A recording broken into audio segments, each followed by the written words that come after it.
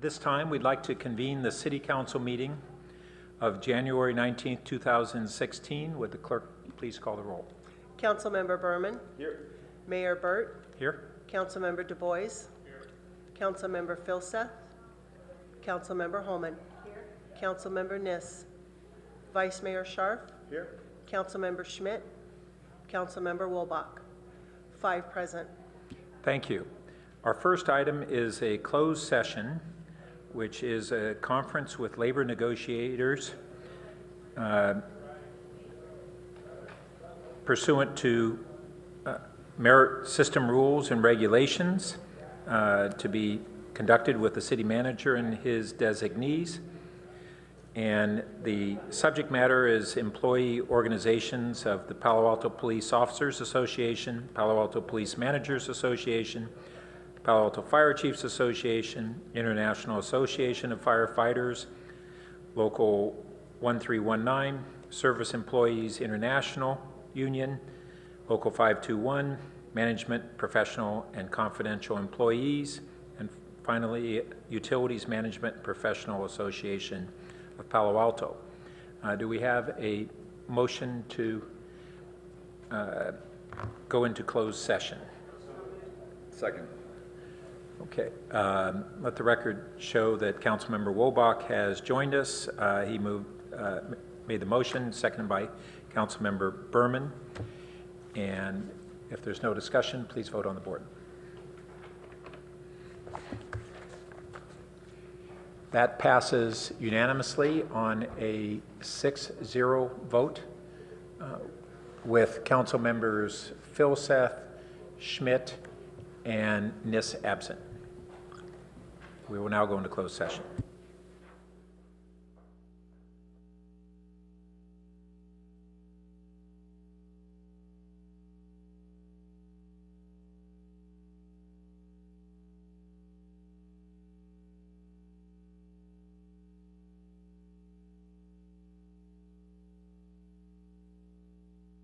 I go to school, same school as John, Jordan Middle School. And you know John, and do you like being a Boy Scout here in Palo Alto? Yes, I do. It's a lot of fun, and I get to learn a lot of new skills. Tell us about some of the skills you're learning in Palo Alto as a Boy Scout. Well, currently we're working on citizenship, and that's the reason we're here. We have to attend city council meetings, and so far we have... I am so sorry. No, go ahead. Oh, we have also learned a lot about knot tying in the past, and we also have learned how to set up tents and cook food. So if we're in a large city council meeting and it's going till 3 in the morning, and Gennady and I are really hungry, and I mean we're starving, and they don't feed the media here, can you come and make a tent and cook some food for us? Well, if we had a gas stove, we've made scrambled pancakes before. Wow, I don't know what the fire marshal would say. I mean, Palo Alto's bravest might not like that, but Gennady and I would eat it because we're hungry. We're the media. John gets to cut out early and he gets home-cooked meal, but we're just starving. Let's talk to Action Jackson. Is that right? Is this Jackson? Okay, let's talk to Action Jackson. Jackson, get on there. Jackson, what do you like about being a Boy Scout? You know John. You know John, right? Yes. Where do you go to school again? I go to school at Menlo. Oh, Menlo College? No, Menlo School. Oh, you go to Menlo School? Okay. Yeah, Menlo Middle School. Wow, you're okay. Everybody here is smart in Palo Alto. They're all accelerating. And what do you like about being a Boy Scout? It's really fun actually. I enjoy the time that we spend with our friends and our scout leaders, and we do activities every once in a while and really fun campouts and trips, and it's just really enjoyable. Funnest trip you've had as a Boy Scout? Don't say coming to the Palo Alto City Council meeting. Go ahead. I know that's not fun. Tell me. I think it's going to play laser tag. Laser tag. Love it. Love it. Maybe that's what the council should do. Play laser tag some night, Yeah. You think they do that kind of stuff? I don't think so. I don't think they can let loose like that. What do you think? No. No, they can't. They're too serious here at Palo Alto. Speaking of council, I see the council coming out. Mayor Burt, I want to thank Jackson and Spencer and John Barton. John Barton, our KZSU intern, and Jackson and Spencer, great, doing a great service.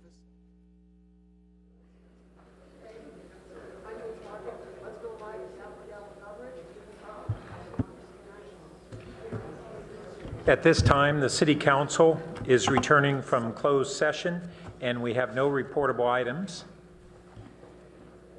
And so our next item will be City Manager comments. And while the City Manager is getting seated, I'd like to welcome 3 scouts that are here tonight.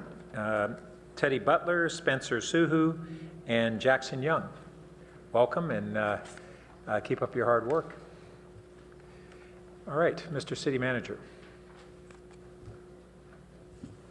Thank you, Madam Mayor, excuse me, Mr. Mayor, members of the council. You guys will do better than I did in Boy Scouts also, okay? So thank you.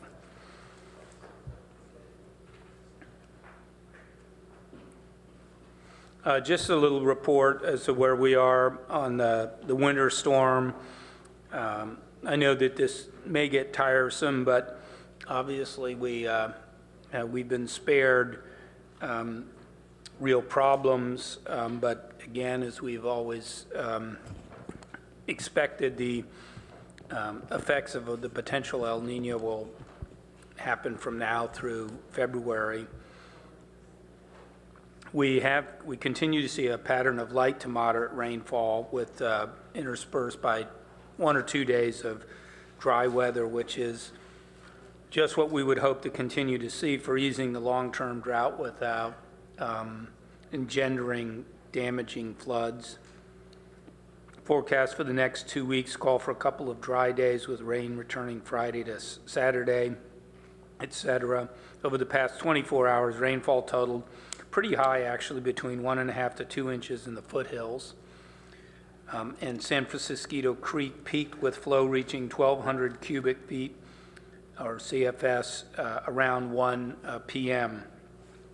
So for perspective, the point of the lowest capacity along the creek has an estimated flow capacity of 4,600 CFS. So we do continue to monitor the creek and other weather conditions.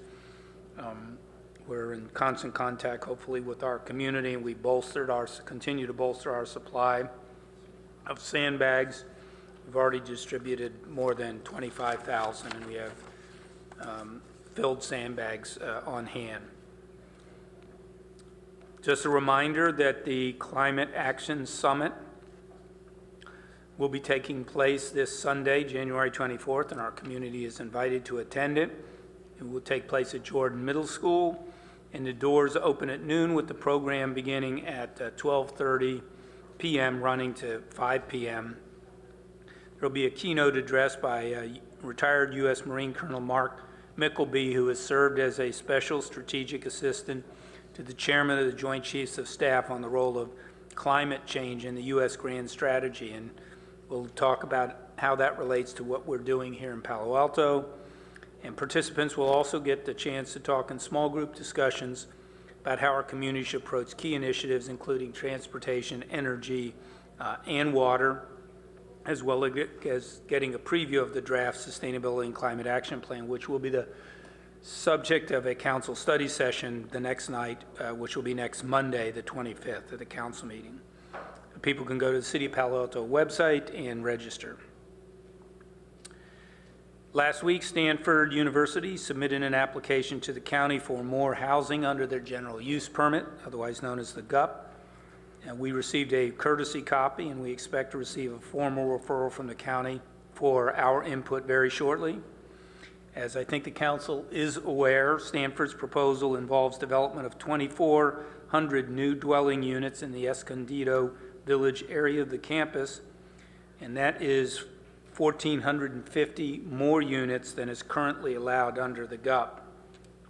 These will be for graduate students without children, and Stanford submitted a traffic study and other analyses as part of their application. They plan to meet with the board of the College Terrace Association this week and hold a larger community meeting in February. Our planning staff will be reviewing the submitted materials and developing a draft comment letter for review and discussion by the City Council.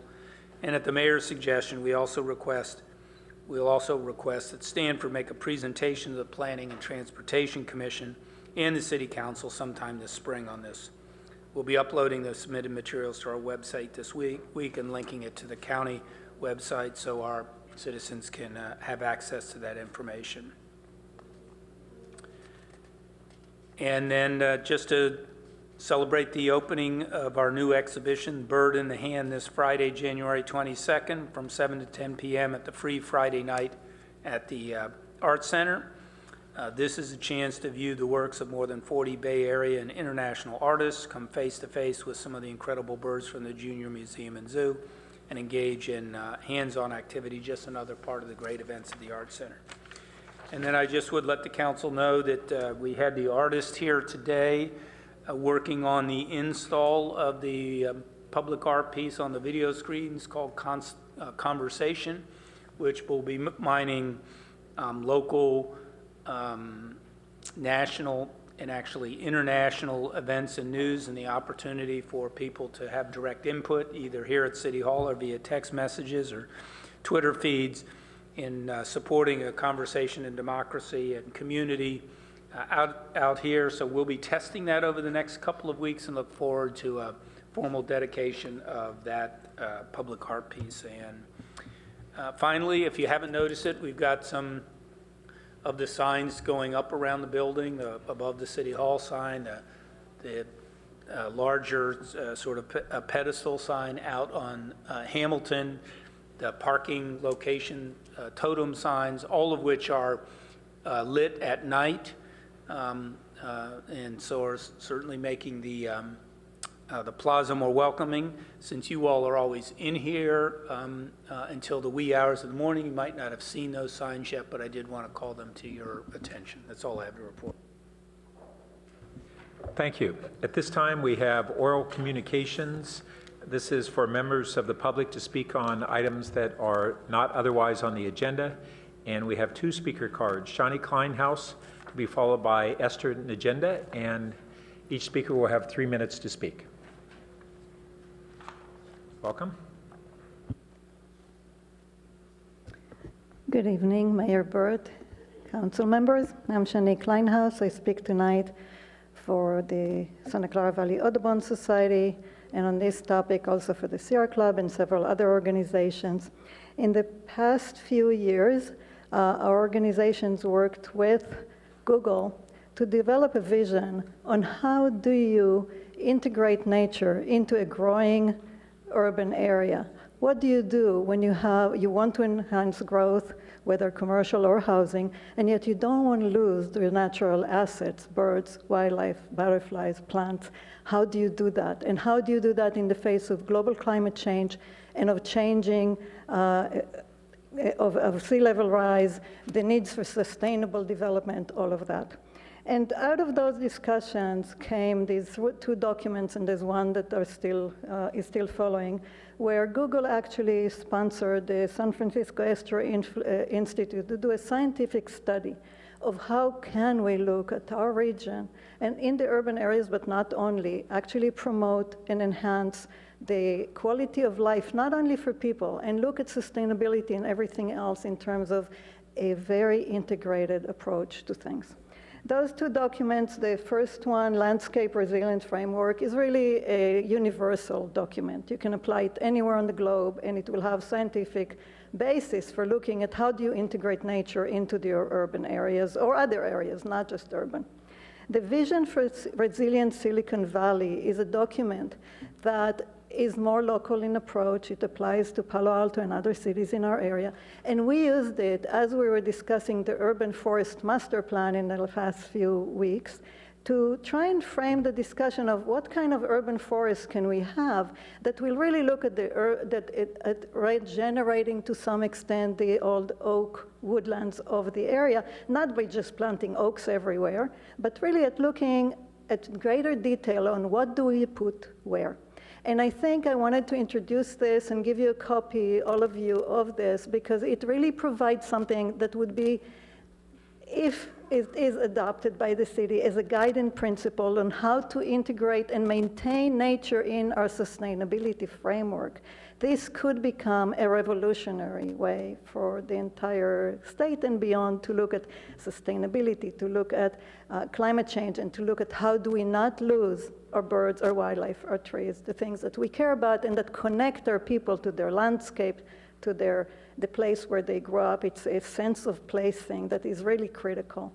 And I hope you have a little time to look at this, and I will get back to this in further comments later on. Thank you. Thank you. And our next speaker is Esther Najinda. Welcome. Thank you. Good evening, council members and attendees. 2014 is a year to remember. In January of 2014, Governor Jerry Brown signed California's Water Action Plan. On August 4th of the same year, Palo Alto adopted a resolution in support of sustainable groundwater management in the San Francisco Creek area. That same month, the city launched a new Sustainability and Climate Action Plan initiative. One short month later, Governor Brown signed the Sustainable Groundwater Management Act, SGMA, pronounced SGMA. SGMA empowers local agencies to adopt groundwater management plans that are tailored to the resources and needs of their communities. By law, groundwater basins rated at high or moderate priority are required to have groundwater management plans. The Santa Clara Water Basin, which is the source of our groundwater, is rated as moderate priority and is thus required to have a groundwater management plan. California's Department of Water Resources is releasing regulations this year that cover what goes into local groundwater plans. The draft release of these regulations is scheduled for early February 2016, and the final is due on June 2016. However, Chapter 6 of SGMA already contains the required and additional plan elements for these plans, so we urge the city to implement those that are already doable as soon as possible. It might be a bit of a stretch time-wise, but it is our hope that sustainable groundwater management be included in the next update of Palo Alto's Urban Water Management Plan due on June 2016. Groundwater management is one of the top 10 action items identified in California's Water Action Plan. And yet, although we have the resolution, it is not mentioned in Palo Alto's Sustainability and Climate Action Plan. Next Sunday, June 24th, Palo Alto is sponsoring the Sustainability Summit. I believe that sustainable groundwater usage, an important component of California's Water Action Plan, should be addressed in this summit. Thank you for your attention. Thank you. And our next item is approval of minutes from January 4th, 2016. So moved. Do we have a second? Second. Okay, any discussion? Please vote on the board. That passes unanimously with Councilmember Niss absent. So we now move on to our consent calendar. We have one item, and do we have a motion to approve? Second. All right, motion by Councilmember Du Bois, seconded by Councilmember Berman. And I see no lights, so please vote on the board. And that passes unanimously with Councilmember Niss absent. So we now get to move to our first action item of the evening, which is approval of a request for proposal for the sale of 2,500 square feet of transferable development rights for the Sea Scout building without a parking exemption, and direction to amend the lease between the city and the environmental volunteers to reflect updated obligations regarding restroom construction. And Mr. Perez, are you doing the staff presentation? I am. Thank you, Mayor Burt, members of the council. Lalo Perez, Chief Financial Officer. I don't have a formal presentation. We'll do a quick summary. We have a lot of information in the report for you, so I may exclude something, but it's not intentional. Back in July of 2007, the city and the environmental volunteers enter into a 40-year term for the occupancy and the rehab of the Sea Scout building. As part of the approval, the City Council then directed staff to sell transfer development rights, TDRs, to provide the funding for the rehabilitation of the historic building in an amount up to $300,000. And this would go towards the capital cost. The motion also included language that additional amounts be considered by the City Council at a future date. We sent you in a separate email the minutes of that council meeting, so you hopefully have those as well. In April of 2009, staff issued an RFP for the sale of 5,000 square feet of TDRs. This included for the Sea Scout and the College Terrace Library. We set a minimum price of about $90 is my recollection, and we received no offers at that time. There was no market for them. A few years later, last year, we were instructed to sell TDRs for the Roth building, as you may recall, and we sold about roughly 9,600 square feet for that without having parking exemptions, and those sold at $300.25 was the highest bid. The Eco Center, as it was renamed, opened to the public in July of 2012. They have welcomed over 5,000 visitors, and in last year they received a building preservation award from the California Preservation Foundation. So they obviously have done a great job with the building and rehabbing it. So tonight, what we're asking you is the continuance of the direction that's previously provided by the council, which is to authorize the city manager to issue 2,500 square feet of TDRs without inclusion of parking exemptions, and for the city manager to have the authority to execute and complete the sale and to reimburse the environmental volunteers the $300,000. That's the staff recommendation. In addition, we're asking you to provide us direction on the following request from EV. They're asking for an amendment to the lease that would no longer require for them to build out a public restroom as it was originally part of the agreement. Number two, they're asking for a reimbursement of $40,334 for fees that included utilities, engineering, city dump, plant checks, as a reduction towards the amount that they were to contribute to the bathroom. So in the lease, they were supposed to contribute $75,000. What they're asking is that we reduce the $40,334 in expenditures they incur and only to provide them the balance. The last piece is for you to consider any additional amount over the $300,000 that was authorized in the original motion. The potential sale of the TDRs, if we were to use 225, would probably generate about $562,000. Obviously the market would need to dictate. We do recommend that we set the minimum at 225 and let it be an open market. If you decide that you do not want to move forward with a TDR, we would then recommend that any amount that you reimburse would come from the Budget Stabilization Reserve, the general fund. That concludes my comments. Thank you. And we can take an opportunity for council members to ask any technical questions of staff before hearing from members of the public. I don't see Councilmember Holman, and I don't know if your light's working. Okay.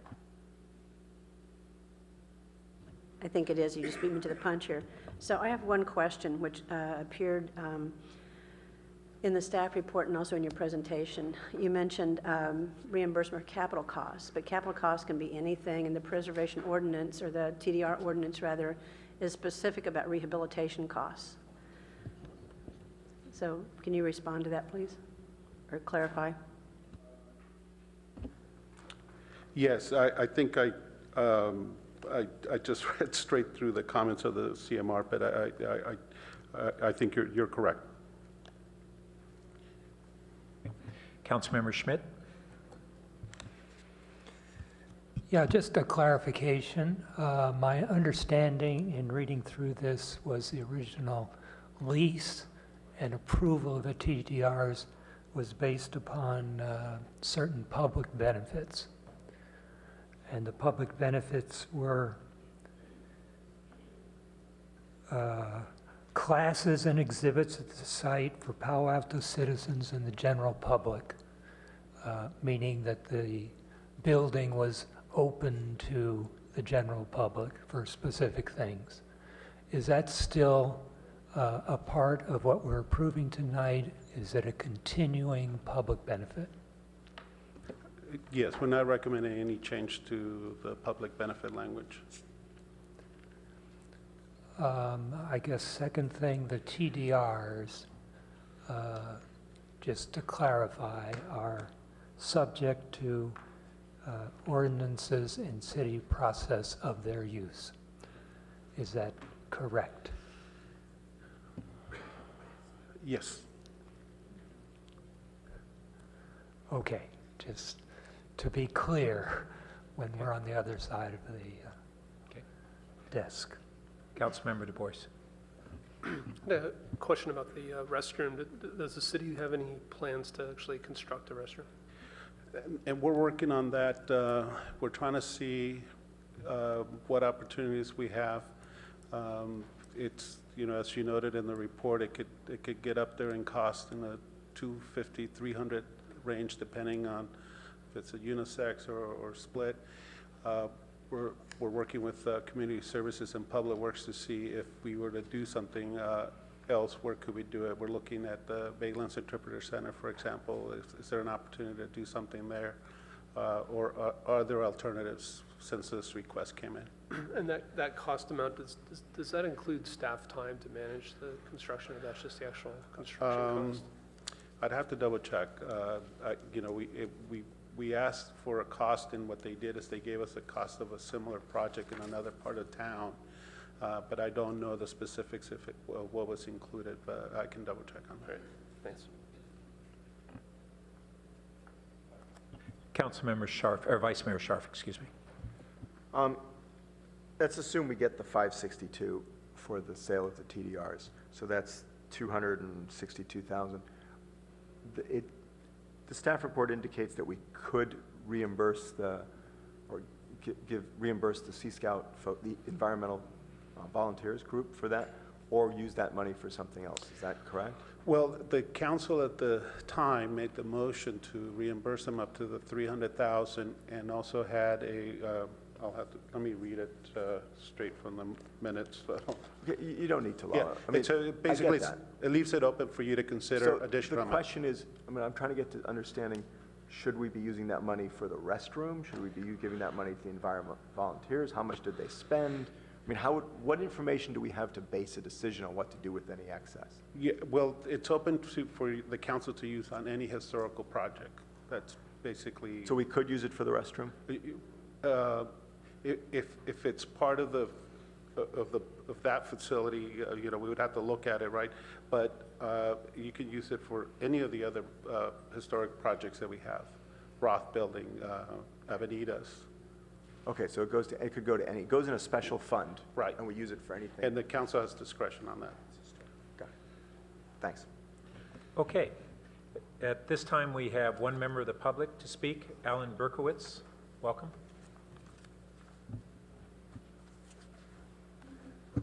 Good evening. I'm the Executive Director of the Environmental Volunteers. In 2004, the then head of Community Services asked to meet with me to present a crazy idea. He proposed that the EV take on the Sea Scout building project. This was followed up by wonderful cheerleading from Karen Holman, and thus began what can only be described as one of the great public-private partnerships ever. Our small organization accepted the challenge. Over the next 7 years, we worked closely and collaboratively with the city to successfully complete the project. The EV raised $3.8 million, secured 15 local, state, and federal permits, endured the economy's collapse, and through it all, we persevered. And the city was a supportive partner, and the results speak for themselves. The building is saved, the eyesore and security hazards have been removed. We now welcome over 5,000 visitors annually who enjoy public benefit education programs. We work collaboratively with the ranger staff, the Junior Museum, and Save the Bay to enhance park experiences for visitors. Before I continue, I want to let you know that we wanted to be respectful of your time and not have a parade of people speak. But many of these folks here they're all residents of Palo Alto. They represent the leadership of our organization and/or the leadership and supporters of our capital campaign. My message to you is simple, my request is simple. Please honor the commitments made by a previous city council. Please continue to be a friend and partner in preserving this great historic Burge-Clark resource. You were asked to support three things tonight, or to take 3 steps tonight. 1, allow the sale of the TDRs promised by a previous council. Those funds from day one were destined to support the Sea Scout building's long-term maintenance. 2, while some building fees were waived during the construction process, still, we paid $40,000 for other city fees. It feels unfair to us to have paid fees to the city to restore the city's property. And 3, we have an obligation to partially fund the construction of a new restroom in the preserve, and we're prepared to do so, but we ask that the city manage the construction project. Our core competence is education. We believe city staff can better manage the development process and that they can do so more efficiently and at lesser cost. So the bottom line, let's keep this great public-private partnership going rather than have it tainted with a degree of animosity and possibly putting this wonderful building at renewed future risk. Thank you. Thank you. So we will now return to the council for discussion and a motion. Councilmember Holman. Yes, I had asked that environmental volunteers bring the cost of the rehabilitation, so we'd know what numbers we're talking about that actually were expended for that purpose, consistent with the ordinance. So, Mr. Berkowitz, you're welcome to respond. Clarify for me, when you say the numbers for the rehabilitation, so the entire capital project was $3.8 million. Approximately $3 million of that was directly related to capital costs of the building. Is that, or are you talking about the amount that we paid in city fees? Capital costs and rehabilitation costs aren't necessarily the same thing. So, you know, if you're finishing out the inside of the building for exhibits and that sort of thing, that's not an right. So the approximate number is $3 million. The difference between the $3 million and the 3.8, that additional $800,000 are things like outfitting the building, exhibits, displays, furniture, capital campaign costs. So the construction figure is around $3 million. I'm not sure we're still quite getting there, and I don't mean to be difficult on this, but so for instance, if you're redoing bathrooms and such, that's part of a capital project, but it's not a rehabilitation project in terms of historic rehabilitation, because as Lalo and I were having the conversation, the purpose of the TDRs is for historic rehabilitation, and that's what the money should be used for. So I think we're going to continue to not understand each other. Are you confident that more than $300,000 was spent on historic rehabilitation of the building? Oh, gosh, yes. Way more. Way more. Absolutely. Okay. All right. Councilmember Du Bois. Thank you, Mr. Berkowitz. Yeah, so first of all, I want to say I really appreciate the Sea Scout building, really appreciate EV Partners for the restoration. I mean, it looks great. And like you said, it really is a good example of a public-private partnership. And so, there was a commitment for $300,000. I think, the council definitely needs to meet that commitment and make sure that you guys get the $300,000. And I think in some respects it's a shame it's taken so long to come back, but at least we're here today. I am a little bit concerned about the precedent of council using TDRs as a funding source. I mean, when projects come to us, we talk about context and density downtown, but then we turn around and do it ourselves. And so my strong preference would be we just pay the $300,000 out of the general fund instead of selling TDRs. I mean, these TDRs are better than most in that they don't come with parking exemptions. But again, I think we should be aware of the precedent. In regards to the bathroom, I think, part of the agreement was that they would manage the construction, and I think you rightly recognize that takes a lot of time and effort. So I would support having you pay the city the $75,000 and the city managing that. But I guess I'd like to hear from my colleagues about waiving the other fees. I do think we're going to be incurring a lot more cost by managing that construction ourselves. I think it was pretty attractive to also get a bathroom out of this deal. I did go back and read the minutes from 2007 or whenever this was happening. And so those are my comments. I would prefer to see us just pay the $300,000 and accept $75,000 and take on management and construction of the bathroom. Vice Mayor Scharf. Thank you. Couple things. I also think it's a fabulous building. You guys did a great job. And, I was really impressed. I go jogging in the Baylands all the time and I see it and I run by it every time. I always take a little path. Sometimes I go one way, sometimes I go the other way. It's actually really fun. So, kudos to you all. You did a great job. I agree 100% with Mr. Berkowitz said. We made a commitment back in 2009 or 2007, right? And then we reissued it in 2009. So I think we should honor that commitment. I definitely think we should sell the TDRs. It's only 2,500 square feet, first of all, so it has a de minimis impact on anything. We agreed to do it back then. We can't always just say, let's take another $300,000 out of our general fund. And one of the things, the reason I mentioned that I jog out in the Baylands and all that, is we do need a bathroom there. I mean, there is no bathroom there. I would like to see us eventually build this bathroom. It's about, and Lalo, just correct me if I'm wrong, but I got the sense that it was about $300,000 to build a bathroom. It's around that figure, depending on whether it's unisex or we separate them. So, it's easy to say, let's take $300,000 and give it to them and not sell the TDRs, but that's $300,000 that we could then use to build a bathroom, unless we're going to spend $600,000 out of the general fund. So, and the other thing I think in dealing with the issue of precedent, I think one of the things we have to think about as a council is selling of TDRs is in our ordinance. This is the current city policy. Now, we might want to change city policy. So I don't think it's a precedent issue. The precedent has already been there. This was done in 2007. It is current city policy to sell those TDRs. If you don't like to sell TDRs, and it's a legitimate question, then we need to have a policy discussion as a council and change our ordinance. And we should do that sooner than later.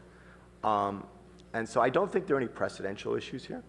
And I think it's a real de minimis impact of 2,500 square feet. And so therefore I think we should go ahead and sell those TDRs. Are you looking for motions now, or you? Go right ahead. So I'll just make a motion that we go ahead and do the staff recommendation. And would you like to speak further to your motion? Just briefly. This is a fantastic project. And I think one of the great achievements of Palo Alto that this occurred, frankly. And it's fascinating to read the history of how the building was just, slated for demolition, falling in.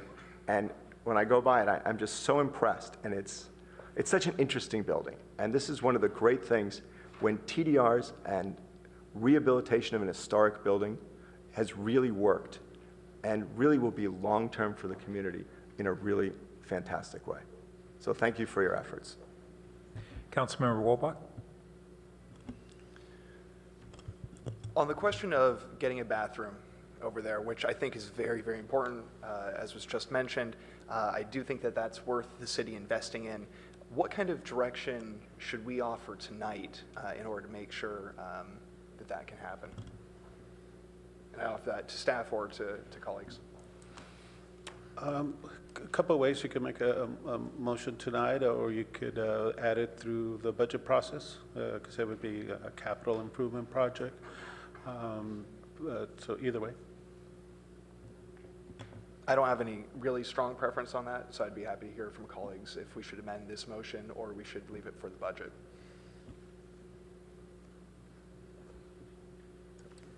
Oh, I'm happy to add it in. I mean, if anyone's going to vote against it based on that, I mean, I'd like to hear from that too, but I really do think we need a bathroom out there, frankly. And, you know, if we don't put it in at some point, we're not necessarily going to remember when we do the budget process. And I've gone through enough of those budget processes that it's better to actually deal with it now if that's what council wants to do. So my preference would be that we give direction to go ahead and start planning out of the general fund to build that budget out of the budget stabilization reserve. Okay, that's preference, but you got to actually So amend your motion. I will amend my motion to do that. Okay. Is that language clear enough to the clerk, or do you need? So the maker will make sure that we get that right. Councilmember Holman, did you want to speak to the motion? Okay. Please. Yes, well, first off, thank you to the Sea Scouts for restoring the building. As Alan mentioned, I was well aware of this. I'm sorry? Environmental volunteers. I'm sorry, Sea Scout building, right? The environmental volunteers for restoring the building. It was the Sea Scout building when you first laid your hands on it. So thank you for that. It was falling into the bay. It was flooding. It was in pretty bad shape. So thank you for doing that. I'm in favor of the motion, except what might be Part D there, which I'd like broken out separately, because I think right now it's a little bit uncertain. Would we do this from infrastructure? Would we do it budget stabilization? You know, it should go to, so how would it be funded? What would be the best way to fund it? So if D could be broken off separately, I'd appreciate that, but I'm certainly in favor of A, B, and C.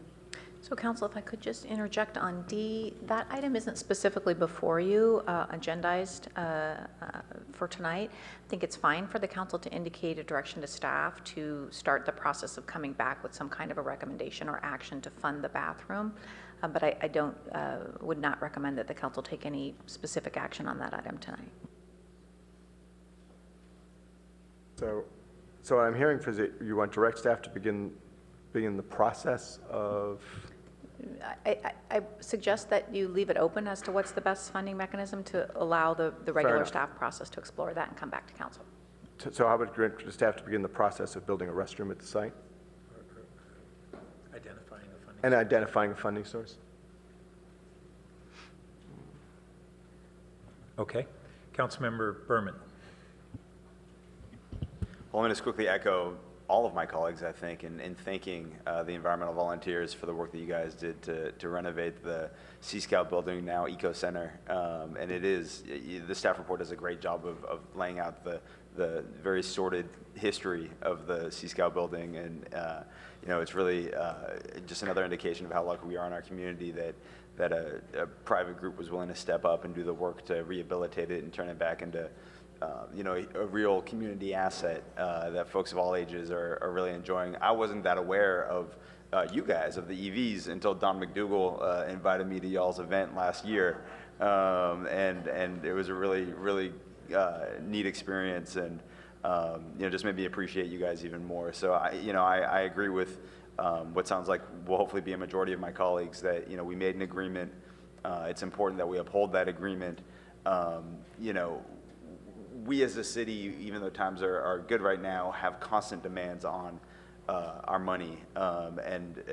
You know, you heard tonight that we're looking at adding a bathroom, which is going to cost even more. I think it's important that we utilize the tools that we have, and TDRs are one that have been approved by the city and the city council. And it's important that we, you know, utilize that opportunity and those funds, as opposed to constantly digging into our general fund, especially in this instance where it's not necessary. So I support the motion, and I would have supported D if it were in the motion. It sounds like we'll just be giving direction to staff tonight, which makes sense. But we've heard a lot from residents that we need more restrooms at our open spaces and public facilities. And obviously this one is a very remote one, which makes it even more necessary and important for us to have restroom facilities there. So thank you all again, and I look forward to supporting the motion. Councilmember Phil Seth. So I'd like to make a substitute motion to parts A, B, and C, right, which is that the city allocate $300,000 from the budget stabilization reserve to the EV for this project instead of TDRs. Instead of A, B, and C. Okay, you want to speak to your motion? Yeah. First of all, I think this is clearly the right kind of thing for the city to invest in. I think the group's done a tremendous job. This is exactly the kind of thing that makes sense for cities to do, and I think we ought to invest in it. And I think, in general, our job is if something is worth paying for, then we ought to pay for it, right? And I think this is worth paying for, and I think we shouldn't muck around with TDRs on it. I think we should just pay cash. It's simpler. We have it, right? It's the right kind of project, right? And so I think that's what we should do. I think, when we use TDRs on something, it's sort of this limbo. I mean, we're sort of saying, well, it's not really worth spending money on, but maybe we'll use TDRs instead. And I think that's not the case. I mean, we sort of look at TDRs as kind of this free money thing, and it isn't free, right? So I think if something's worth doing, we should do it. As to the ordinance, right? If we repeal the ordinance, then that says we can never do another TDR, right? That seems to me different than should we use TDRs on this project or not, right? Or in general, we shouldn't use TDRs. So I think that's a bigger step than maybe we're prepared to do right now.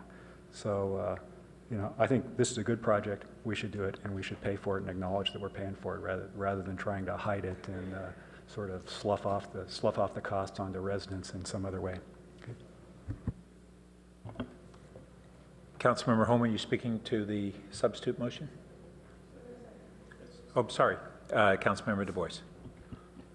Yeah, I'll keep it brief, but again, I think the city's only used TDRs like this one other time, which is for the Roth building, where for a historic property that the city owns.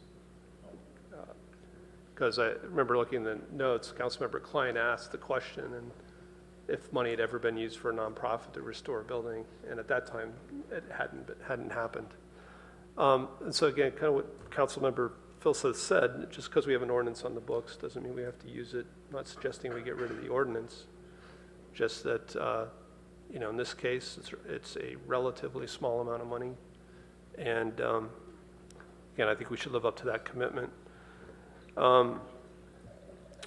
My understanding is that any sale of TDRs above this has to be restricted, again, to historic preservation, so we can't just take that money and create a new bathroom.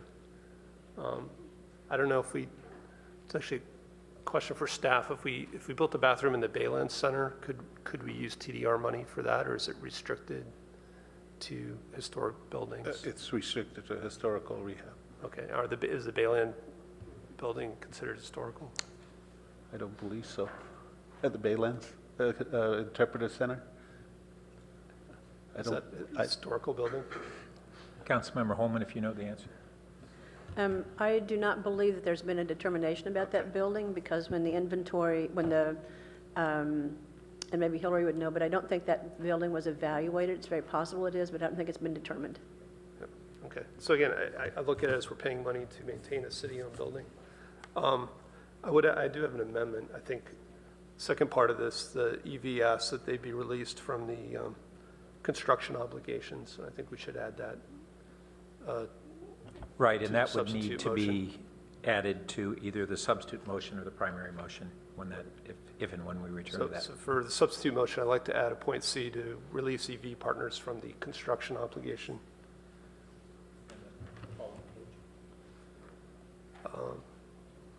Yeah, that's it, actually.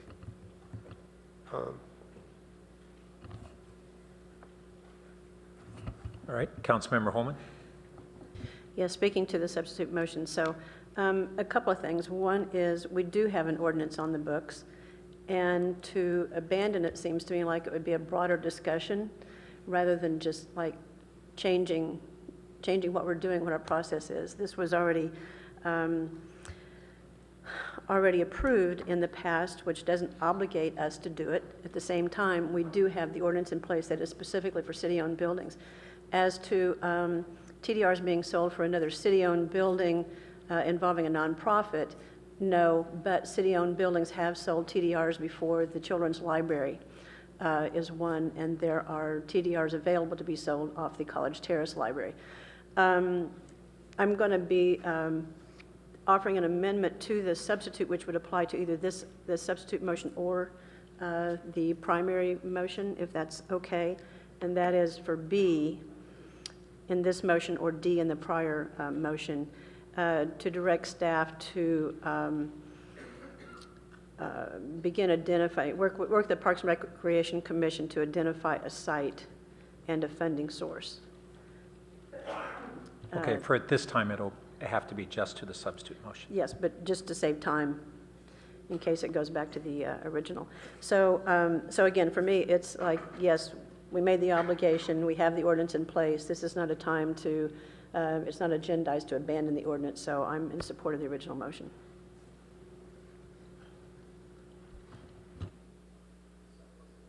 Councilmember Filseth? Okay. So that, Can I comment on the Councilwoman's remarks too? okay, go ahead. Just briefly, on the subject of the ordinance says that we can use TDRs. It doesn't say we have to use TDRs. I don't think we want to be in a situation where, the only two choices are, we have to use them if we have an ordinance or we don't have an ordinance. That doesn't make sense to me. Councilmember Schmidt? Question for the finance director. $300,000 from the budget stabilization fund. What does that mean? Yeah, right now, at the moment, you're slightly above the 18.5. There's about $1.3 million above that. So the 300,000 would be accommodated within the budget stabilization, pending whatever else you do the rest of the year, obviously. So it eats away from your reserves and your flexibility. May I add to that? Yeah. We're still in the early stages of updating the estimates for the fiscal year 2017 budget, but we're now more in a potential deficit situation, so we'll either be having to make cuts there or we look at the Budget Stabilization Reserve Fund. And while we've done a good job, I think, of estimating our potential infrastructure plan deficit funding, I think if we have alternatives, we should still be careful about drawing down on that reserve because we have a lot of other unfunded needs potentially, which we wouldn't have lots of options towards. Okay, Councilmember Robach, and then I'm yeah. sorry, you still have something else? I still have a comment to make. I think the building is a wonderful building. It's a pleasure to see in the Baylands. Walking by there, I hear people commenting on it. It's a pleasure to go in and see it. It's remarkable that the EV group was able to raise the funding for doing that. I take very seriously the commitment to the public. So it's not just the public walking by and seeing it, but having an opportunity to participate in it. I guess with that in mind, I know the city has invested in some of its other properties, such as the Historical Museum and other aspects where there's our public-private partnerships. And it does make sense the city participate. And rather than having a transfer of of an issue from one area of the city to another. It would be cleaner and more direct for the city to have a direct participation in it. So I will be supporting the substitute motion. Okay, Councilmember Wolbach, and then I'm going to want to speak because I haven't spoken to the topic, the motion, or the substitute motion. So speaking to the substitute motion, a couple of questions for staff. We passed up an opportunity for TDR on another project not long ago. I'm trying to remember off the top of my head how much that was that we decided to spend city funds on instead of using a TDR. About $2.5 million for Avenidas, if my memory's right. Okay. And so yeah, this to that, now we're getting closer to $3 million combined if we were to pass on this one. And what is the size of the council's discretionary budget per annum? I believe you're talking about the council contingency, and that's the one. Thank you. $250,000. That's what I thought. So we're talking about tonight, rather than using the TDR, spending more than our contingency amount per year. So I will not be supporting the substitute motion. So I'll lump together some of my comments on the project as a whole and as well as the substitute motion. First, on the project as a whole, I think this building is now a real community gem. The building was both literally and figuratively taken out of the mud of a process and restored to real grandeur and a facility that I think the community will treasure for decades and decades to come. So thank you very much to environmental volunteers for just a great project and really in the tradition of a number of community public-private partnerships such as the Children's Library, expansion and renovation, the Magical Bridge Playground more recently, and even the Heritage Park Playground, which started off the Friends of the Palo Alto Parks movement. I'd also like to discuss this concept of what Councilmember Du Bois expressed as a concern about creating a precedent by using and following an ordinance that we have. And I actually would argue the opposite. I would argue that not following this ordinance would be a bad precedent on a couple of levels. Not that we don't have a discretion as to whether to use TDRs or not, but first there was a prior council action that had determined to use the TDRs. And that's reversible. I just think it's not good governance to use what may be opposition to a policy and an ordinance and as a basis to change a prior council action and essentially look for ways to do backdoor changes to ordinances rather than front door changes. And I think that it's entirely appropriate for the council to be able to reconsider policy at any time. And we've had discussion about where we should be going with TDRs. And I think that's completely valid. But I don't agree with a process, whether on this one or we had a discussion, I think, last week that was similar on a different aspect on the CEQA analysis, to use a specific project as a way to set policy in that hasn't been reconsidered as policy. That's the way we should govern. And we have a responsibility to govern in a responsible way, not simply our own personal preferences at any given time. So I think that those are really important governance issues for us to bear in mind in the consideration of this. And I would have no problem at all with us looking at a reconsideration of where we go in our TDRs. We already have made one major adjustment of not allowing a parking exemption any longer for the recipient sites. And I did have one other question on just this bathroom location. I'm trying to remember whether the duck pond has or had bathrooms, I don't believe there's a bathroom there. and there never was? I seem to have this memory of being a 6-year-old and getting relief there. Well, there was a bathroom there for a 6-year-old. Yeah, it was a big pond, I know. Yeah, Mr. Berkowitz, I think you were indicating you have an answer there. Hamid says there is a porta potty.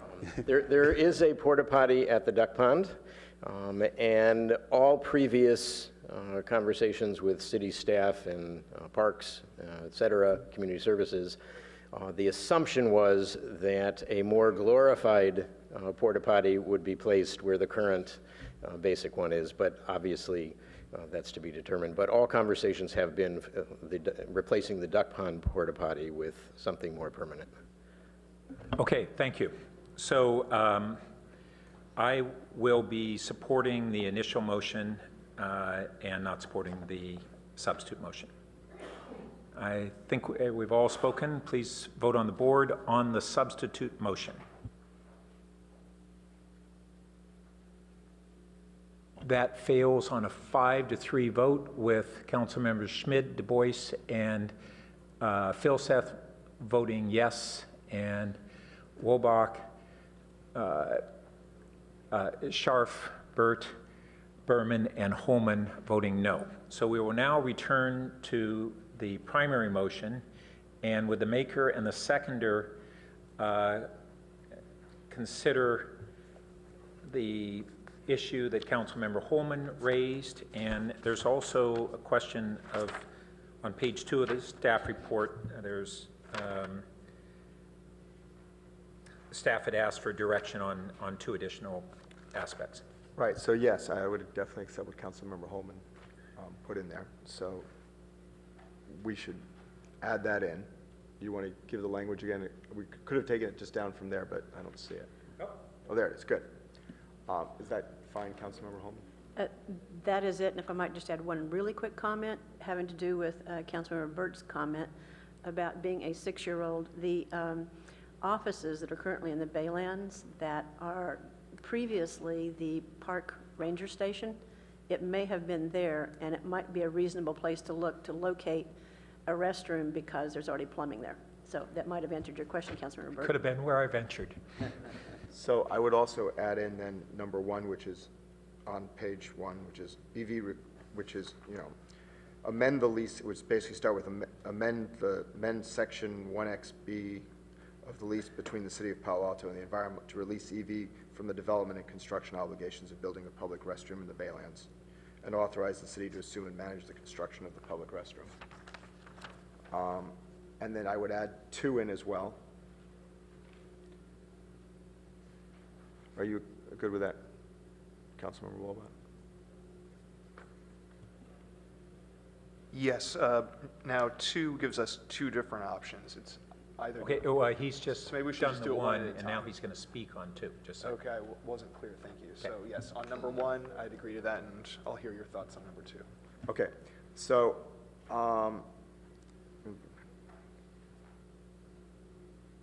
so I would go with the second option. If I don't really have a strong preference, but a reduction in the payment from EV to the city for the cost of construction of the public restrooms from 75 to 35, giving them the credit. And is there any reason staff would go with the first option, which is just lower their payment? We're just paying them. I think we could have written it better, but I think basically what they're asking for is $35,000. Would become their obligation. Their obligation. Right. I just want to confirm with Mr. Berkowitz, that's perfectly acceptable? Okay. So I would just suggest that we do that we go lower their obligation from 75 to 35,000. And I'd be fine with that as well. Okay. And then for number 3, are you really looking for us to decide what to do with the money now? I would think you'd want to sell them and come back to us. It was actually the way the motion was structured by the council then, that the council would consider any additional amounts. Obviously, we don't know what they will sell for, assuming it does sell for, so it could be premature to make that call, but that was the way the motion was structured. structured in 2007, that the council consider any additional amount. And I just have a question for Mr. Berkowitz and Councilmember Holman on this. So if we receive more than the $300,000, that money needs to be used for rehabilitation of historic property, is that correct? And so the Sea Scout building's already rehabilitated, right? So I guess what are our choices here? Our choices is we could use it on Avenidas, we could use it on other things, but is there a commitment to using it for the Sea Scout building in past history? If the money's over, was that the thoughts behind it? Is that what you're asking for us tonight? And if so, how would you use that money? I believe that ongoing maintenance of historic resources is included in acceptable uses of TDR funds. Councilmember Holman, is that correct? I don't recall that being in the ordinance. It's for rehabilitation costs. I don't recall it being for maintenance. It's my memory. I don't have the ordinance in front of me, but that's my memory. Okay, so why don't we just come back? yeah, we'll come back on that at a later time. Okay. So do you need something in the ordinances come back to us at a later time if there happens to be excess funds? Why don't we just put that in there? It's pretty clear there will be. Right. Minimum price will be 500. Okay. And let's see, does 3 need to be considered? That is 3. Oh, that is, okay. Councilmember Wolbach, are you good with those changes? That's fine. Great. Oh, actually, can I just ask a question about the amendment? I didn't weigh in before the amendment to D suggested by Councilmember Holman. I just want to make sure I was clear that the change here was merely to add in the collaboration with Parks and Rec Commission, and the rest was the same as what we had before, right? I just didn't have them side by side to compare. Well, and the previous one said to direct staff to begin building, and that was a little premature. That's fine. I'm fine with this. Thank you. So I see Councilmember Du Bois. I hope we're going to be able to all wrap up shortly. Great. Councilmember Du Bois.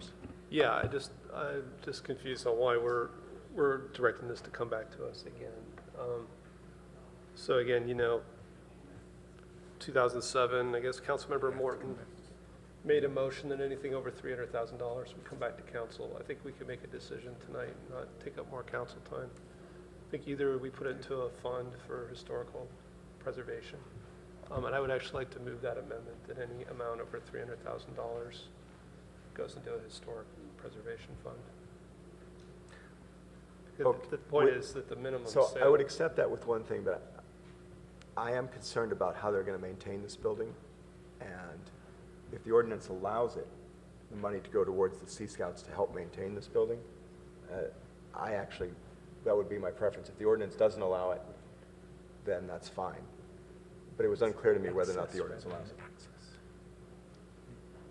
So are you good with the fund if it can't go towards them to maintain it? I guess we can't get that answer tonight. Or? I don't know.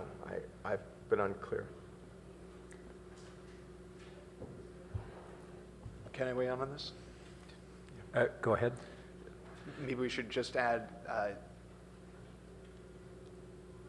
just to direct staff to return to council at a later date if necessary under the ordinance. I guess part of my objection is I was actually more willing to put it into a preservation fund. I guess if you look at the discussion, again, this is ancient history. They'd asked for $250,000. Council capped it at $300,000. If we're going to sell TDRs, which I've already registered my complaint against, if we're going to raise additional monies, so I don't see why we wouldn't put that in a preservation fund for future city buildings. Maybe I could hear from Mr. Berkowitz. Do you need money above this to maintain it? What is the plan for maintaining the building? We commissioned a reserve study when we moved into the building, projecting maintenance costs over the 40 years of our lease, and that figure comes out to north of $800,000 over the 40 years. We have the beginnings of a building maintenance fund. We have been, as you've heard and as you know, from day one of this project, it was our assumption that TDR funds would offset some of our own fundraising, allowing us to beef up the building maintenance fund. Even with the 300,000, long-term our organization still maintains an obligation, or will have an obligation, to figure out where those additional funds will come from. So the short answer is, if it's allowable to have those additional funds for maintenance, they will go into the maintenance fund also and ensure the building's maintenance for even more years. If it's all right, can I just add a comment on that? So the city will continue to own the building and lease it to environmental volunteers, correct? Correct. So out of this entire project, the city will, and the community, will now own an asset of which $3.8 million has been invested. And consequently, I think it would be perfectly fair for this relatively small amount of potential surplus funds to go into the maintenance of the historic asset if our present ordinance allows it to do so. So for that reason, I'd support it. So that's the amendment I'd like to make. So I'm going to not accept your amendment unless you want to make that your amendment. Yeah, that's fine, I'll make that. So he'll make that amendment and I'll accept it. Okay. Great. Did you catch that? Okay, so it's direct staff to use any excess funds to go back to the environmental partners for building maintenance if our ordinance allows that. If our ordinance does not allow it, to go into a fund for historic preservation. Great. Councilmember Holman, you need to speak again? Nope, it's been addressed. Okay. All right. I think that does it. Let's vote on the board. Well, wait till it's captured. No, he accepted it. Oh, did you accept it? Oh, you didn't accept it. I will, I just, as a matter of procedure. Now can we vote on the motion? But we first need the Probably wait for language. clerk to actually finish We it. don't have the language up here yet, though. Okay.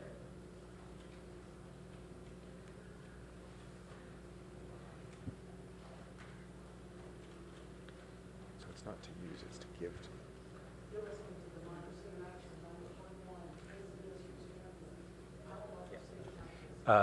David, where it says to use any excess funds, it would be to transfer, or what would be the correct? Transfer to the environmental volunteers? We pay them. Transfer to EV NEX funds. And, right, if not allowable, to transfer the funds to a historic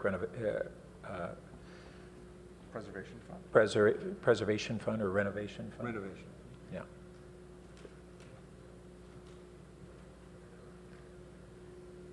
Okay, we're all good to vote? Great, please vote on the board. And that passes unanimously with Councilmember Niss absent. Great, thank you, and thank you to environmental volunteers for all that you've done. Great. And your supporters.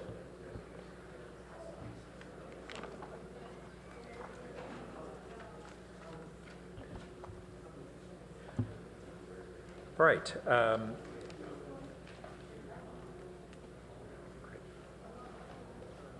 We'll give just a sec for folks to shuffle out.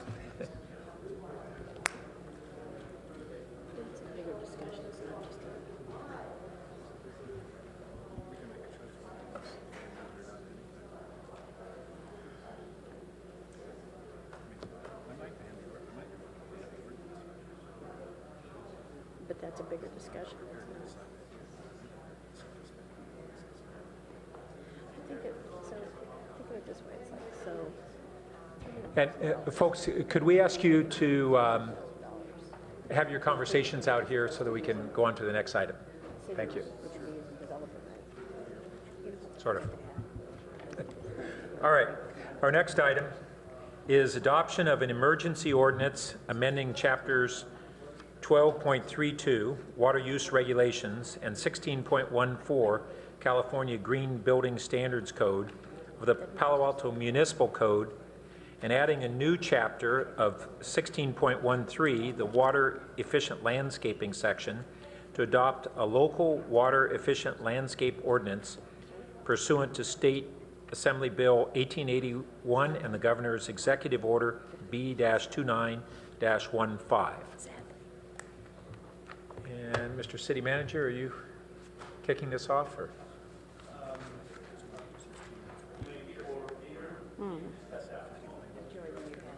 Okay. And let the record show that Councilmember Niss has joined us.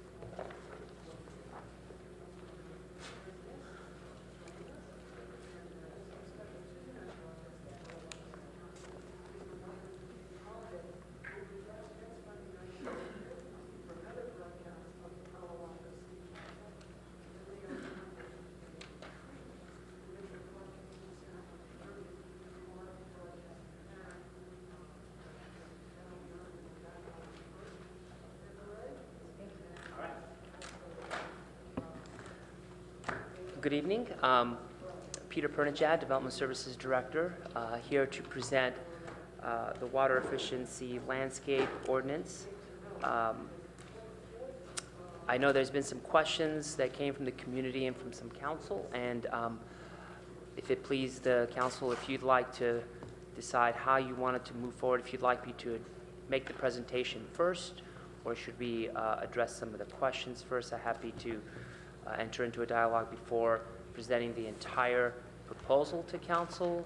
How would you like to proceed?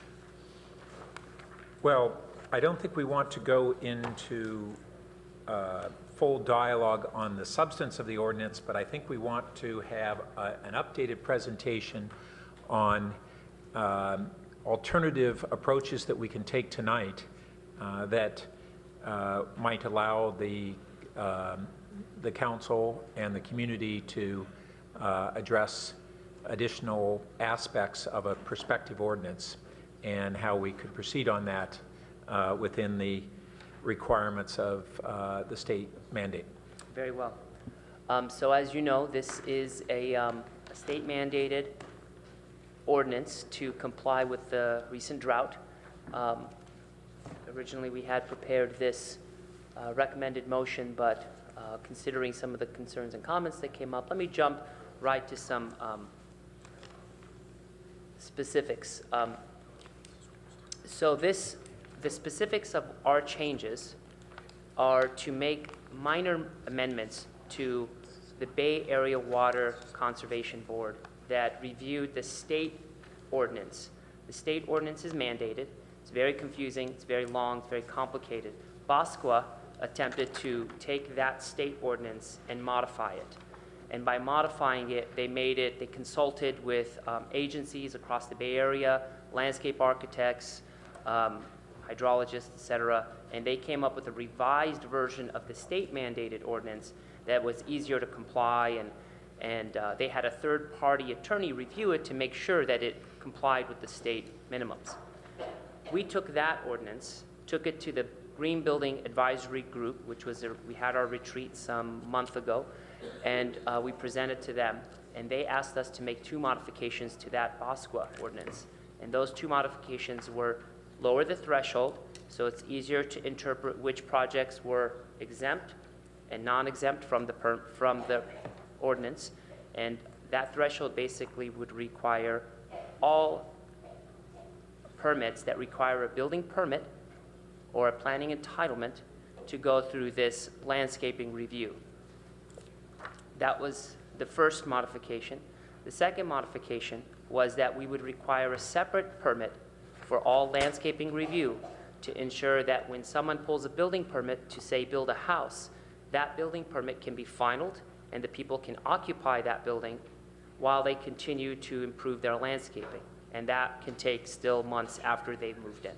Those were the two modifications that we've made to the BOSQA ordinance.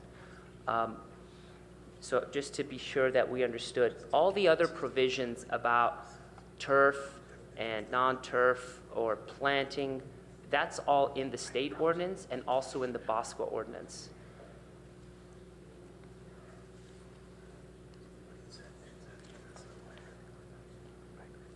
So to give you a quick rundown of the state's requirement, Bosco's requirements, and then our requirements is item number 3. So the state requires that all projects 500 square feet for new construction and 2,500 square feet for rehabilitations be subject to this, basically a water budget. So you have 2 ways to comply with their ordinance: a prescriptive path, which dictates exactly what you need to do, and a performance path that identifies a water budget, and you can do anything you want within that water budget. You can have a desert in one portion of the yard and a rainforest in the other if you choose to stay within the budget. And that's consistent throughout all 3 options. The second option, the regional ordinance, the Bosco ordinance, just lowered the threshold a little bit. As you can see, they kept the 500 for new construction, and they lowered the rehabilitation from 2,500 down to 1,000. The only thing that we did that was different from the Bosco ordinance was lower it so that all projects would be required. Now keep in mind, only projects that are required to get a building permit are required to get this additional landscaping permit. So if you were just remodeling, if you were just re-landscaping your front yard and doing nothing else, you would not be required to get a building permit. You would only be required to get a separate landscaping permit for a landscaping plan that's in conjunction with a building permit. So I just wanted to make sure that was clear.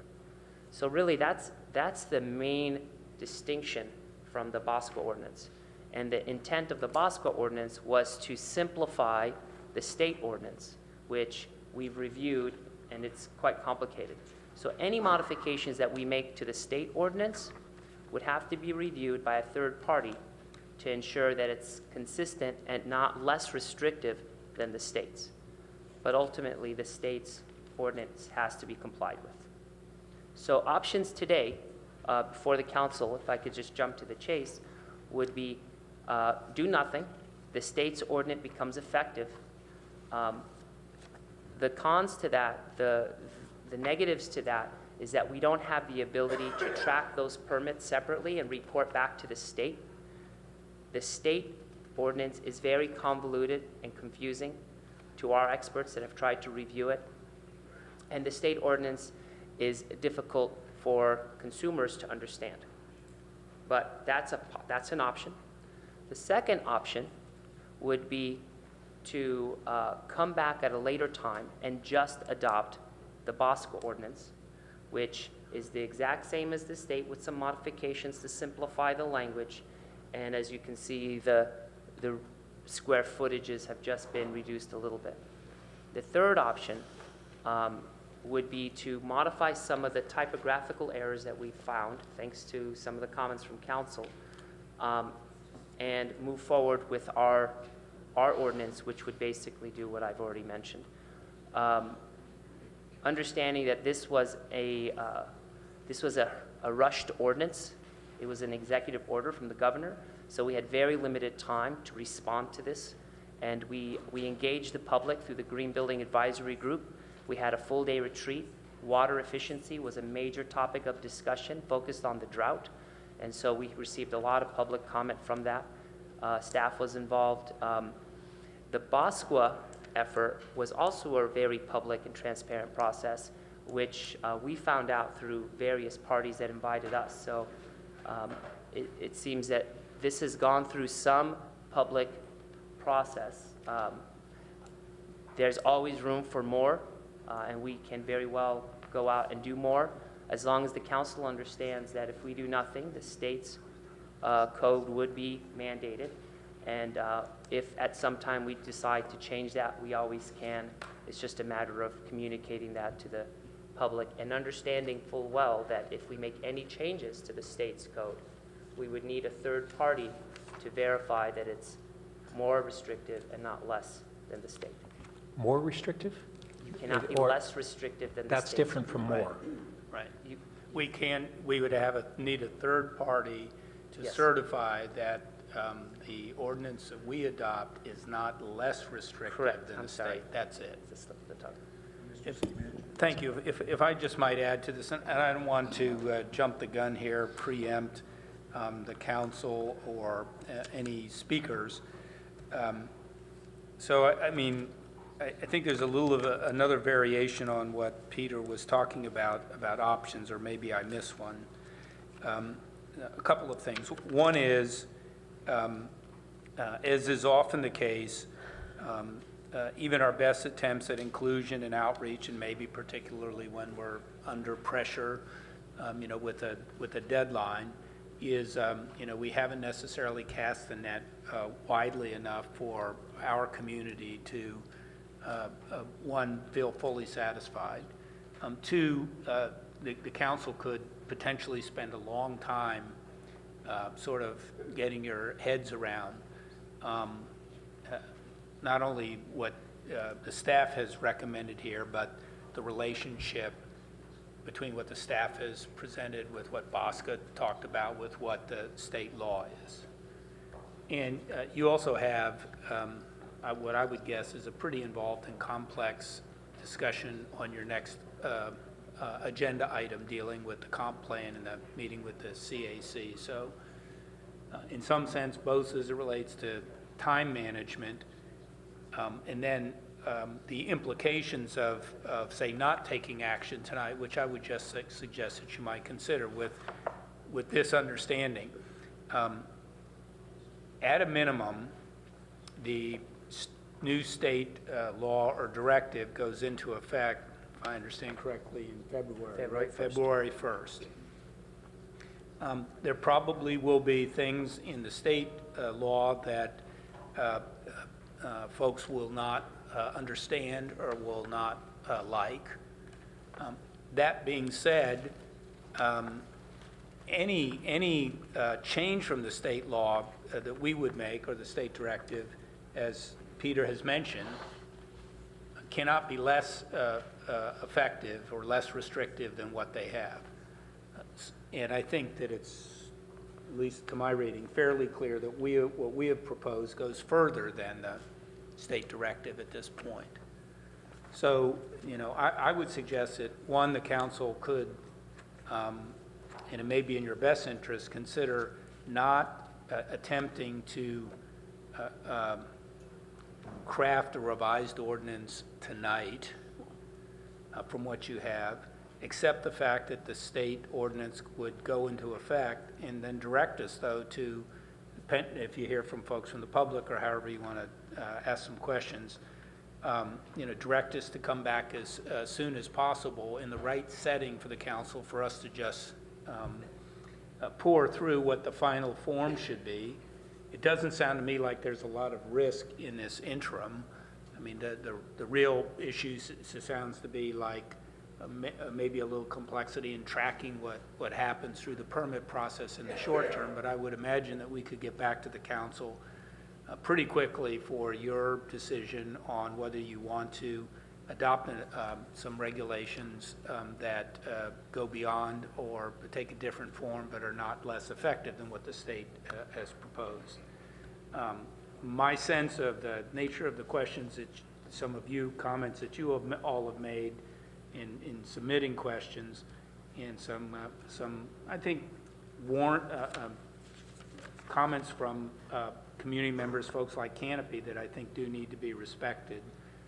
I'd be very uncomfortable as city manager in recommending to you that I thought that we could effectively slog through this tonight and come out with a new ordinance. So I would, I want to be clear in this. I don't think there's a big risk in us sort of taking a little bit more time to put the Palo Alto premium on this next step, but you may both either feel differently about that or at least want to have some, either hear from some folks in the public or commentaries from yourself, or we're happy to answer questions. Thanks.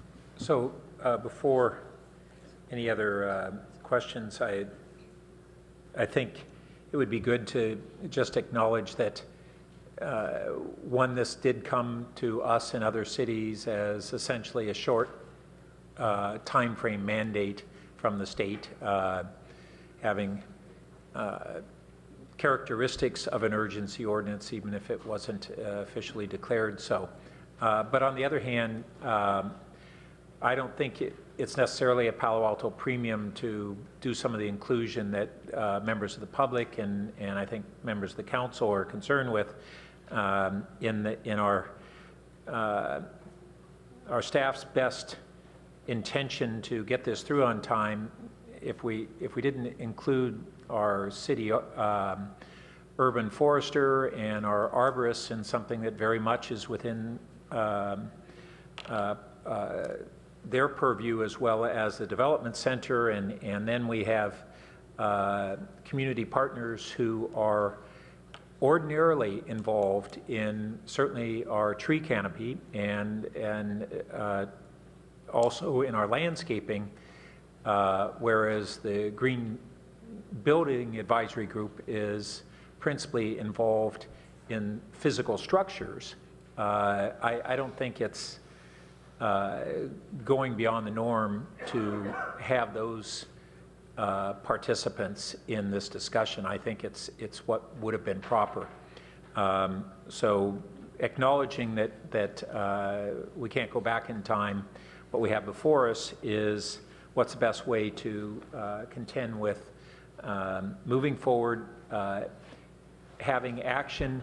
And inaction tonight constitutes action, because if we don't take a specific adoption, then by default, the state ordinance becomes our interim ordinance.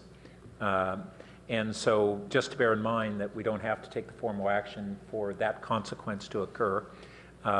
So what I would suggest is that we, at this time, if we have any technical questions on, in particular, the process, and if we are in agreement that with what the city manager just framed, that we would not have the time to go into an in-depth discussion and framing of alternative language and composition to the ordinance tonight, and still get on and do our important meeting with the on the comp plan, then I would suggest that we focus on process tonight, and then give members of the public who came to speak an opportunity to comment on it, so that we'll have that input as well.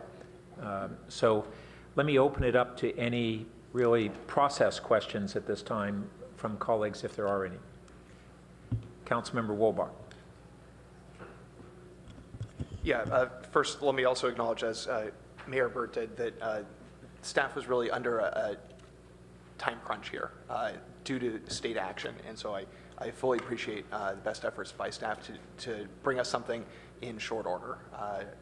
And it's great work, but I think, as we've acknowledged, we want to see a little bit, at least I would like to see a little bit more outreach.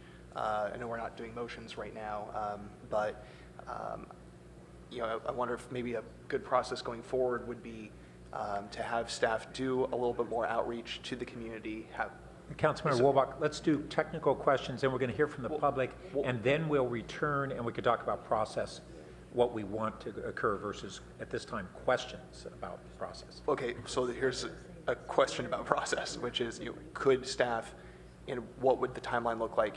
Would it be possible for staff to do a little bit more outreach to some of our community groups, other stakeholders that weren't included in this drafting, and then bring any further revisions back to council, and what would that look like for staff workload and also for timeline? Yeah. So yes, I think we can do that in a timely fashion, and I think we can design that. But I would hope that by the time you end the discussion on this item tonight, we've gotten a sense of some of your thoughts about some of the outreach and the participants who do need to be involved. And then what I would say is that, it would pretty promptly, certainly by early February, be able to talk with the mayor and vice mayor as we're looking at the agenda and setting the agenda to identify a tentative date when we could roughly be coming back to the council. And so we could let not only you know, but the broader community know how quickly we would be back on that. Okay. Councilmember Du Bois? Yes, so my understanding again is we have a February 1st deadline to adopt something. And I guess the third option that I haven't heard discussed, we could just adopt the Bosca regional ordinance instead of the state tonight, right? We couldn't do that because we didn't notice that we were going to adopt the state ordinance. We noticed that we were going to adopt our local ordinance. We'd have to have a public hearing to adopt the Bosca ordinance without any modifications. So what you have are modifications to the Bosca ordinance. So we could adopt the Bosca ordinance, say, at the next council meeting Maybe before that's a February 1st? city attorney question. As long as we set out notice by tomorrow or Thursday. Well, it certainly isn't consistent with the council's timeline on publishing the packet, but it does meet the state law minimum legal standards to agendize that at the next meeting. That agenda has already been released and the materials have been printed, so that would require, an exception process by the clerk. Can I offer And the assistant two clerk points clarifications? out I'm sorry, Mr. Mayor, just to add a public hearing notice requirement in the newspaper, which is a longer period of time. Okay. Is it 14 days? So technically our options are, Now, let me clarify. yep. Inaction, there is another option, and that means that by default, we will have adopted the state ordinance. So we don't have to take a deliberate action to do that. Right. Second, if the city attorney will confirm this, I don't see, even though we did not agendize the Bosca ordinance, what's before us tonight, we could amend that and delete everything that was added in if we want to go through that extensive discussion. I'm not advocating it because I think that would be a long discussion to do so, but that would be permissible under the agenda, I believe. I suspect that is correct, that it's within the scope of what has been agendized. I would underline what the mayor's comments, that we would caution against that kind of on-the-fly drafting when you're dealing with a complex item like this that affects the public. We would want to carefully review that language. So we're saying our real options tonight are to adopt it as is, or to do nothing and adopt the state ordinance? So two options is to defer the item for further consultation, community outreach, and review, in which case the state statute, which has already been adopted by the state legislature, will become effective February 1st and will apply in Palo Alto. You then can adopt a local ordinance that looks exactly like the Bosca ordinance or has some other modifications to it subsequent to that, and that would then be the governing ordinance in Palo Alto. Option number two, you can adopt the ordinance that's before you and also direct that further outreach and community review be done, and then come back with any amendments or adjustments to that ordinance. In that case, the state version would not ever go into effect here.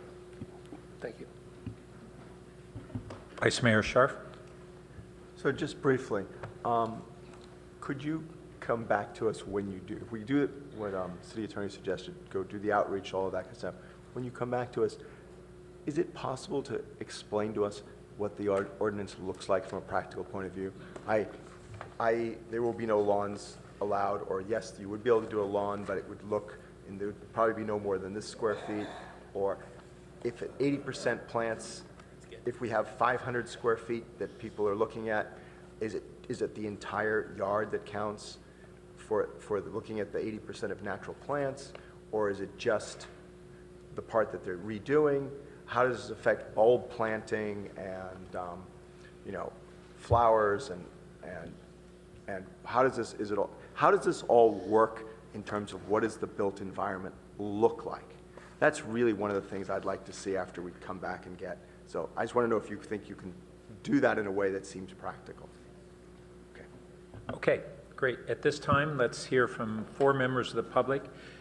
Catherine Martineau, to be followed by Shani Kleinhaus. Welcome. Thank you, Mayor Burt, Greg Scharf, Vice Mayor. Thank you also, City Manager.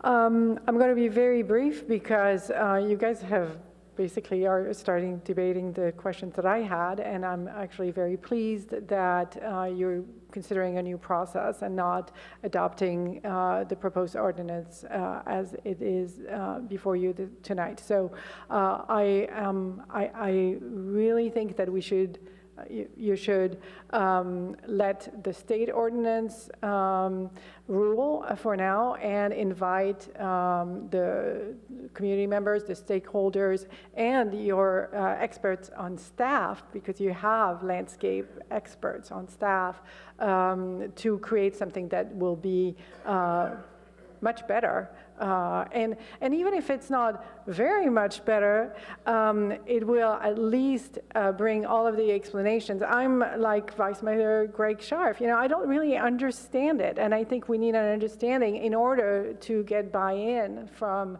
the stakeholders and from the community. So thank you very much. Thank you. And our next speaker is Shani Kleinhaus, to be followed by Mike Ferreira.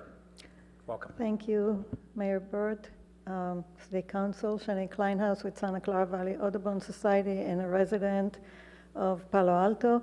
I think the answer to Vice Mayor Scharf's question of what is this going to look like is really in the documents that I handed out together earlier. That's how we build a resilient community in Palo Alto. There is a beginning of a discussion that can be built upon by the Urban Forest Master Plan and other resources that the city has, both internally and with the stakeholders around, to actually interpret that into something that is viable, sustainable, and really supports everything that we want. The ordinance that the state imposed upon all of us is important. It also could have quite significant impacts to our landscape and our quality of life. And so how do we work with that is really in those documents that I handed out, and that's why I handed out those documents. I think it's an opening to a much larger discussion that needs to happen, and I thank you for looking into just going with the state mandates for right now and working on this further. Thank you. Thank you. Mike Ferreira, to be followed by Hamilton Hutchins. Welcome. Good evening, Mayor Burt, council members. My name is Mike Ferreira. I am here tonight as the chapter chair of the Sierra Club's Loma Prieta chapter, and I will be short-winded. I appreciate very much the direction that the council is taking tonight, and I look forward to speaking at the next meeting on the topic. Thank you. Thank you. Hamilton Hutchins, to be followed by our final speaker, Doria Suma. Welcome. Hi, I'm Hamilton Hutchins, speaking as a resident. This is not an issue I've been following closely, but I was reading the Palo Alto Online today, and a question came up, which is, can I actually landscape my lawn? One of my short-term goals is to put in some lower use water, not a bunch of cacti, but actually like replace it with grass, which is water efficient. And I couldn't tell from reading it whether that would actually be allowed or whether I'd be required to either keep my old lawn and let it die. So that's a question, and afterwards I have a statement. And I'll just add that I think staff has clarified, and it wasn't quite clear in the staff report, but only if you would be doing your re-landscaping in conjunction with a building permit would you fall under this regulation. Okay, so that's really helpful. And then my second comment is, we have a lovely urban forest and very vibrant city. And so I hope that whatever we do, it will continue to support the trees. We don't damage the trees. And I appreciate the direction this discussion has been going in towards the state ordinance. Thank you. Thank you. And our final speaker is Doria Suma. Good evening, Mayor and City Council, and thank you for letting me speak, and thank you, staff, for responding so quickly to the Governor's executive order. Just really briefly, I agree with the other speakers, and I have concerns about unintended consequences from this. In fact, I'm worried the property owners may choose to pave with impervious materials and use fake turf, and it'll happen to such a degree that we will really make an inhospitable environment for insects and birds, and really affect the health of our soil long term and also our trees. So I thank you for taking a good look at that. Thanks.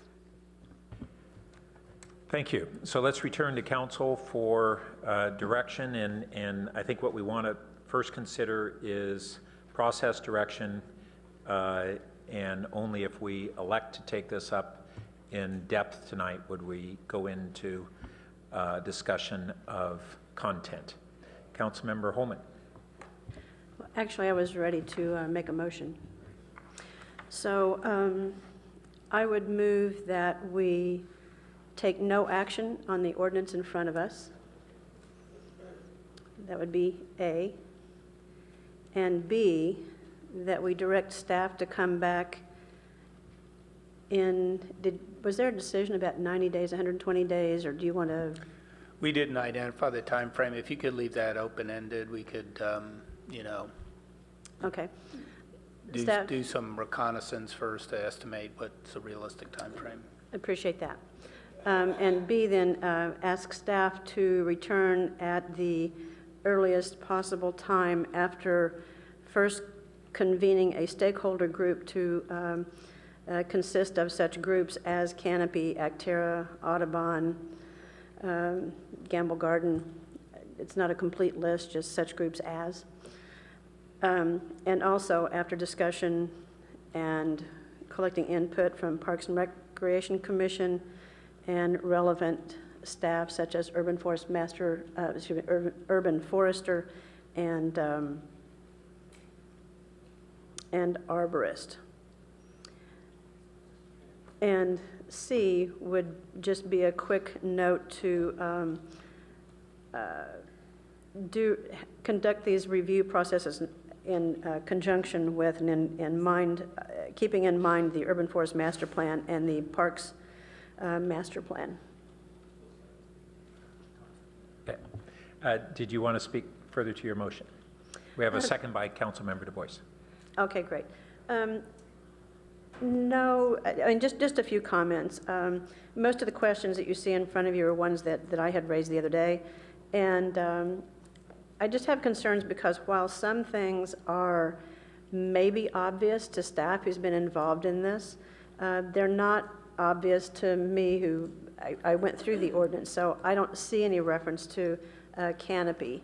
I don't see any reference to heat island effect. And while staff mentions that that's addressed in the California Green Building Code, I think it's important for an ordinance to be effective to at least reference that, at least cross-reference it, because otherwise we end up with unintended consequence, or people who don't have some kind of working knowledge of unintended consequences and what isn't really desirable could end up doing things that are actually counterproductive to water conservation. There's a lot of landscape that creates habitat, provides habitat, and actually provides cooling for water retention and less water evaporation. So I think keeping those things all in mind will be helpful in terms of any ordinance that comes back. And then lastly, when the ordinance comes back, I think it's going to be helpful to note where the differences are between the state ordinance and what staff is proposing. I don't think that was very clear in what was put in our staff report. So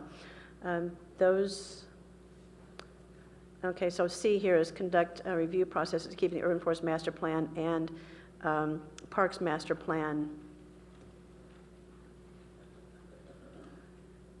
as part of the review, as part of input consideration.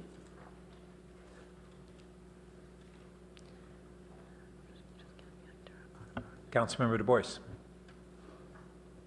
Yeah, just to echo a lot of these comments. I think you guys are getting a sense of maybe the feedback from the community here. I think talking to some of these groups and experts, I think one of the concerns definitely is the impact on the ecosystem, and if it's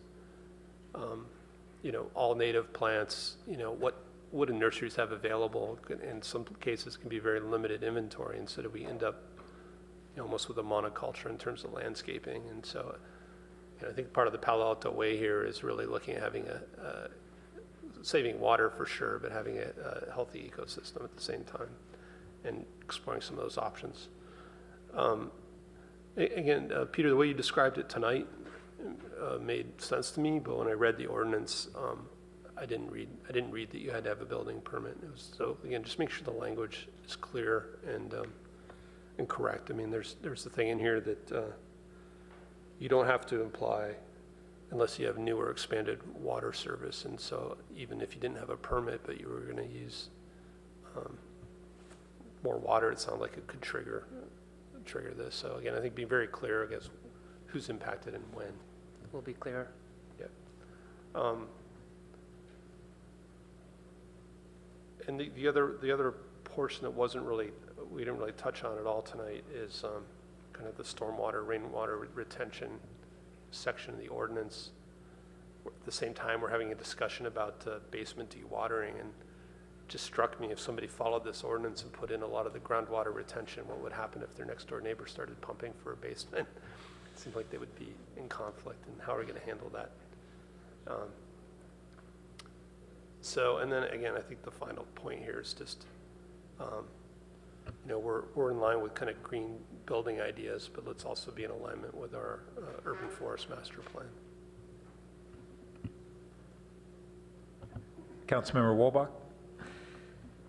Something that Councilmember Holman said, I just want to build upon a little bit. I don't think it needs to be in the motion, but when it does come back to us, if it's not too difficult for staff to put it together, either in table form, side by side, or consecutive lists, just highlighting and comparing and contrasting, what's in the state, secondly, what's in the BOSCA, and then thirdly, what's in what we're proposing locally. So we can kind of see, the three of those all either lined up next to each other or consecutively, the state, the BOSCA, and our local proposals, just to compare and contrast. I think that would be very useful for the council and the public in consideration.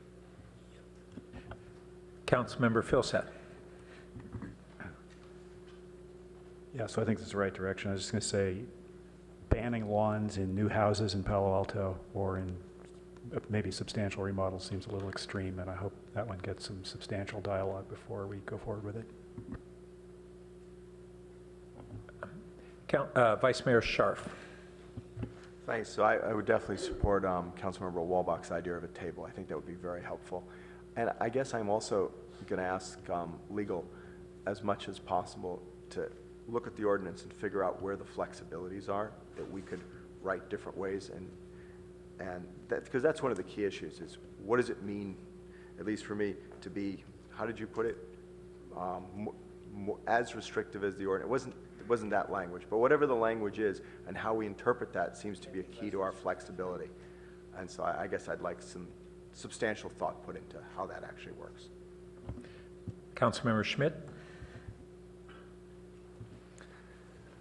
Yeah, I don't want to underestimate the challenge of coming up with a low water use ordinance. One of the speakers pointed out, a good way to start is take a look at the book that was handed out. And it shows the Bay Area natural environment. And 90% of the people of Palo Alto, maybe 75%, live in lands that are naturally wet meadow, leading to salt flats. And we've all seen pictures of Palo Alto in the 20s and 30s. There's nothing here, nothing more than 6 inches off the ground. Wet meadow. Now we've covered a lot of that with concrete. So what is native here that we can plant? We can't replant a wet meadow because there's houses. We've created a canopy. It wasn't here in 1920s, and it has made it a beautiful, peaceful, natural setting that's non-native. So how do we think through? The 3 goals you list are plants should be native, low water use, or no water use.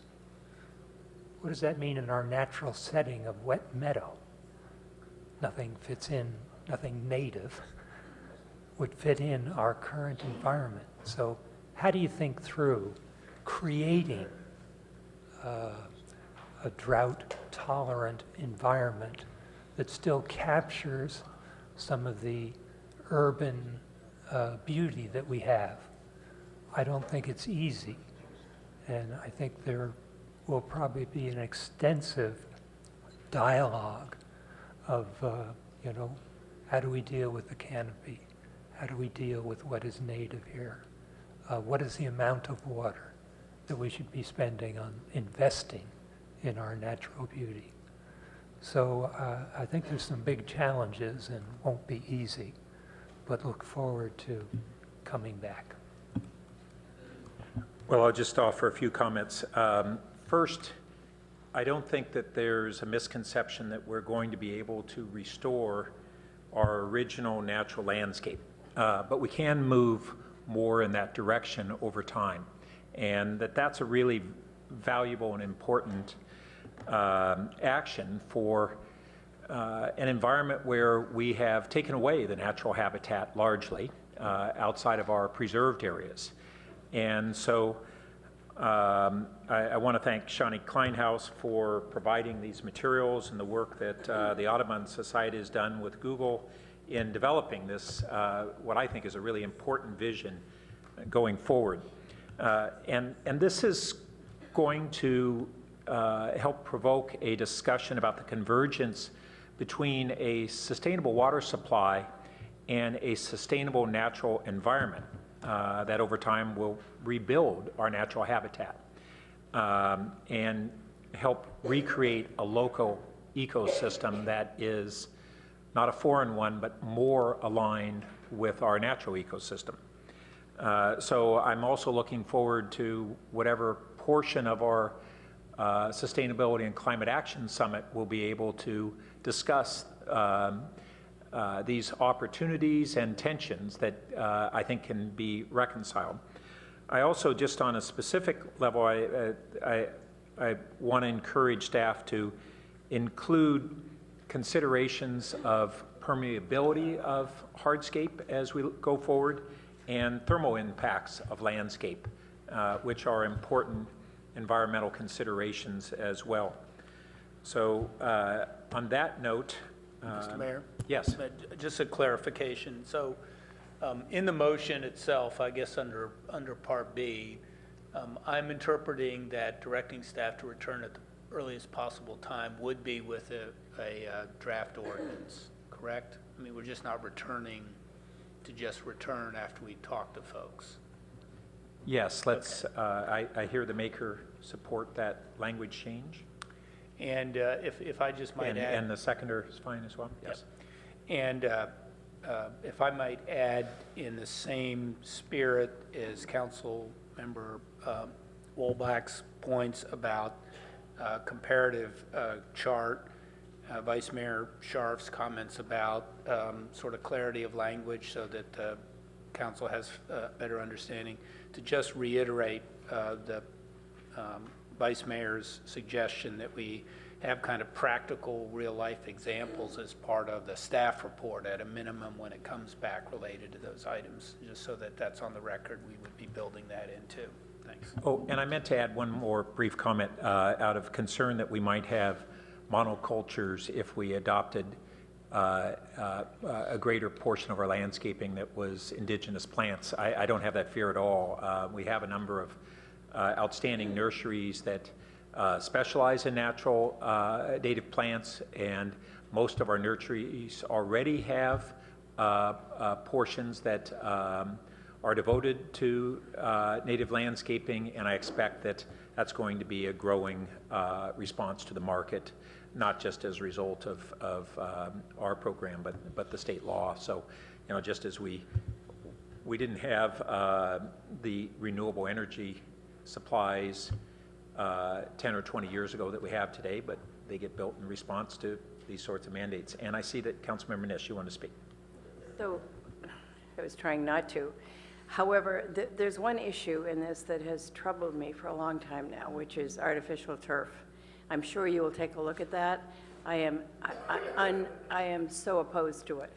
We had an experience with it last summer, and it reaches temperatures of 120, 130 easily. Dries clothes very quickly, by the way. But it truly is, I felt it was absolutely a deterrent to the kind of landscaping that I saw. It looks attractive and for a short time, but I hope you will look at that carefully. I'm not sure that we can come out totally against it, but I can certainly, as one council member, register my opposition. Thank you. And let's vote on the board. And that passes unanimously. So we look forward to this process going forward and returning to the council at a future date. Thank you.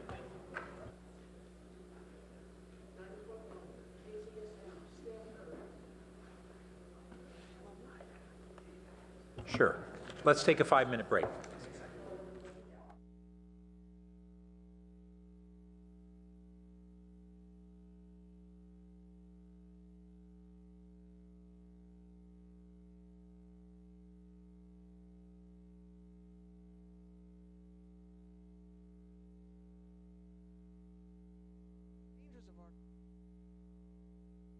Liz Niss, that it has caused problems in athletes down the line. Of course, it has been used with the drought because you don't have to use fields, but the movement there is definitely now sort of get back to the old-fashioned way with fields.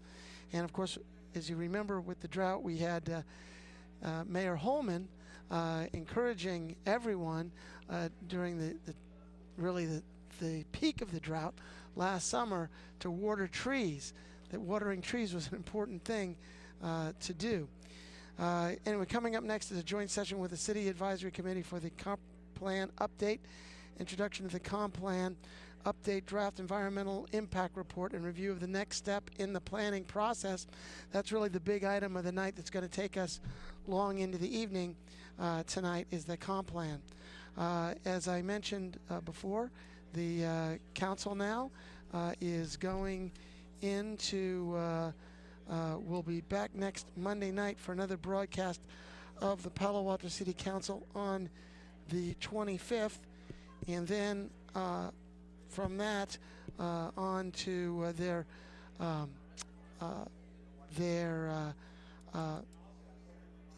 study session annual City Council retreat, which will be at the Palo Alto Room, Mitchell Park Community Center.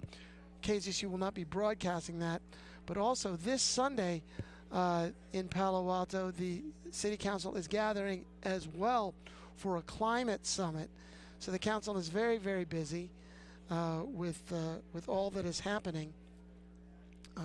The council is meeting, and also I mentioned that State of the City address, which is going to be on a Wednesday night, February the 24th, also at the El Palo Alto Room at Mitchell Park Community Center, where the retreat is going to be, and also where we had the State of the City last year as well.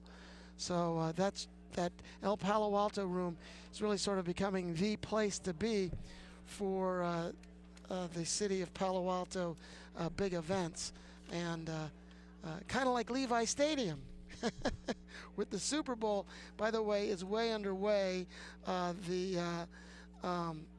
All of the events for the Super Bowl, it seems to be happening in the city of San Francisco. If you go up to the city, to the Ferry Building, they have is where everything is going to be for the city of San Francisco for the Super Bowl.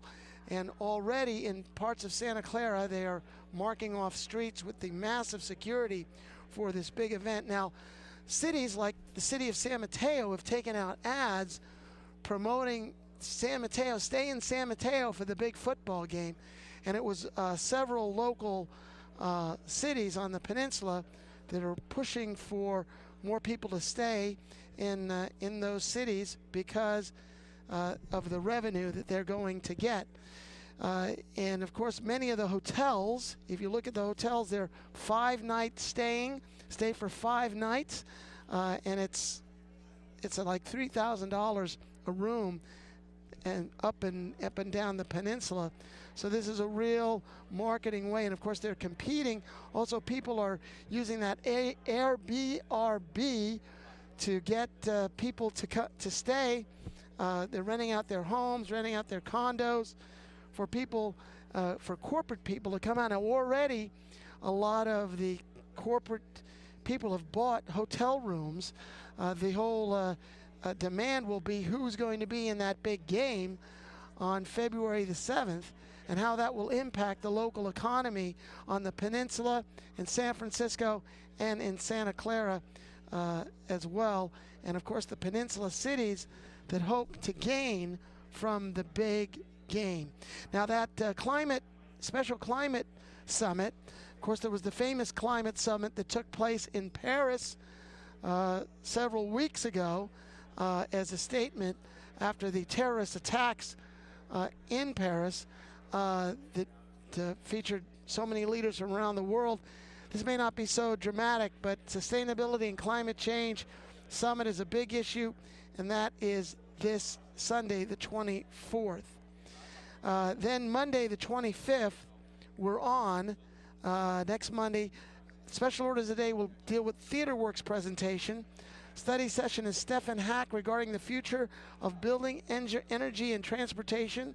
The climate and sustainability study session, sea level rise, and performance report from the National Citizen Survey and weed abatement.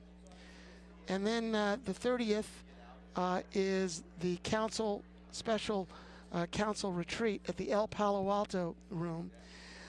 And then we go into Monday, the 1st of February, and we're broadcasting that as well, a 6 p.m. broadcast, labor session, closed session, I think that's probably from 5 to 6, then we're on at 6 o'clock.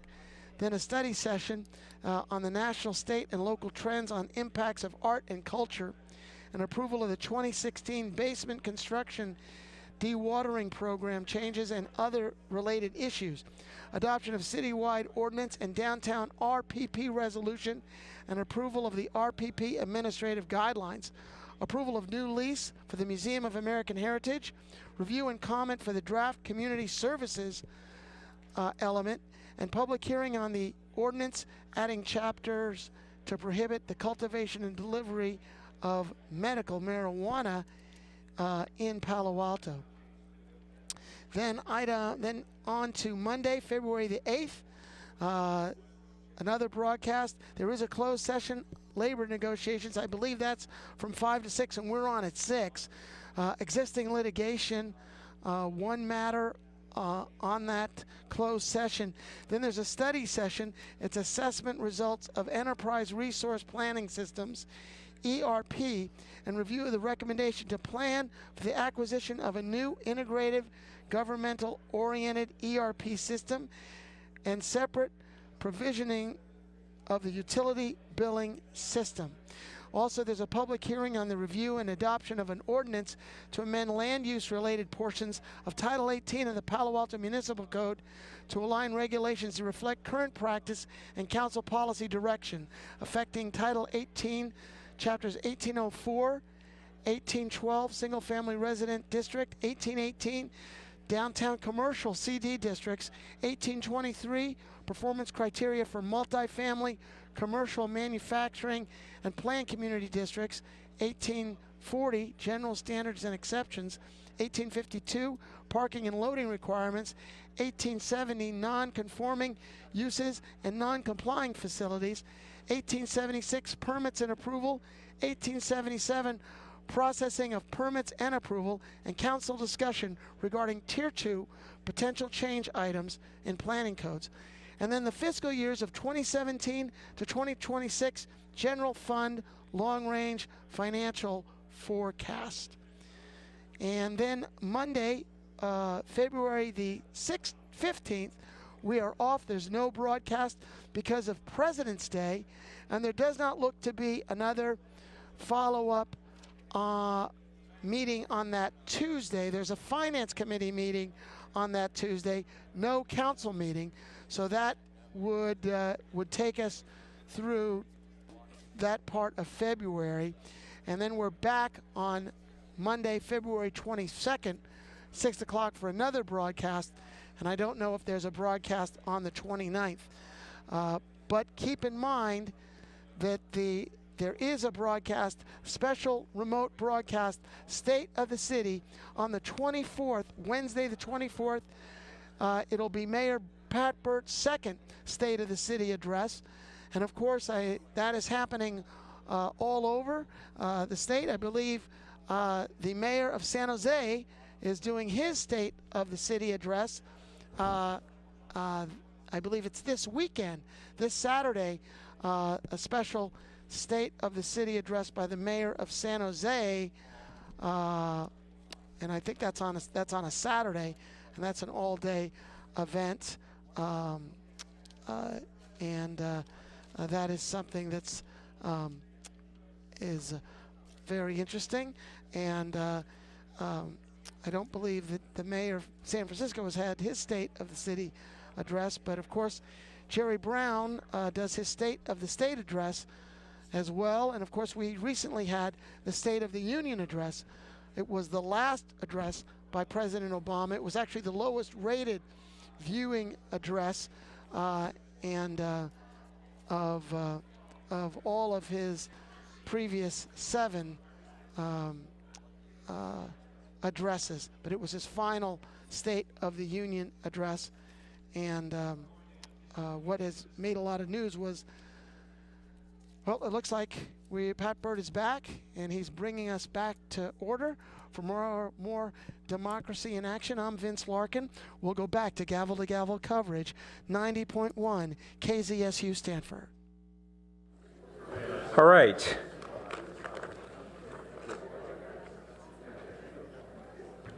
So at this time, we'll be starting item number 6, which is a joint session with the Citizens Advisory Committee for the Comprehensive Plan Update.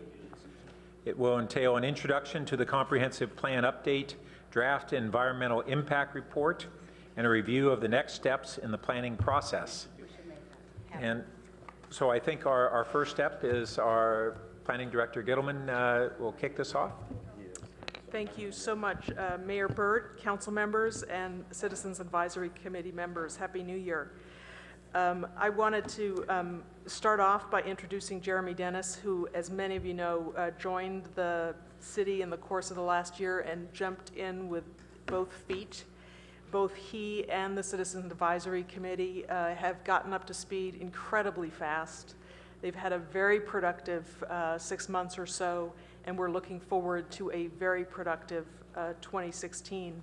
We hope that Jeremy's presentation will kick off a good discussion this evening.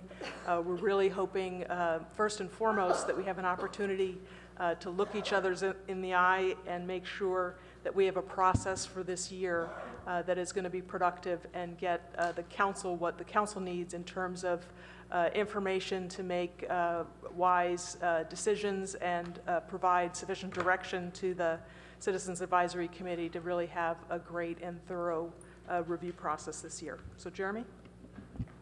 Thank you very much for the introduction, Hillary. Mayor Burt, congratulations on your election to mayor. And Happy New Year, everybody. There's so many more of you up there now. It's impressive. Yeah, we thought we were going to reduce the council size. Something has changed. Well, I am certainly excited to be here tonight on behalf of the Long Range Planning Team and the CAC to introduce you to the draft EIR booklet that's in front of you and the concepts there within the draft EIR. So let's take you through our presentation. Most of you are familiar with what the comp plan is, but for us, this is really exciting. This is a once-in-a-lifetime generation undertaking, and it's the primary tool for guiding future development. As you know, this process was rebooted in 2014 with extensive council direction. That direction included development of an integrated collaborative process between the community, the council, and a representative body of residents to build a new comprehensive plan. We expect to present the updated comp plan back to you at some point early 2017. Familiar with this structure here, what you see is the state requirements behind organization, what our current comp plan has, and what the new one has per your direction. It's worth noting that there is general consensus right now that the current comp plan or the existing comp plan is actually sound and doesn't require an extensive rewriting, so that's the way we have been pursuing our business. This is another graph that you're familiar with. It's a representation of the nature of our ongoing process as developed under your direction. As you can see, there's many opportunities for check-in, updates, as well as public participation. Not listed here is the tool that we've employed to gather broad community input, the digital commenter. To date, we've had thousands of unique views and hundreds of comments on elements placed online for review. It's been a very successful tool. So with you tonight is the CAC in the first two rows. It looks like mostly over here. We're going this way. I can't say enough wonderful things about this body. The CAC spent countless hours of their time on the update process, sharing their expertise, offering new exciting suggestions, and even on occasion having spirited debate.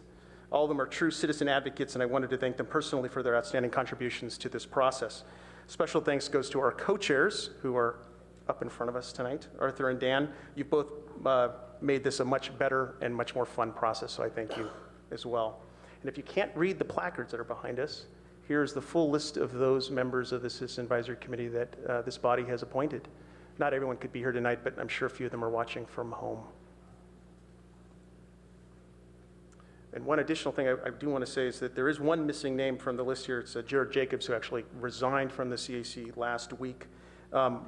Wanted to mention that the staff is going to be recommending that instead of making an appointment to add someone who would be very much behind in their workload at this point, continuing with the existing group, we think makes some sense.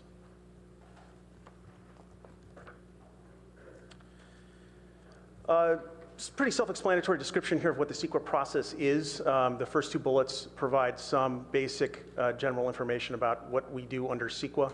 And the next four are a reflection of the process that this council has adopted related to the draft ER moving forward. June 2014, there was a scoping and notice of preparation.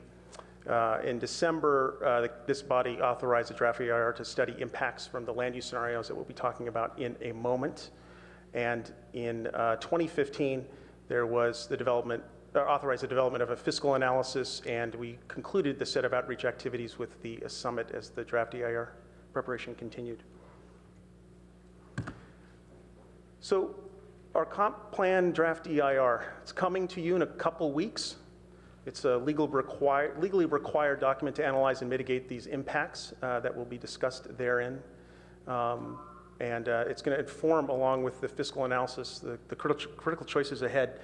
One of the things I'm sure you noticed about the packet was that there was not a draft EIR in it itself. And that tonight, really, what we're doing is we're just introducing you to what the draft EIR does and shows. A little background on that. We'd scheduled this meeting coming forward on the draft EIR a few months ago, and when we realized that the EIR itself would not be ready, we wanted to preserve this opportunity and start with a high-level concept conversation with you. Given the draft EIR's nature, we fully expect some confusion on how to use it, so we wanted to use tonight to have that conversation. So a couple high-level issues we wanted you to note, and really, number two, I think the second bullet is the most important for us. The heart of the draft EIR is this concept of the four scenarios that the council requested, that staff developed to provide quantifiable data on a suite of potential land use decisions that could be made in the comprehensive plan and in our zoning code. It's important to note this, these land use decisions, they're not prescriptive. They could be interchanged with similar decisions to generate the same results. In fact, staff fully expects that none of these scenarios will be adopted or implemented as is. They can be mixed up, they can be combined, new ideas can be introduced, and we could create a final scenario that would be used in the blueprint moving forward.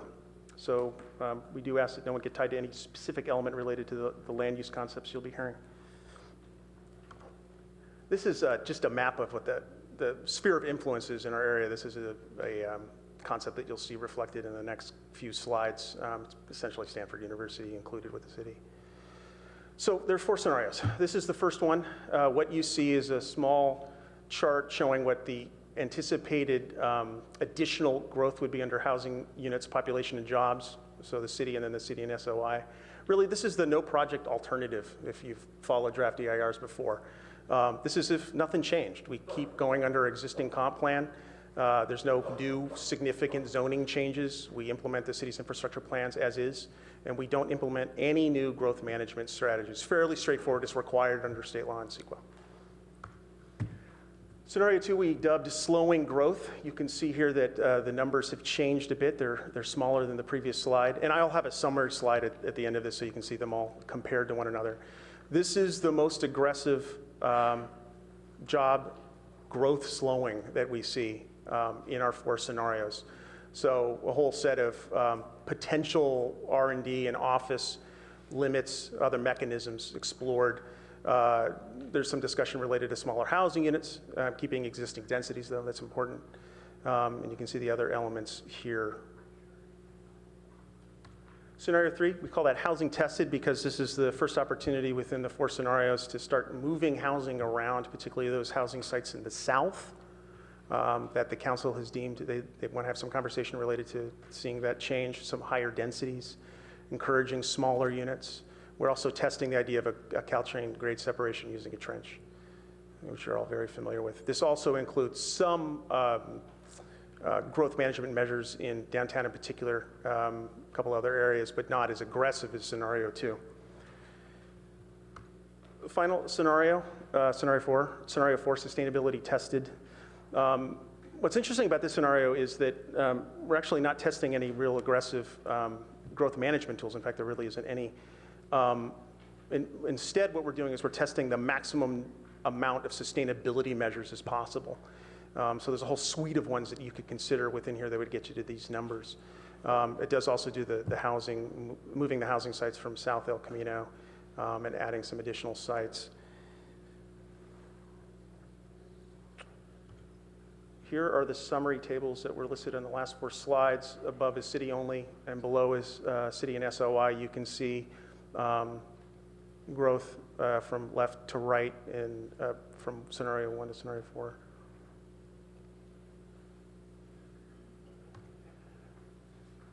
Oh, my slide got a little, there we go. So most of you are familiar with the draft EIR and what it studies. So these are the 18 different issue areas studied within the draft EIR we're required to do. For those who aren't familiar with this process, each of these elements are tested against a set of thresholds to determine the level of impact and potential mitigation needed. So that will be reflected in the hundreds of pages that you'll see in a couple weeks in the draft EIR. And I want to just give you a sample of some of the metrics that are considered within the draft EIR. This is just a few that we picked. We'd have a dozen slides if we tried to put them all up there, but this is the level of detail that we go into and that you'll see reflected throughout the upcoming document.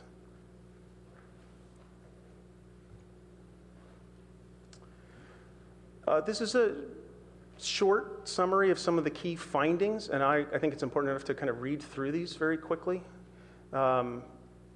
ABAG is projecting new residents, growth of new residents, 310,000 and 14% job growth countywide by 2030. We see in our findings the shifting housing sites north and increasing residential density along El Camino Real would not dramatically alter impacts. VMT per capita will decrease with significant regional and local investment in transit. Programmatic mitigation can require enforceable TDM plans and payment of impact fees to address peak hour congestion. We do see a decrease in the ratio of acres for parkland per resident. And we do see actually a pretty significant decrease in GHG emissions, and we'll be able to meet the state's goals in that regard.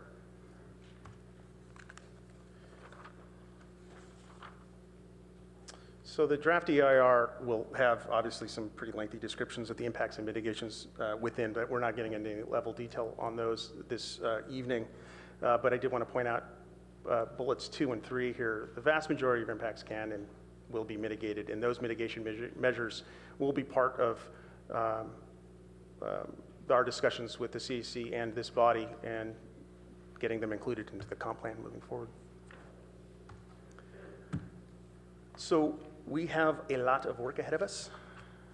This is just a small smattering of some of the upcoming meetings that we have. Discussion next week related to the SCAP, and there's a relationship obviously between the comp plan and the SCAP, and there were some handouts that we had out earlier discussing that relationship. We've got a joint meeting with the CAC regarding housing in February. You will be seeing the draft EIR fiscal analysis coming up next month as well. We have a number of other meetings with the CAC, the council, and the subcommittees aren't listed up here over the course of the next year. I would like to note at the bottom that we are planning some future meetings with the council, partially reflected here, I think most importantly in June, bringing back L8 for consideration by this body because you guys didn't get to finish it last time we were here. So I know Hillary wanted to make some brief comments, but that concludes my presentation. At this time, we'll turn the conversation back over to you and what we'd hope to hear from you tonight. Any questions you might have about what we've done, the process so far, and any thoughts or suggestions you have as we continue this process into this new year. So thank you very much. Thank you, Jeremy. I really don't have anything to add at this point. We're, of course, available for your questions. I'd just say, again, we're not really expecting action this evening, but we're hoping to get questions and comments from you, particularly about looking forward in the process. I want to acknowledge Councilmember Du Bois provided some comments which we responded to, making clear that we do expect to schedule more meetings with the City Council than was showed in the attachment to the original staff report. And Jeremy talked about some of those related to housing, growth management policies, also a hearing on the draft DIR, and at some point we'll ask the council to identify the preferred scenario that will ultimately move forward in alignment with the comprehensive plan update. That would happen after the public comment period and everybody gets a chance to weigh in on the 4 scenarios, what they like, what they don't like, what they'd like to add, what they'd like to change. The council will get the enviable opportunity to synthesize all of that input and come up with a final scenario to move forward in the planning process. Thanks very much. I had one last thing just to remind the CSC members here. This is a joint meeting, so we're hoping for participation from you as well. You're not just listening, but if you have any questions, please feel free to ask us. Thanks. Well, thank you. And I also want to thank the CAC members for both being here tonight and for all the very extensive work that you're doing. And one of the reasons that we're particularly looking forward to this discussion tonight, and it will be less formal than we often have because we want it to be a dialogue with the CAC, is because we view you as advisory not only to our staff but to the council directly.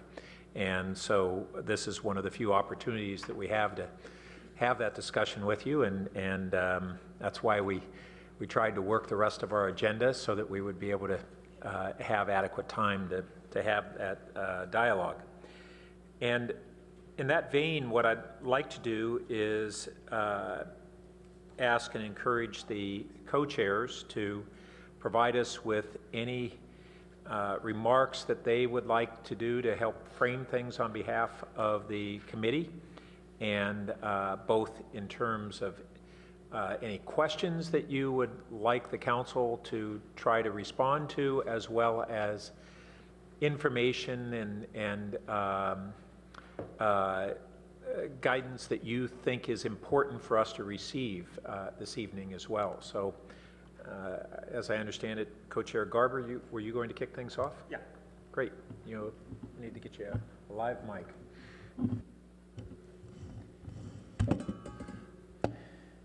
Thank you, Mayor Barrett. I want to thank the council for establishing the CAC. It's a very important committee. It's filled up with committee members which are very serious about this, with a great work ethic and are rather enthusiastic about participating in it. And I will briefly introduce them, as one of the other council members had suggested. You can just raise your hand, I'll just read off your names. Len Philippou, Annette Glankoff, Jennifer Hedderly, Hamilton Hitchens, Shani Kleinhaus, Lydia Koo, Stephen Levy, Don McDougall, Julia Morgan, Mark Needham, Bonnie Packer, Lisa Peskov, Coates, Alex. Oh, I'm going too fast. Alex Van Riesen, Amy Song, Doria Suma, Jason Titus, Elaine Young, Elaine Olbrook, and Bob Wenslow, and then there are 3 non-voting members, Whitney McNair, who's here this evening, Adrian Fine from the Planning Commission, and Heidi Amberling. And that is it. Both of the co-chairs are committed to make our meetings a safe place for everyone to express themselves, both members of the committee as well as the community. And we've also committed to making sure that all views are aired. And before I go on, I just want to also thank my co-chair, who I have really enjoyed creating a very strong and supportive working relationship with. It has been a privilege to be working with you, and I think it's been great so far. The CIC, I'm going to speak briefly about the committee itself, although not specifically to the DEIR. The mayor, just before this item, had asked if there's a little status report that we could give. I'm going to talk just briefly about our process that has evolved and how we are addressing the various elements of the comp plan. And then my co-chair, Arthur, is going to talk a little bit about the things that are sort of beyond our scope that we're looking for some help from the City Council on. We have a very compressed schedule. Where the previous comp plan had 4 years to deal with these things, we've got 1.5 years.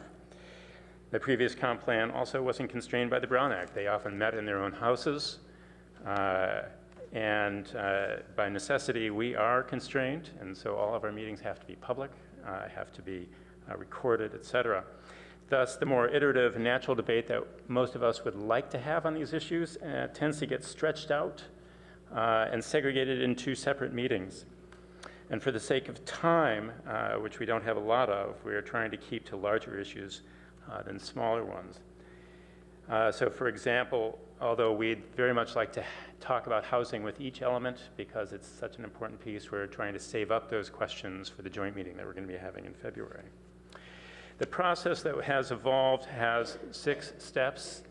And it has been helped in large part by the council allowing us to create subcommittees. The critical the critical subcommittee that crosses all the other elements is the sustainability subcommittee, and it is charged with meeting before the committee actually has its first discussion on a particular element. They are to identify the key sustainability policies and programs and then bring those to the council for their first discussion as recommendations. Then the second piece is that the larger council meets, or the larger committee meets, and then there's an opportunity for everyone to weigh in and brainstorm things that they want to change, add, support, et cetera. The third piece then is those findings are then collated and cataloged by staff, who brings them to the subcommittee for that particular element, who then reviews and synthesizes those to determine where there are areas of consensus and, importantly, where there are areas of disagreement. Those areas of disagreement are then brought back to the council, or excuse me, to the committee, so that those areas can be discussed and debated. And we are going to have our first of those those meetings coming up very quickly here. Once the larger CAC committee has had an opportunity to debate the items that are brought to them by the subcommittee then goes back and catalogs those pros and cons and the areas of disagreement that will then be brought to the council for resolution. And then finally, the sustainability subcommittee takes that information and the draft element that staff has done to cross-index the important pieces to that back to the sustainability cross-index that they will be in charge of working with staff on. Those are the 6 very basic process steps that each one of the elements will go through, with the exception of the first one, which was sort of already in progress, and we didn't have the process evolve to that degree. The other thing that I will emphasize is that it is a learning process. The process gets modified slightly every meeting that we have as we learn to try and incorporate all of the different ideas that come in, as well as the opportunities to improve the process that the various committees members have. Arthur? Thank you, and I've also enjoyed working with my co-chair, Dan Garber. We've all had the opportunity to work together also in the Planning Commission, so it's a sort of reunion of sorts for us.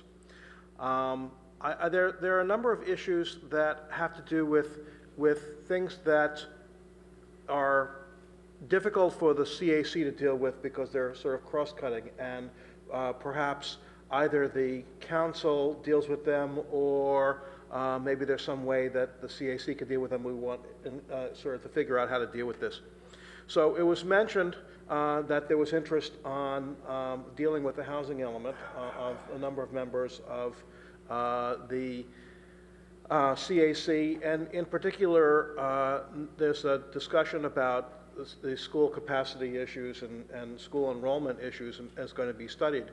And so the interaction of that and the types of housing are something that hasn't really been considered. When the housing element was approved last year, there was no consideration, as far as I understand, about impacts on schools.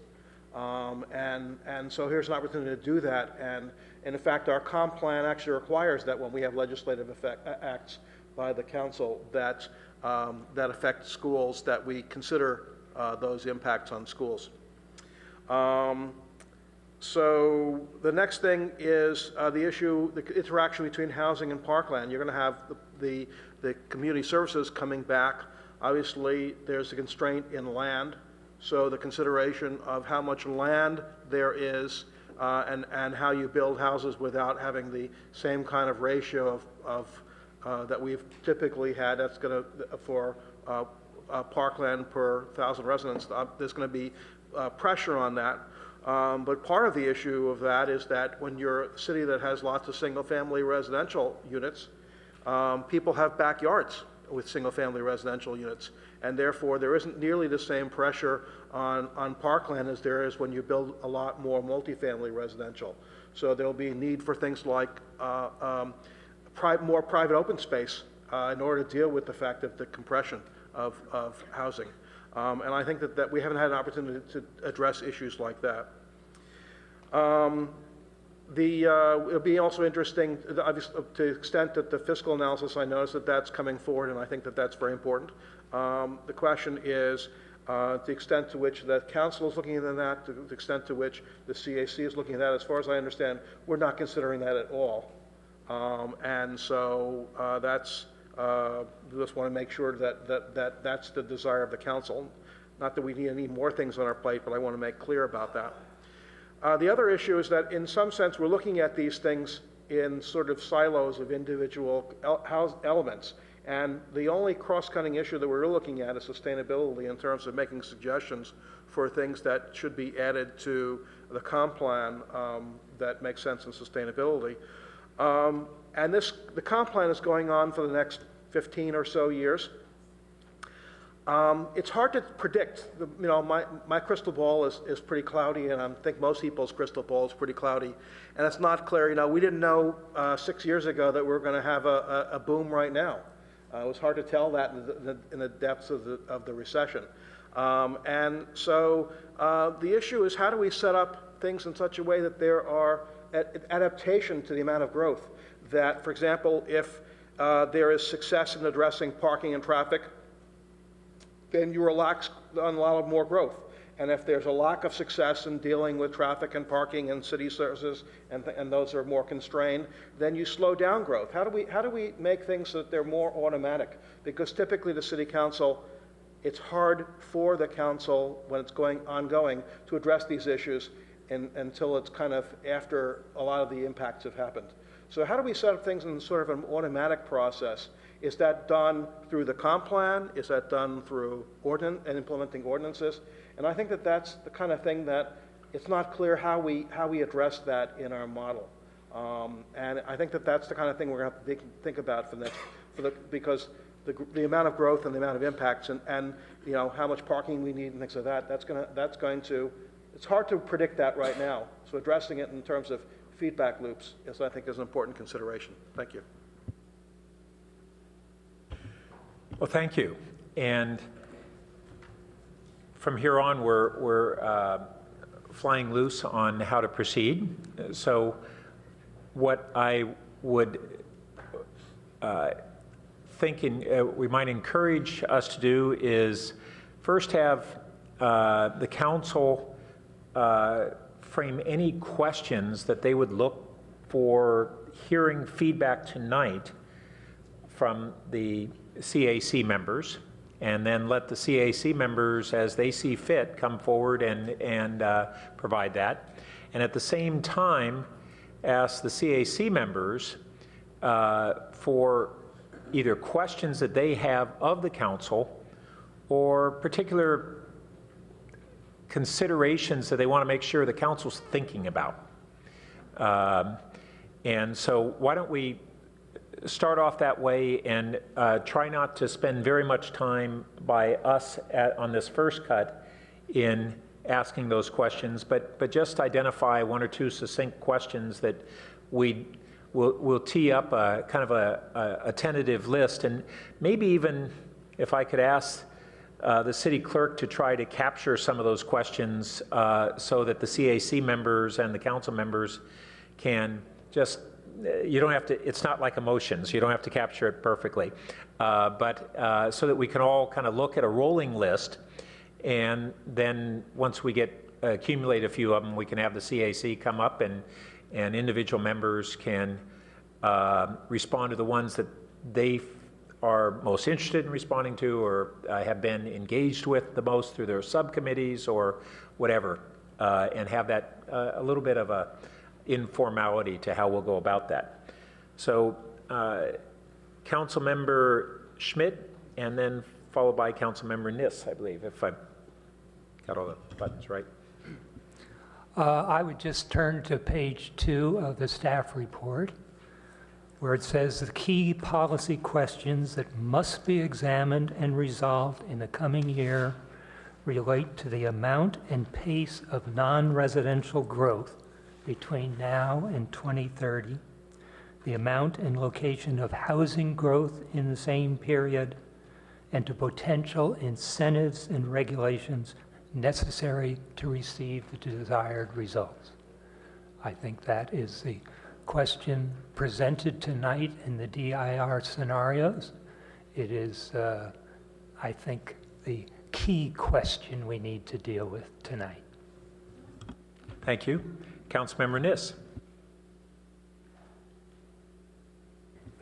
Well, maybe not too far off that mark, but again, I'm now on this. Do you all have this that they handed out that's a summary? It looks like comp plan update in DEIR, the one that we went over tonight, but it deals, you'll know what I'm talking about, it deals with the scenarios. So if you look at scenario 1, which is business as usual, number 2, slowing growth, number 3, housing tested, and number 4, the one that I think that we initially were a bit troubled by, but now I think probably are looking at it more significantly than we were before. But that's the main, the main issue I'd like to hear you talk about. I have a feeling that you probably come down in many different lily pads on this, and I'd be interested in knowing why and what you support, and it also would be helpful to know when we hear from you what your background is in the city, to give us some more flavor for this. And also, I in particular want to say thank you to all of you. There are hours that you have spent on this, thanks particularly to Arthur and Dan as well. I don't know if this is truly a labor of love or a labor of something different, but it certainly is a labor. And I know all 9 of us really appreciate your doing this. So thank you. Did they ever put any food out at your meetings? Yes. Oh, good. It's very good food as well. Yeah. Oh, well, maybe we'll show up then. That's very attractive, I think. Thank you.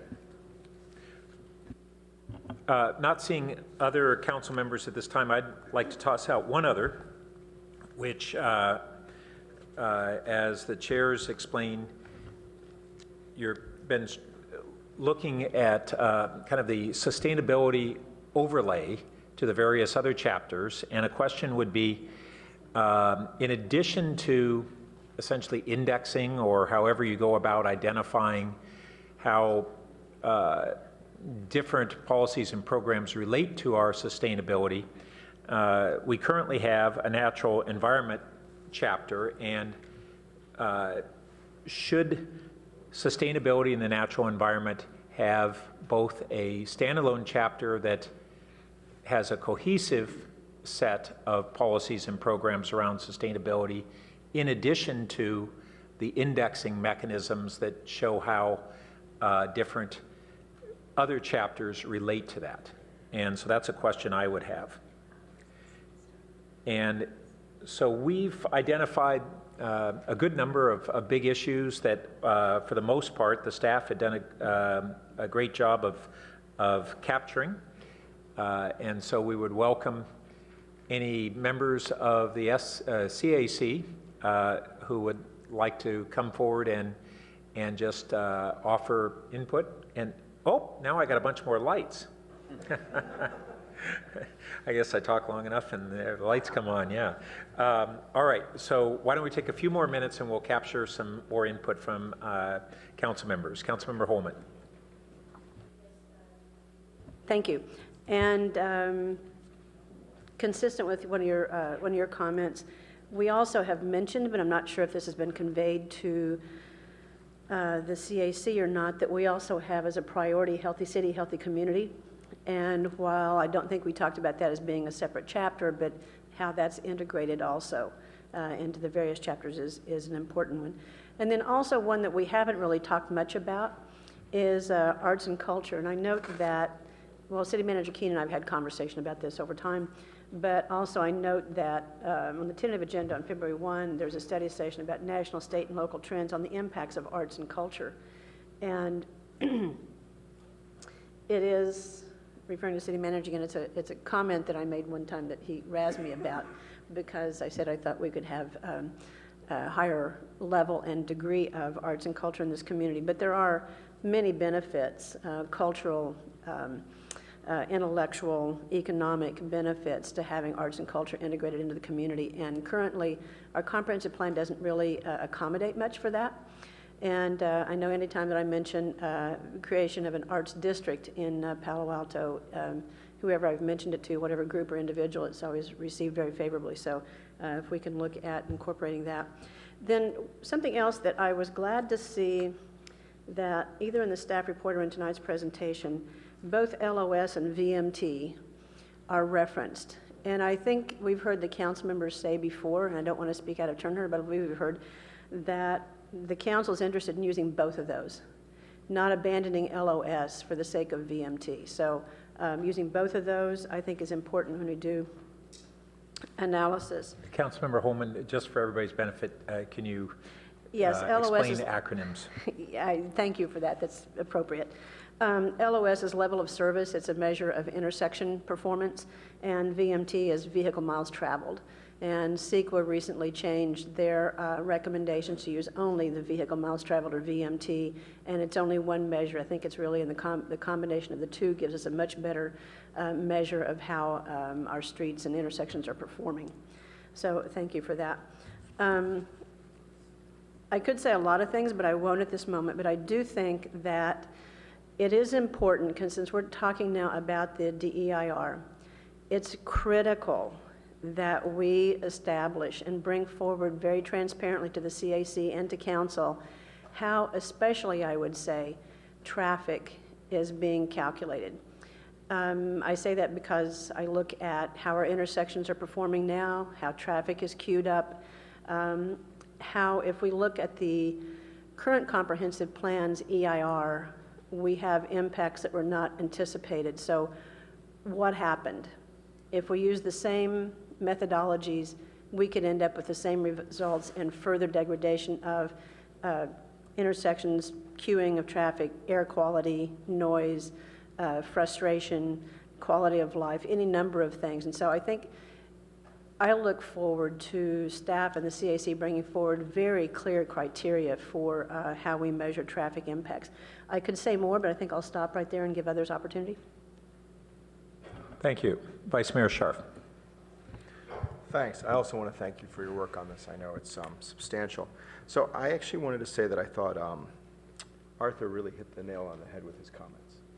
I think that these are really a lot of the issues you need to think about, or at least we need to think about, is how do we adapt any growth management strategies to the situation as it's occurring? How do we create flexibility, and how does that relate to impacts? How do we build in a flexible comp plan that shows a vision that changes with the circumstances as things go? And that's a little more proactive than the last one. I think that's sort of where we're at. On the other hand, I think we have to also decide and look at this is how prescriptive should the comp plan be versus flexibility? And what does that mean? When we read what it says, do we want it to be that this is a particular statement that everyone agrees what it is, or is there differing interpretations of that based on differing circumstances? You know, the United States Constitution, for instance, is a very flexible document over time. And so is the Bible, depending on who's interpreting it. And so I think that's a question that we want to really look at the comp plan is, what does it mean, what kind of a vision, and how prescriptive is it, or how flexible it is? And I also think when we do this, we want to think a little bit about quality of life. And I think that's all what we want here is quality of life. And so how do we relate that to the comp plan and make it further Palo Alto quality of life?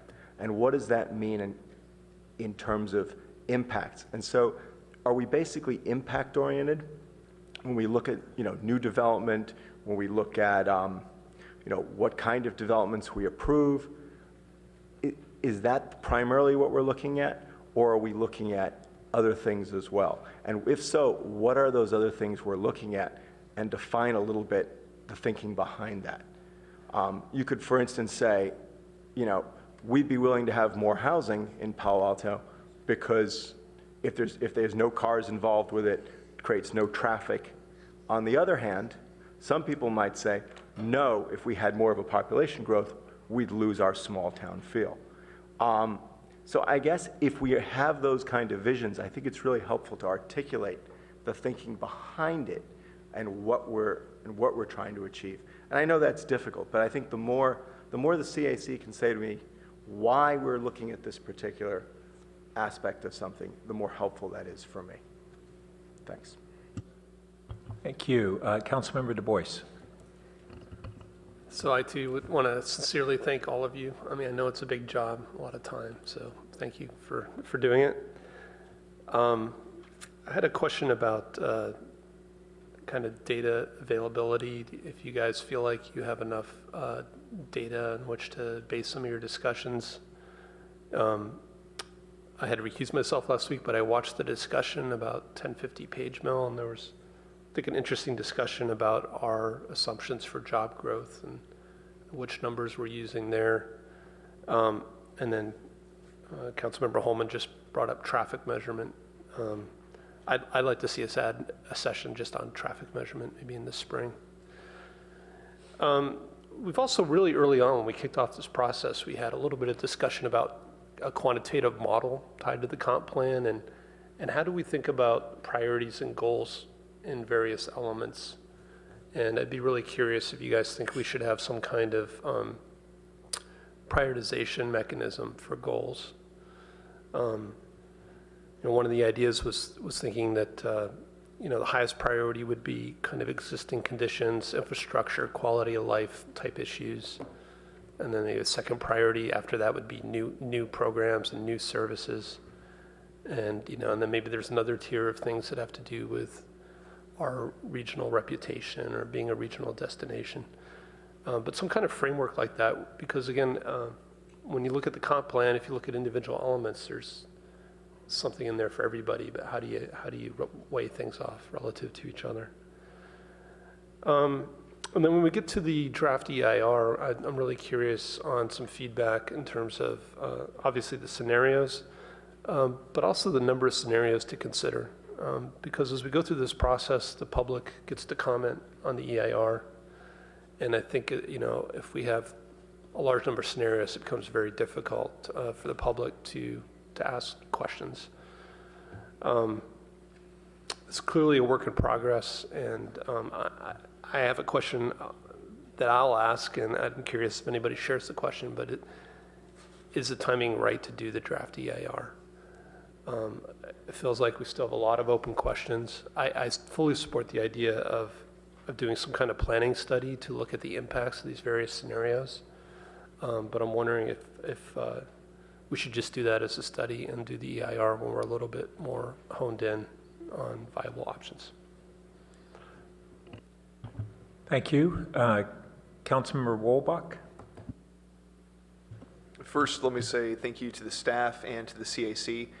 Comparing where we are now, I mean, as much as we have, some flexibility left and some unanswered questions about how we go forward and how we finish up this process, I think where we are right now compared to where we were a year ago and the level of comfort that we feel as a council and a community about the process of finishing and developing this updated comprehensive plan and making sure that it really reflects the community, I think we're in a much better place. And if any of my colleagues disagree with me, please speak up. But I think we've really made a huge amount of progress. There's clearly still more to do. So I have a couple of big questions, maybe a couple of sub-questions, but a couple of big questions about the process, and a couple that might be rhetorical and kind of hints for the CAC and for staff. And they also have a couple questions about the content. On process, I guess my big three, and each has maybe some nuance to it.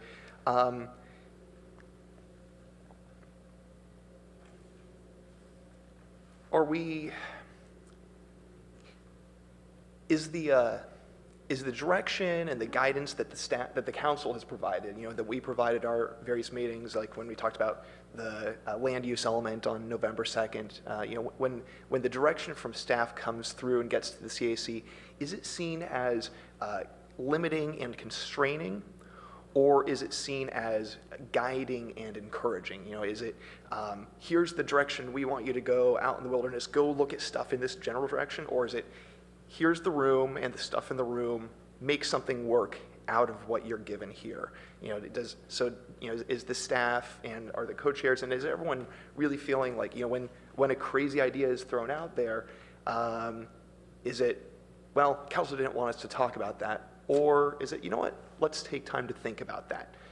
And this kind of ties to the next one. Are we really facilitating deep diving discussions?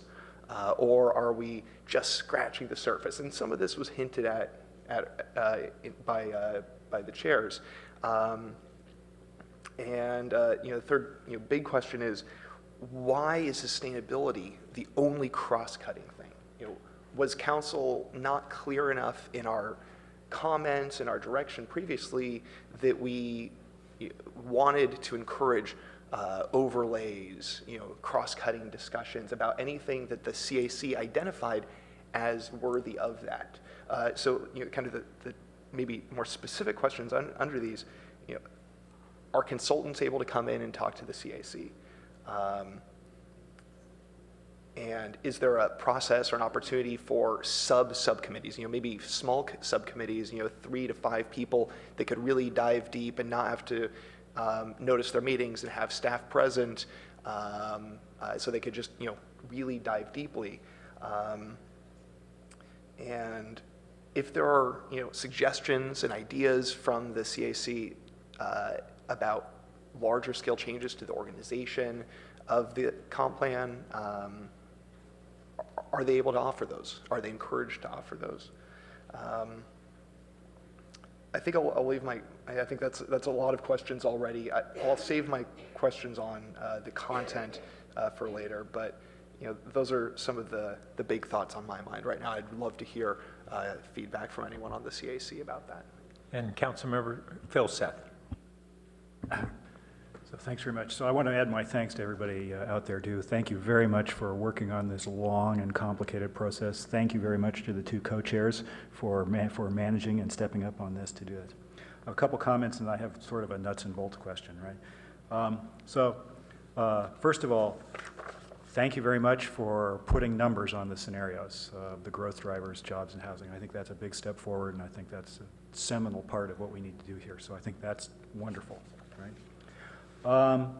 We're sort of talking about the DER tonight, and I think something that is really important, and I think you guys are approaching this the right way on that, which is, you know, the DER, which is part of CEQA and so forth, you know, it's really a subset of what the community needs to understand about where we're going, right? And I think Karen's example of VMT versus LOS is a really good example of that. VMT, vehicle miles traveled, is a proxy for greenhouse gas emissions, but level of service is a proxy for traffic. And I think traffic is way up high on people's priority list of what they care about, right? Even though it's not specifically part of, you know, a greenhouse gas emissions kind of thing. So I think you're doing the right thing to look at both those kinds of things. And I think, you know, it's important to look beyond just the definition of the DEIR as the criteria for what we're measuring. And I think you guys are doing that. And so I think that's really good, and thank you. And now I have a nuts and bolts question, which is, what is the sphere of influence beyond just Palo Alto? I mean, it looked like it was Stanford. Is there anything else in there? It's only part. It's actually only a part of the Stanford campus. I think there's not much else. No. It's part of the Stanford campus, so it doesn't include like Menlo Park or anything like that, right? Okay, thanks. There's a tax base there. So let me just go back to and in part respond to some things that colleagues have brought up. We have both the Sustainability and Climate Action Summit coming up this Sunday, and we hope that we're going to have a very broad community participation. And because sustainability is this overlying aspect to what you're considering, what's discussed at the summit will have a big influence on where we head within the comp plan. So this goes to how do we integrate some of the things going forward. The council will be taking up the SCAP subsequent to the summit and as a separate item from our consideration of the comp plan, but we're going to be very cognizant that the two things have a great deal to do with one another, and we'll be struggling with how to address that. And in the same vein, we had Councilmember Du Bois and others spoke about traffic and even the traffic methodology. We're going to have the following Saturday our City Council retreat, and because we have largely anticipate that we'll be carrying over our priorities that we set last year with the same council, we'll be able to discuss some other things, including, I believe, prospective study sessions that we'll be having, study sessions or committee as a whole where we might have actions on some of these higher level topics that are not reactionary to a given proposal or project or whatever. And so the council will likely be agendizing certain of these topics, and a number of those are likely to have a relationship to what you're considering. So that's part of what we as a council will be thinking about, and we want to make sure that you are aware of that potential. And then I also wanted to add, just on the transportation aspect, we have what the EIR will address, which is prescribed largely by legal requirements of what an EIR does. The comp plan EIR is much more broad than a project EIR, and we have some discretion as to how we would go about it. But the EIR establishes baselines conditions, and I'm not sure that the community wants to be limited by the present traffic conditions as the baseline.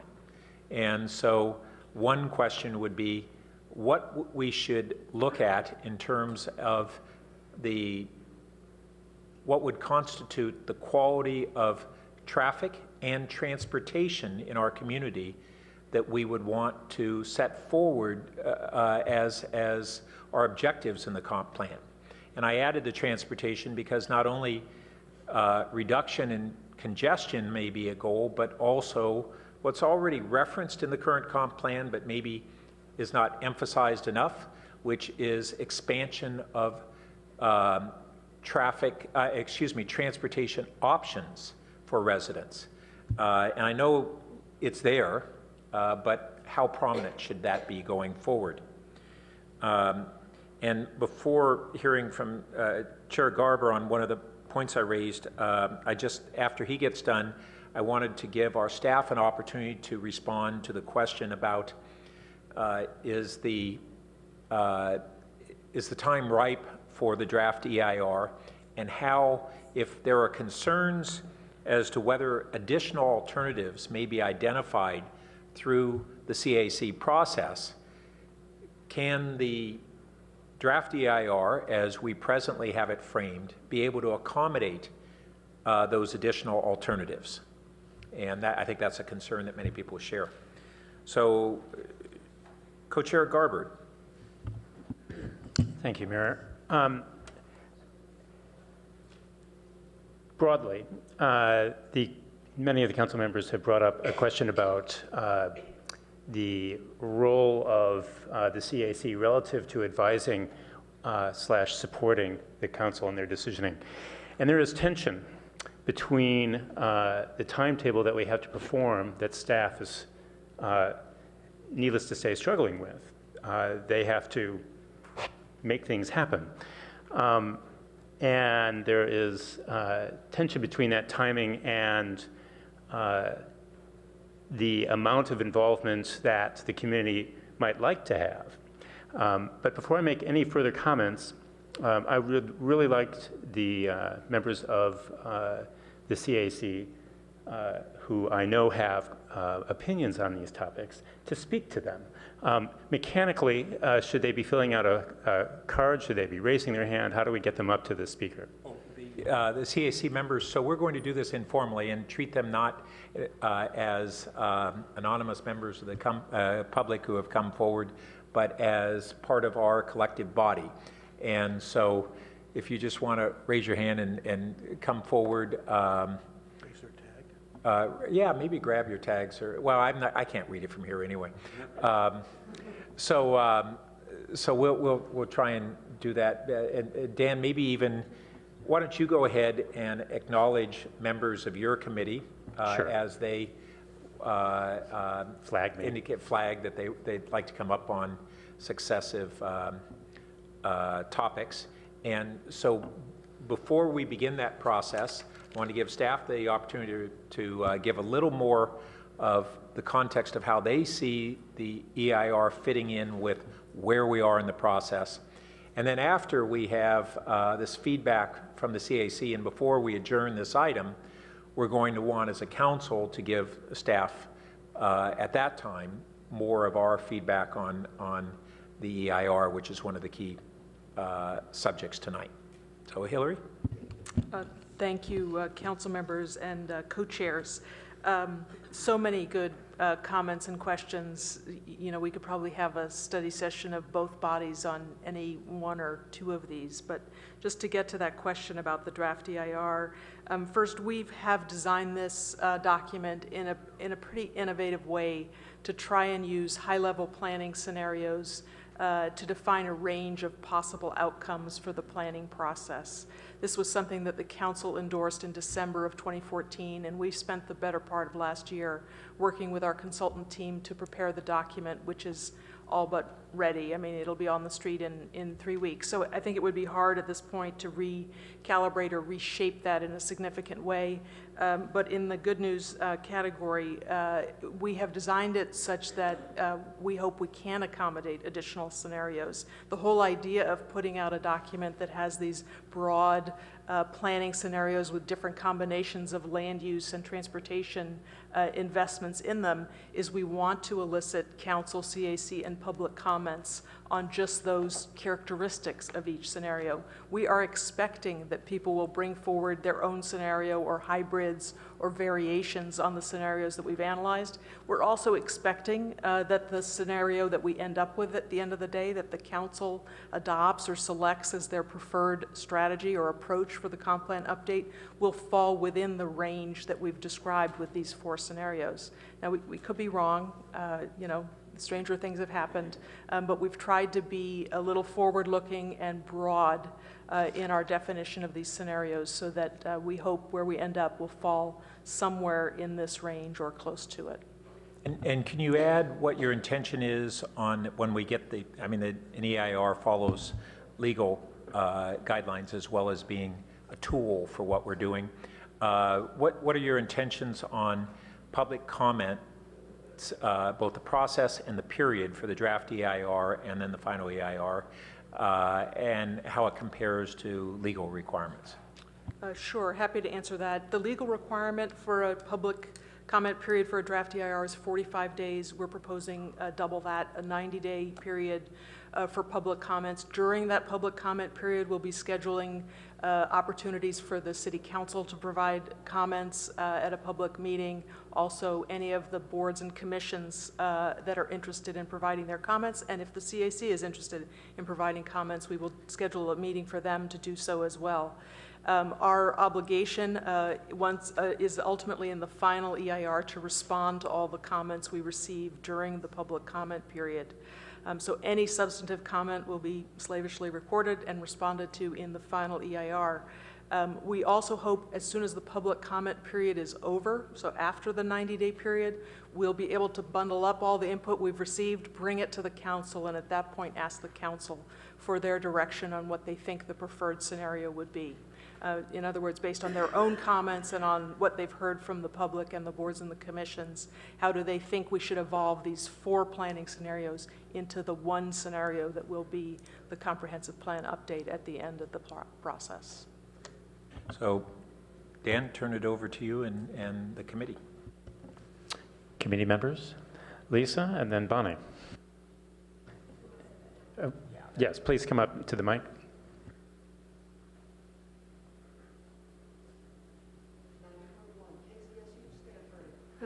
So first of all, I really appreciate that you formed the CAC, and I'm also very honored that I got to be one of the members of a really great group here. And I wanted to address several of the points that the council members raised, if that's all right. So I just took notes as you were doing it, and I'll just kind of go down through that. So first to Council Member Nissa's question, just my background. I'm actually born here. I was born in Palo Alto almost 60 years ago, and went to school here, went through all the schools here, from elementary school through college, and then went off to grad school. And I work in the area. I work for Cisco Systems, which has nothing to do with my involvement in the CAC. It's in San Jose. But it's something that I've always cared about, and my mom was actually involved way back in like the 70s and early 80s in a very early version of the comp plan. So it's just really fun to get to be part of this, and I'm truly grateful and very honored that you let me be part of it. So that's kind of my background. I came into the CAC, I don't have a particular agenda. It's not like I'm looking for one particular answer. I don't know the answer. I have some thoughts now that we've had a lot of different discussions that I'll kind of address as we go through. Very much would like to talk about the role of the CAC, and as Dan said, we've had quite a few discussions that are also with Hillary and Jeremy have been great, is I would love to have, if possible, the CAC have a more active role in the broader policy, even input to the vision, and really thinking of those broader and how things connect.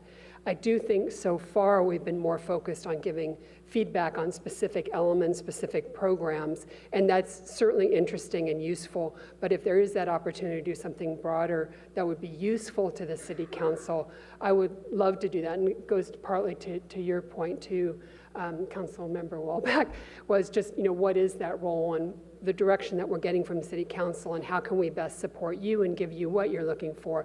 I think we could do more than we're doing, and that's not a complaint. I think it's good, but I think there's more there. So any direction you have there, and if you open it up to more, again, my guess is we would all welcome that. But as Dan said, may get into the timing and how often we meet and things like that. To the next part is around the flexibility and the goals. And I think that was Vice Mayor Scharf, you had asked about that. So this, again, I didn't know coming in, and I still don't know, do I want a particular option, right? Or one of the four or some combination. My personal view, and I think maybe growing up here, when I was a little kid, we were much more diverse in Palo Alto. My parents didn't have much money. You know, we were definitely lower middle class. I'm very fortunate now. I make more money than my parents did, my husband and I. So I get more flexibility, but I miss some of that, and I don't want to lose that. So the idea of having seniors and kids and people with less money and housing for teachers and police and all that, I think that's a good objective to have. Whether that means more housing or different housing, I guess I believe that we probably need more growth, not more than we're having, but I mean, not be stagnant and stuck, but rather that there be growth. But going to, I think, several comments, that it be very planful and it be very integrated. So you have growth along with transportation, along with parks, along with the environment. All those things have to fit together, otherwise we shouldn't grow. But that would be stupid to me if we don't grow. So we need to just pull that together, which is what I'm assuming the comprehensive plan is about. So of the four options, I think I probably go more toward the middle to the left, really so that some growth rather than stagnant, but very much would want it integrated with how are we going to do that in a very planful way. And again, that's my view. I think we found in the CAC we often have common views, but we also each have our own. So I'm hoping you'll hear from other people, obviously, as well.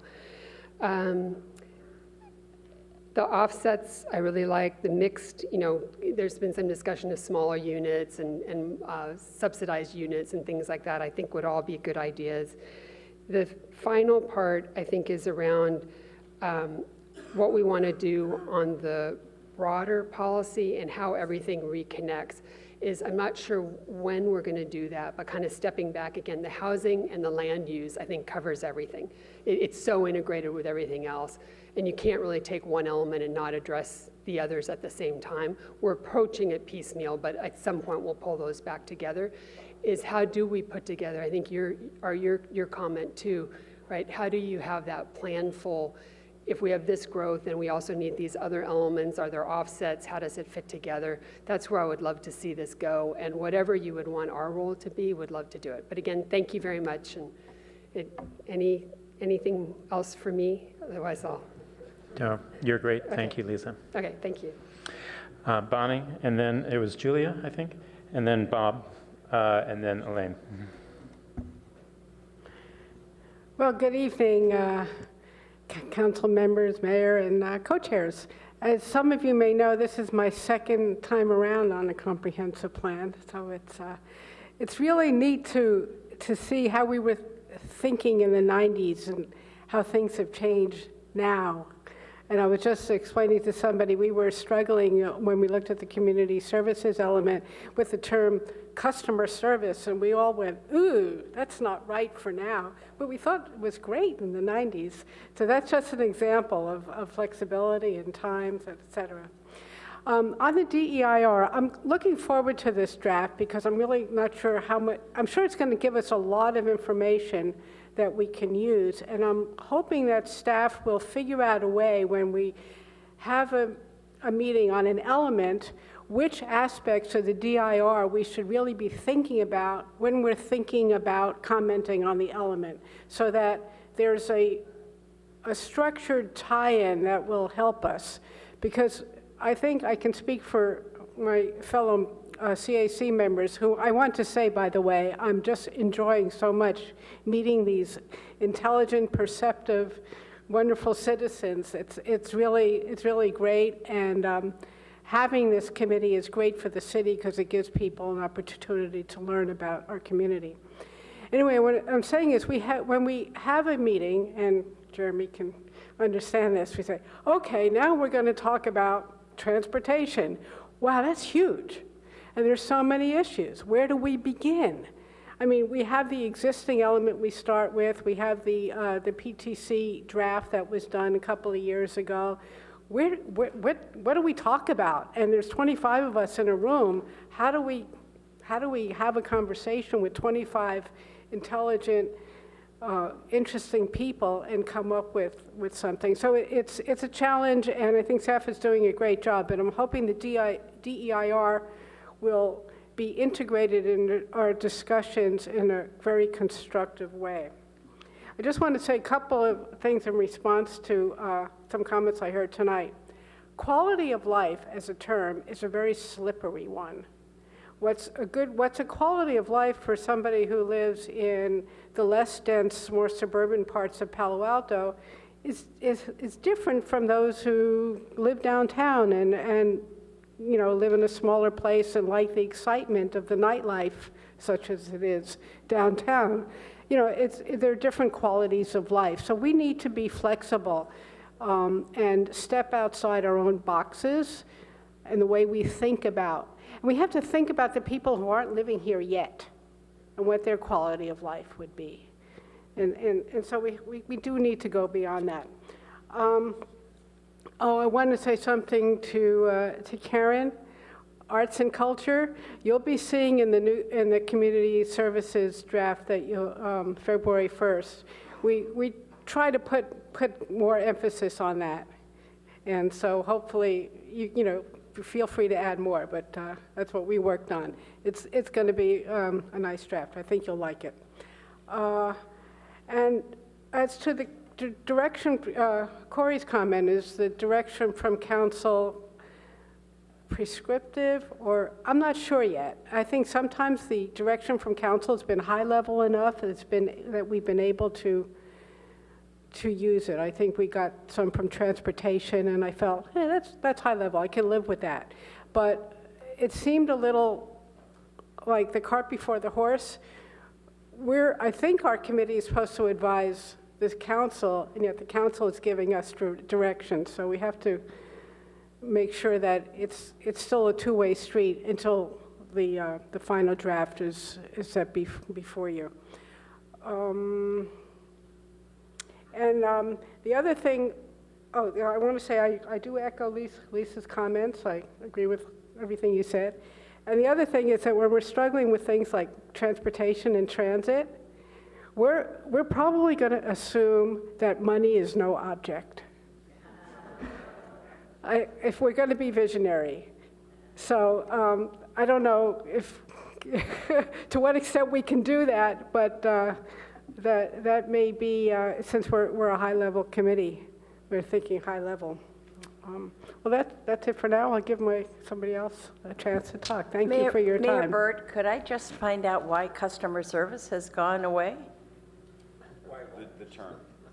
We wanted to use just good service. Just is that we're residents, we're not customers. You're not selling us something, I don't think.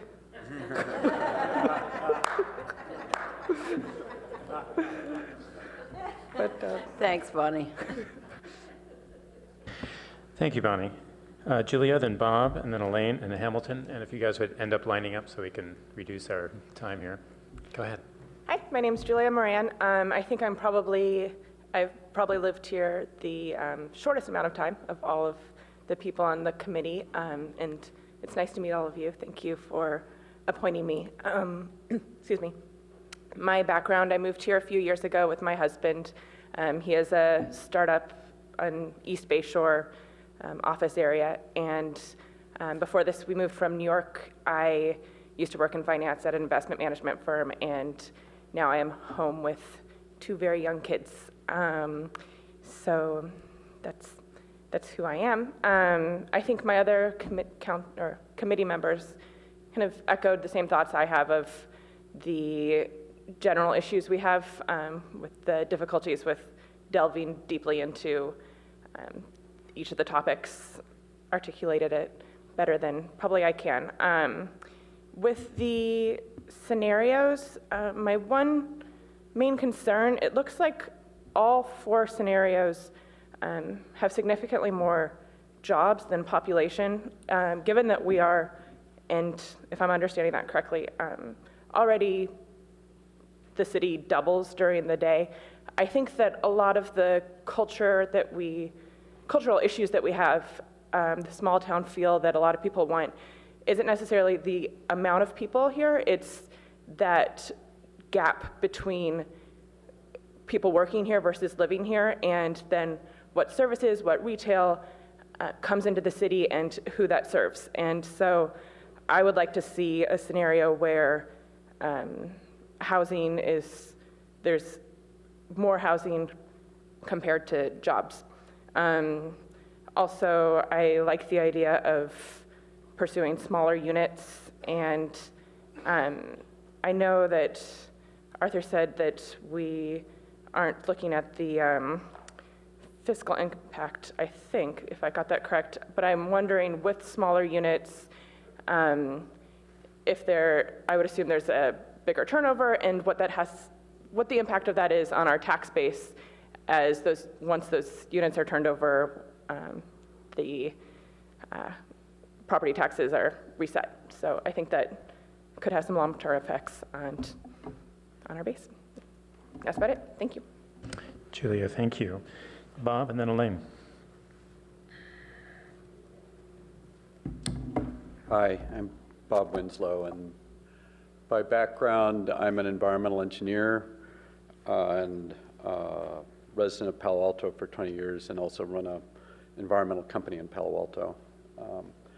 Where I wanted to drill into a little bit, not unpredictably, is the sustainability topic. And one is I want to remind maybe the group what is sustainability, because I had to kind of look it up. And because on one level you take the word sustainability as a cliche and you think it means like solar panels or something like that. But it's a measure of the economy, the environment, and social equity, and basically creating well-being. So it's a broader, it's a surprisingly broader term. And to Karen's point, let's just, as much environmental health. I think environmental health is obviously very important in the community. So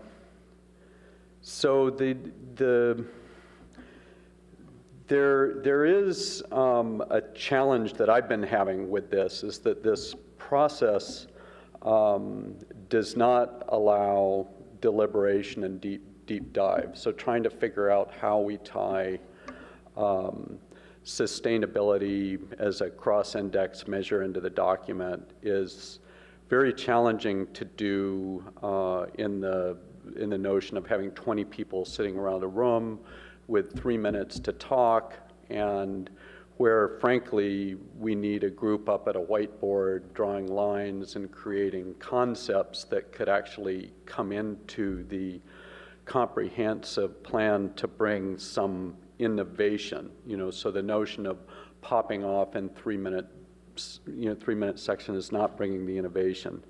So the movement towards creating the subcommittees holds promise. The challenge again has been the burden that these subcommittees pose to staff, because as we've talked about, the Sustainability Committee is this core committee. Unfortunately, because of logistics, this Sustainability Committee has not been allowed to meet yet. We haven't been called to duty, so we haven't had that opportunity to do that hard thinking that I think is absolutely essential to crack this nut. It's kind of a nut. I didn't mean to be quite so melodramatic up here, but one thing I'm seeing about this, there was a question of, if you get to do sustainability as a cross-index, why don't we do other cross-index things? And one of the things I'm realizing, and I think we should capitalize, is there's alignment between the metrics and the measurements in terms of sustainability and the SCAP and what we're doing in the EIR. And that in many respects, the EIR is a document of metrics, of projections towards the environment. And And with the breadth of the terminology of sustainability, I think we have the privilege to kind of create some plumbing between sustainability and the draft EIR so that these two things, so that the draft EIR not only works as a, as a one-time document that we do when we're drafted, but it maybe becomes an idea for the ongoing metric of our comp plan. Sometimes we call it an evergreen document. So as the comp plan comes forward, we look towards the idea of wiring the EIR measurements so that any time the council would ask, they'd light up this document and we could start seeing our sustainability. So one thought for us to do is to consider that. Another frustration, and Gil's gotten my wrath, when you write emails too late at night, I guess. It is a total drag not having the SCAP to work with. How can we be writing the comprehensive plan and not have our SCAP? It's like we're driving blind. And so my vision and my hope is, again, that the SCAP and the comp plan can start aligning a little bit once we see it. A good example is time horizons, that we set time horizons in the sustainability, we set time horizons in the comp plan, and the comp plan and the SCAP ought to be aligned in their dates so that the two documents actually work in synergy rather than being disparate documents. And so that would be something that I'd ask the group to think. I think I've dumped enough, but I hope to focus with a passion towards sustainability, not as an advocate, but more as a tool for the council in this space. But the challenge has been that the format to date has not accommodated this type of thinking, be it the Brown Act or whatever, but we really need to get a small group thinking so that we can come up with these concepts. But thanks for, I don't know, just want to tell you my nickel on this thing. Thank you. Elaine, Hamilton, Adrian, Don, and then Amy. Good evening. Thank you so much for preserving this discussion and this forum. And my name is Elaine Wong. I am a resident of downtown North. I am an architect by training, and I am still practicing. I also have two very young kids. I think the first time I came to council and I addressed this body, I was very pregnant a couple of years ago, and she's now 2. So I'm really enjoying this process. I'm actually wishing it would actually happen a little bit more quickly, but we are operating in the constraints that we're operating in. And I hope that this room is also a safe space, as Dan started his comments with, a safe space for us to share ideas and to acknowledge differences of opinion. So I want to start off by just sharing a couple of high-level thoughts on the content primarily. I'm really glad that Bob mentioned the definitions of sustainability, and to your question, Mayor Burt, I think that sustainability, the nexus between the sustainability and climate action plan that you will probably hear more about and the comp plan is a really important one. To your specific question about whether it should be a separate element, I think if there's a sustainability and climate action plan, that in essence, serves as sort of a guidepost, but I would love to see, and we are in our discussions, putting sustainability across the board, linking them to community services and facilities, to transportation, and to hopefully land use when we get to that. So I do see, so far, we've been stretching the sustainability tentacles, even if our sustainability subcommittee hasn't been meeting regularly yet.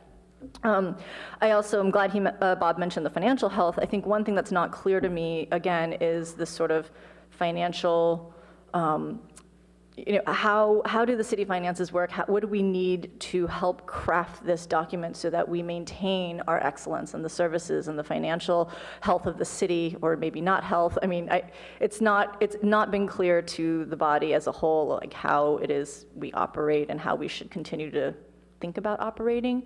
I think that I mean, Bonnie mentioned, oh, well, we're assuming that, the sky's the limit when it comes to the checkbook. That's not obviously how it's going to be in reality, but it's not a data point or a thought process that I think is woven into this process yet, which I think may, to some degree, be helpful, however that can happen.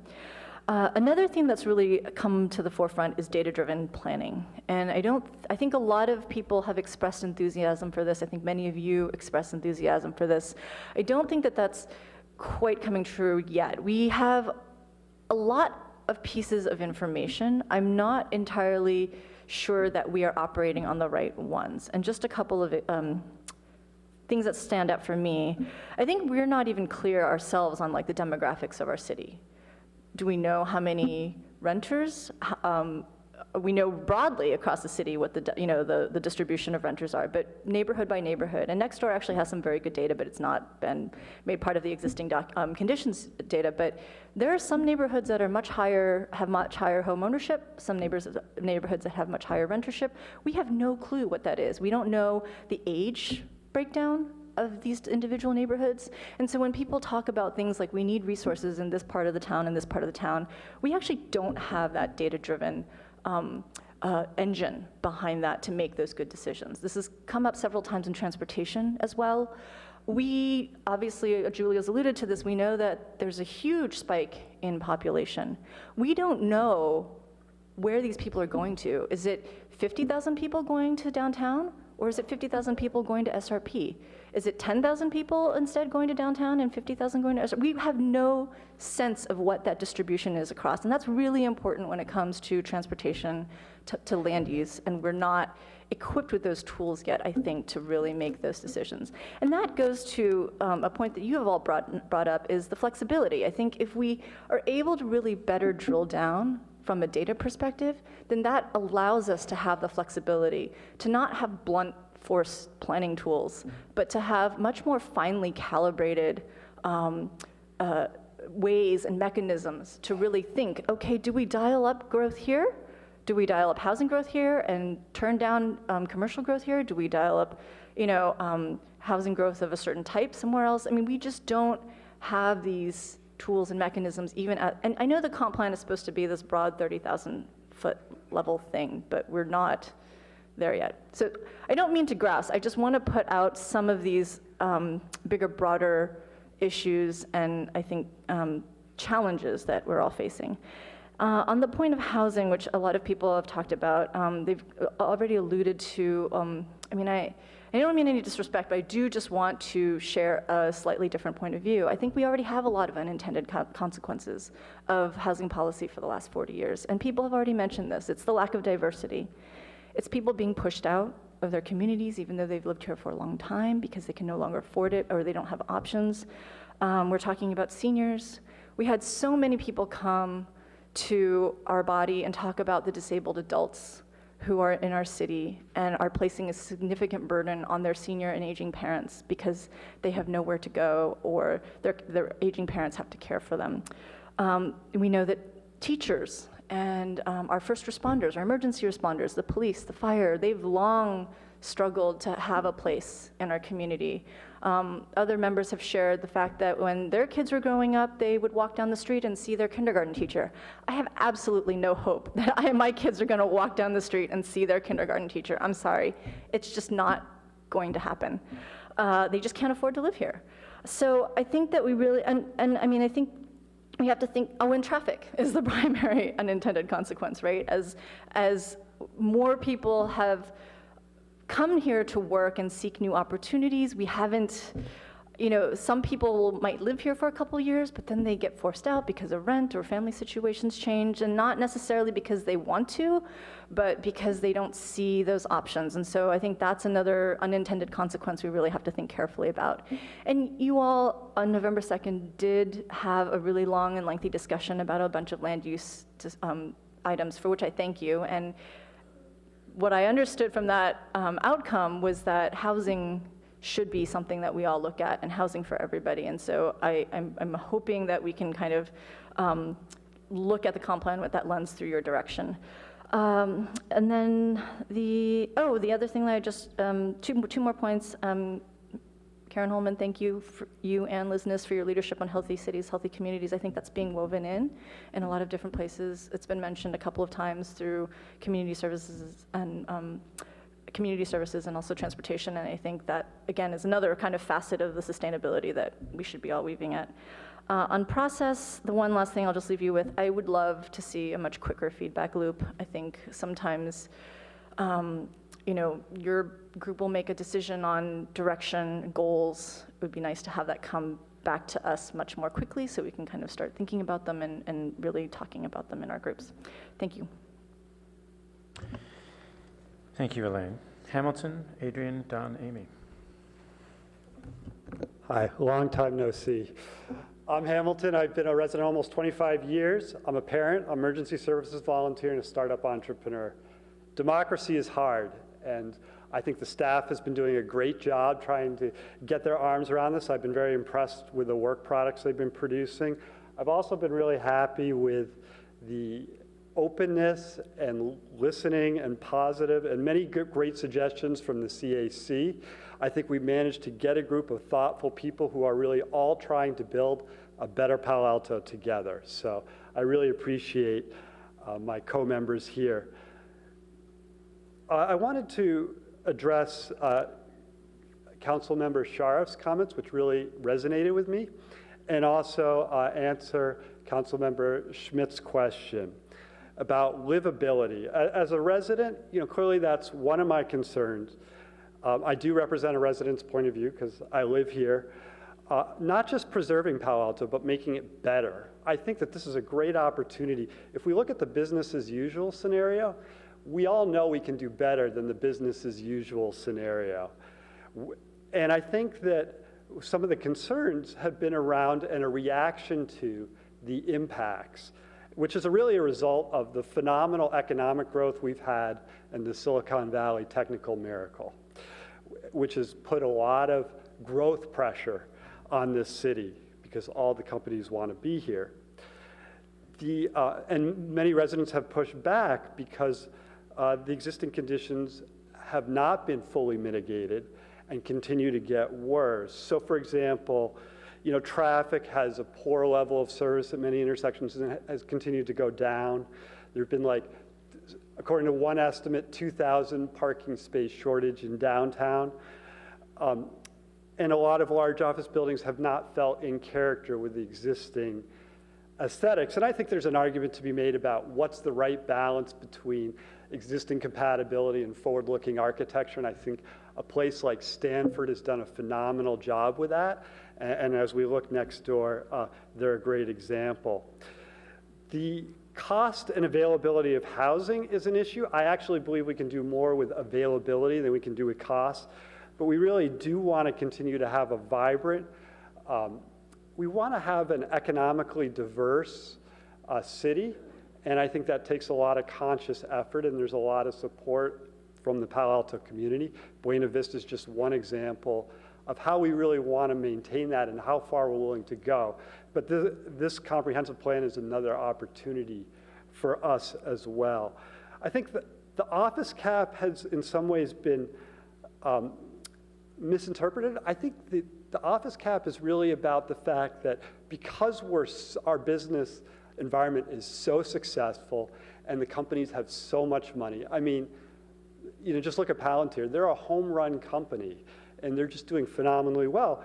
But what happens is, as with all this economic success, it means that when there's a site that can be developed, office is being put there instead of, let's say, multi-unit housing where we can put more elder, where we can put more workers.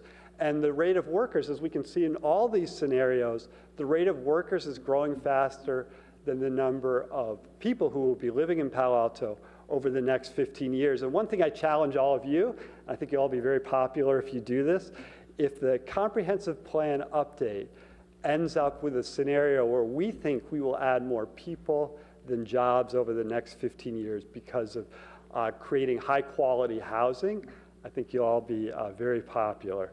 So, and just as an example of mitigating something you guys just did, which I think is a great example of that, Stanford Research Park is an office park. It was meant for office. And so, residents are concerned about the traffic. So when you approved 1050, you approved a beautiful building, but you asked them to mitigate, reduce the traffic. I think you required, which is what we believe is necessary, reduce the traffic from the existing levels, because the existing levels in many ways are not satisfactory. We want to actually improve a little bit from where we are today over the 15 years. So I want to thank you for that. We need smart growth, and I believe together we can all make this happen as part of the comprehensive plan update. Thank you. Thanks, Hamilton. Adrian, Don, then Amy. Anyone else? Shani? Hello, thank you all very much for this opportunity to convene. My name is Adrian Fine. I'm a member of the Planning Commission, born and raised here in Palo Alto. I'm professionally trained as a city planner, but I currently work in a tech company. I've got a range of comments, and excuse me as I look down to read them. So first of all, the CAC it's really an honor to serve with all my fellow committee members. There's really a high level of engagement and intellect on this committee. And if you get the chance, I'd encourage you all to come. I also want to thank our co-chairs and especially staff. They've done a great job organizing an extraordinarily complex and long process. I think the feedback from council is really helpful, but just to couch that, there are 20 members on the committee, so we kind of take it in different ways. I want to answer also some of your questions on council. I've gotten some feedback that you guys like to get your questions answered, so let's start with some of those. My first is, are we using the correct measures? There was a discussion about VMT or LOS. I think it's important for the city to kind of benchmark ourselves in the right way. There's a few other things we should consider maybe, such as county population growth versus Palo Alto's population growth. Should we take an equal share? Should we take a greater share, less of a share? And kind of look at those measures. Quality of life measures, should we build those into the comp plan? Some places we might be able to. And in terms of the jobs housing balance, is there a target we want? Do we know if we want to get higher, lower? What's that number? I think that's a question we could answer in the comp plan. Vice Mayor Scharf asked if we need to include flexibility. I kind of think of it in terms of, are we moving quickly enough in the city? I think Palo Alto does a really good job of building and developing and growing our city and keeping it a great place to live. I'd like to see something in the comp plan that kind of puts that into a goal or policy where the city embraces flexible urbanism, new projects that can be taken on in a lightweight manner that might test ideas before we actually build them out, particularly with regards to transportation. I think there is a need to prioritize. One council member had a question about that. And the committee has brought it up a number of times in terms of how we would prioritize goals, but we don't really reach a consensus on what that priority would be.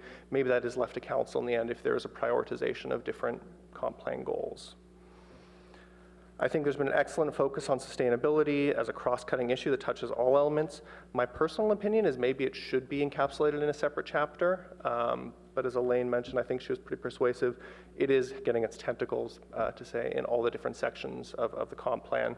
Another element that might be a good cross-cutting one is transportation. It touches land use, it touches public safety, it touches our parks.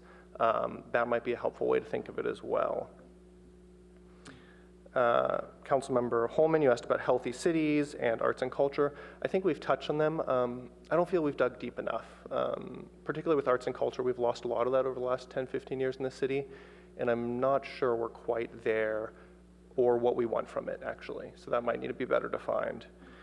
And then there was a question about the scenarios. I think they're all good and they're helpful. Is it the right number of scenarios? I'm not sure.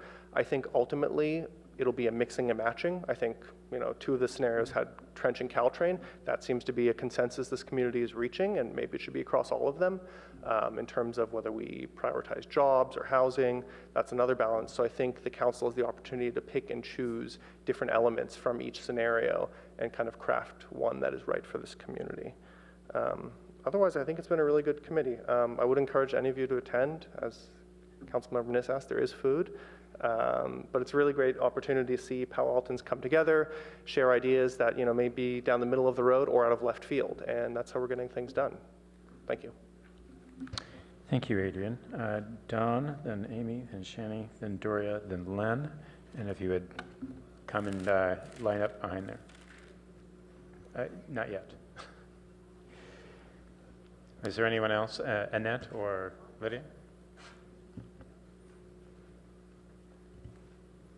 So thank you very much for a chance to address the council. I'm Don McDougall. I'm on the library committee as well as the CAC, and as you know, a member of, a participant in the environmental volunteers. And just a slight digression, I would invite and welcome, be interested in hosting anyone who wanted to spend time inside the Eco Center at any time. I'm going to do a random walk through several, got to take her. I'm going to do a random walk through several comments and start actually with what I think Tom was talking about, and I think Arthur mentioned in terms of data and measurement. I think there's a great deal of enthusiasm that we need more data, and whether that data comes through references or consulting, and we need to make sure that whatever data we're using, we're at least identifying that data. To make this decision, we use this data. So somebody later on can look at it and say, well, that was the wrong data, or that at least they would understand why we used that particular data as input. And as Elaine said, a real interest in data-driven. A second comment, which is slightly different in terms of cross-referencing things. We'll be coming to you with the community services element draft, and in that, we even started to discuss cross-referencing it relative to how often did we include seniors? How often did we include teens? How often did we, so we could subdivide and make sure that we're addressing the various constituencies in the community. Quality of life was mentioned, and that's something the committee talks about all the time, but then there's a question of how do you measure quality of life? And one of the things I think the CAC needs to do, and maybe council can even give us direction on, is some idea of what leading indicators. I don't know that there's a number that says quality of life is 3.2 or 4.7, or whether there's a Richter scale that goes with that or whatever. But maybe there are some leading indicators. And I think that the CAC has a responsibility, and a digression from that, there's been talk about whether we should be prioritizing goals. I don't think the CAC should be prioritizing goals. I think goals are the milieu of council. That's what you should be providing us with goals. Although I think we should be willing, and you should be willing to entertain, if we come back and say, that was a really good goal, but we got a better idea of how to modify or improve that goal. But in terms of policies and programs, I think we should be willing to look at prioritizing. And I think policies could easily be programmed, maybe not easily programmed, if we could address programs with data. I think there is some confusion on the CAC of how specific should programs be. Should programs be general statements, or should they have measurements in them? And that doesn't mean the measurement has to be the LO, the VMT should be 7.2, but maybe the program should say that the VMT specifically needs to be measured, and I think it needs to be measured and reported. And maybe there's percentage change or percentage improvements in there, maybe not specific, but I think programs should specifically address it. We've also had discussions where we said that the existing document said use available data, where we're saying, well, that would be really too easy because you could say there is no available data, so we satisfied that requirement. And so what we're trying to say in the document is to make sure that we generate and look for and create data if data is not available. In terms of sub-tasks that are committees, I know that staff, and I have great respect for what staff does. I have great respect for the rest of my CAC members. And having more committees is not something, I'll stand back as but maybe the idea that there could be something that was a task force. I think when council said, let's have subcommittees, they said, let's have subcommittees, but let's be consistent with, maybe not totally following Brown Act, but consistent with making sure that they were noticed and so on. Maybe we could be allowed to have task forces that were on a specific deep dive, like was suggested, in a room with a whiteboard that could come back and present to the public and in a noticed kind of environment. That would allow us, I think, some on data and structure. I think we need to, as the CAC and council needs to participate, is look at the granularity of some of the things we're doing. By granularity, we talk about transportation, we talk about public transportation. Well, public transportation that is Caltrains getting people in and out of the city versus public transportation that is buses around the city to move people around are really two different things. And I think we need to be much more specific in granularity in terms of what we're talking about. In community services, the other night, we actually talked about having visual arts and performing arts as two different topics to make sure that when we said arts, we weren't just burying the whole thing and being too general so that we weren't paying attention to the topic. I would say that that's the various things. I think the idea of not only using data to drive our discussions and conversations and conclusions, but making sure that we're putting data into the results of our work product is really my biggest interest. Thank you very much. Thank you, Don. Amy, before you go, I'm going to ask Annette to come up and speak if she'd like to, because she needs to take off. And then you, Amy. And then following Amy is Shani Doria, and then Alex, who will be our last speaker. Well, good evening, everyone. And I think the real issue that we're looking at with the comp plan, which everyone has touched on, so you'll see a lot of similarities, is our vision of the city. Do we want to keep it really a small community, very urban, or do we want to have the city become a big city? And my preference, obviously, is with the former. But I do believe when we look at these scenarios, we should do something sort of in the middle and a hybrid solution. And the comments about data-driven planning I really resonate with. The focus tonight seems to be on the elements of the comp plan that we've looked at. There's lots more there to come that we haven't even touched on: business, safety, environment, et cetera. So this is sort of, front-loaded. And most of you know that I like to think about things before I just come up and make some off-the-cuff comments, and I'm never going to be as eloquent as Hamilton and maybe Elaine. But just a couple of comments on what you've said. I think one of the real issues among everything else is the issue of housing. Actually, I think it should be a council priority. That's driven people to council in absolute groves. And my own preference is we should try something really different that other cities have done, is build housing for a specific population, like public employees, like teachers. We've never managed to make that happen. I know it's really a challenge, but I think that would alleviate a lot of the housing. We're never going to have enough housing. I absolutely believe we'll never have the right housing. It's all driven by economics. That's why people are leaving the city, and we can't really do that much about it. Unfortunately, the economics have forced diversity out of our city. I also support new forms of housing, and I know we'll talk a lot about that, but this is really an area to me that has a potential for unintended consequences. More density, more cars, more people. In second units, more noise. And I'm really concerned with second units, especially in smaller lot size. This is just a real vehicle for Airbnb. Maybe you disagree with me, and I know that's coming up for council. Hopefully we'll be able to address that. Arts, the soul of the city, that's something that has really always been one of my priorities. And I think that there's going to be a lot coming out in the art master plan, and I would like to see a lot more detail there.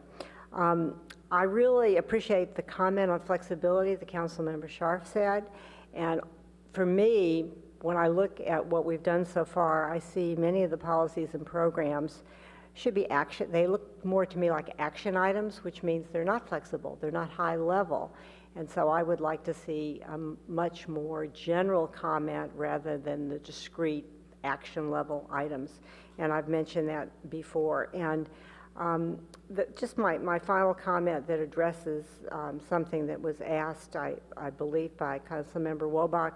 I would like to see a lot more discussion. I mean, even though the process keeps changing, and maybe this will happen in the subcommittees, you know, we've all shared our views, and staff has done a wonderful job of trying to sort of balance and pull it together, but we really haven't taken and dove into any particular topic. So we could really, at this point, at least in my interpretation, we could really thrash out what the majority and the minority opinion is. So I look forward to more of that, and those are some random thoughts. Thank you, Ned. Amy? Hi, my name is Amy Song. I have been living in Palo Alto for 15 years. My background training is in software engineering, but I've been doing real estate in Palo Alto in the past 8 years. I was really, really excited when I was chosen to take part in the CAC, and of course, it really was seeing how this city is changing that makes me feel that there's something that in this committee that I can, participate. I'm so glad that one of the council members asked what kind of flexibilities that a complaint should reflect. I remember the cell phone phenomenon is less than 20 years old. And there's a lot of talks about this auto-drive vehicles. Right now, the most talked about subjects is the traffic. And I think that it should be something that is like in our immediate problem solving, but when we talk about a complaint, I am thinking that's in 2030, so the landscape at that time might be very different from what we looked at today. And so I just try to be mindful when we talk about a complaint. We are not designing a city that we are trying to solve right now or in the next 2 years, but I just think that we are designing a city that is like 10 years from today. I envision our city should be like a 24-hour kind of city that during the daytime is like flooded with people that come to work here. And when the sun sets, people go home. That would be the homeowners come home, and the city would like to see a lot of people coming out to, walk on the street, enjoy the entertainment and restaurants and retails. So that kind of creates this vibrant city. And that, in fact, is that so often I have people that coming to town to look for, to buy a house without understanding any difference, that we will show them all different cities around Palo Alto. And then they'll look at Atherton, Menlo Park with like Portola Valley, Mountain View, and Sunnyvale. And then at the end, I say, so what do you think? And they like to come to Palo Alto. Not everybody can afford Palo Alto. And it always boils down to Palo Alto is like a full of energy. And I think that is the question of quality of life that we all think that we want to preserve. So I really think that our city needs to have a plan to continue to grow and not to lock into what we have today. When I moved to Palo Alto 15 years ago, prior to that I was living in Ohio. I must tell you, this kind of traffic problems that we have here in Palo Alto that Ohio would love to have. Last year, my association invited Larry Stone to come and give us a presentation. And he mentioned something that I remember was like so true. Every day he drove to work, and he said that it would take him like, 20-some minutes to get to work, driving, down to work. And he said during the downturn, it took him a lot less time to get to work. So he said while he was driving, there was no traffic, there was no backup, and he could count all those empty buildings. So he said, maybe in a way we should manage the traffic in a smart way and not to hope that it goes away. And that is really what I'm looking for.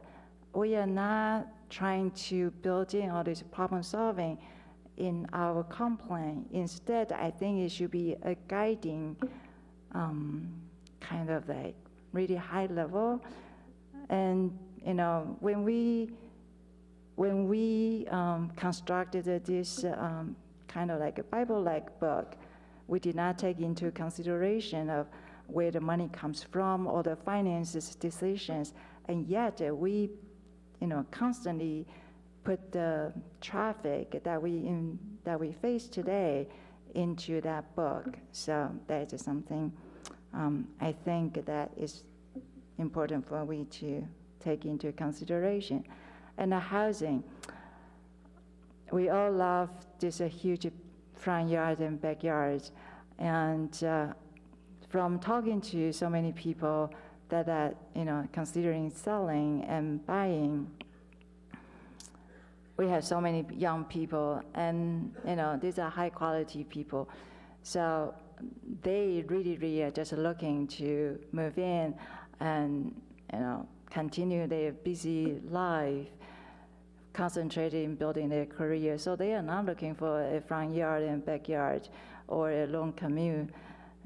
So I think that a smart growth in building that they will accommodate the young people that wish to move in, and that in a way that the areas that is the most identified by the young people and the older people that they wanted to live along the corridor where the transportation is.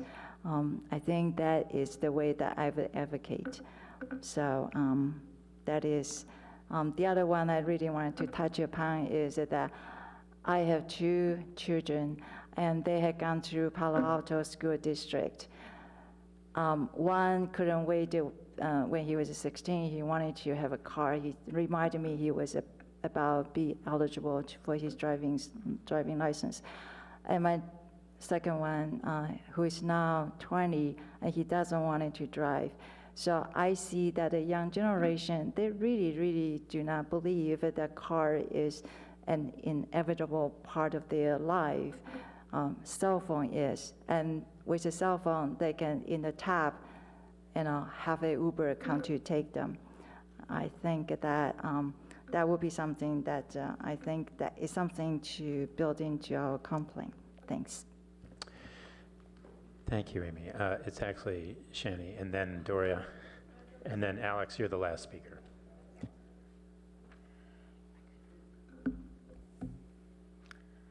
Thank you. Good evening again. Appreciate being here. I think staff is doing a fabulous job trying to herd cats and deal with people who speak in a very general terms and others that have very specific issues that they want to bring up. And I think they've been very patient with us and very good at actually trying to integrate a lot of what is said to the best of their ability. Having said that, we haven't seen a complete product yet. So it would be interesting to see the community element when it comes out and we actually see what the product of our work is. And so some of the questions that you have asked of how does it work, where is it going, I don't know that we have answers yet because we haven't seen a complete product of what we've been doing. Still, it's fun doing it. I'm going to try and answer some of the questions and then bring a couple of issues that I think are important. About the housing and where it belongs, that was Greg Schmidt's question. I think that we're a little too prescriptive here, and perhaps it's because of sustainability. I would like to see examination of housing along West Bay Shore, for example, and I don't think that's anywhere in this plan. And maybe East Meadow Circle, and maybe south of San Antonio. I don't know that we should not revisit those areas, given what we know today, that 4 or 5 years ago when we discussed it previously, those areas were not up to discussion. I don't know that they shouldn't be now. So looking at amount and location of employment and growth, I think we need to look at some possibilities to mix those a little more or replace employment with growth in some areas, or employment growth with housing growth in some areas. And I don't know that these options that we have in front of us are doing that. We don't have enough information in what we've been given to know if that is happening or not. So I would look at the assumptions of how many jobs will be created here, and the assumptions of how much housing needs to be created, and maybe we can do some trade-offs that we have not been examining. To the question of Liz Ness, who left about the alternatives and scenario 4, I'm still concerned with that. I think it's a good study, and it would give us really important answers about mitigation measures and whether or not they're going to achieve what we want. But I don't know that this should be the basis to a general plan, and I'm not sure, I'm still not comfortable with that alternative beyond a study of an information that it's providing. And I wouldn't call it an alternative, I would just call it study of mitigation measures or some sort of standards. About the sustainability overlay, I want to read what sustainability is defined as by the EPA.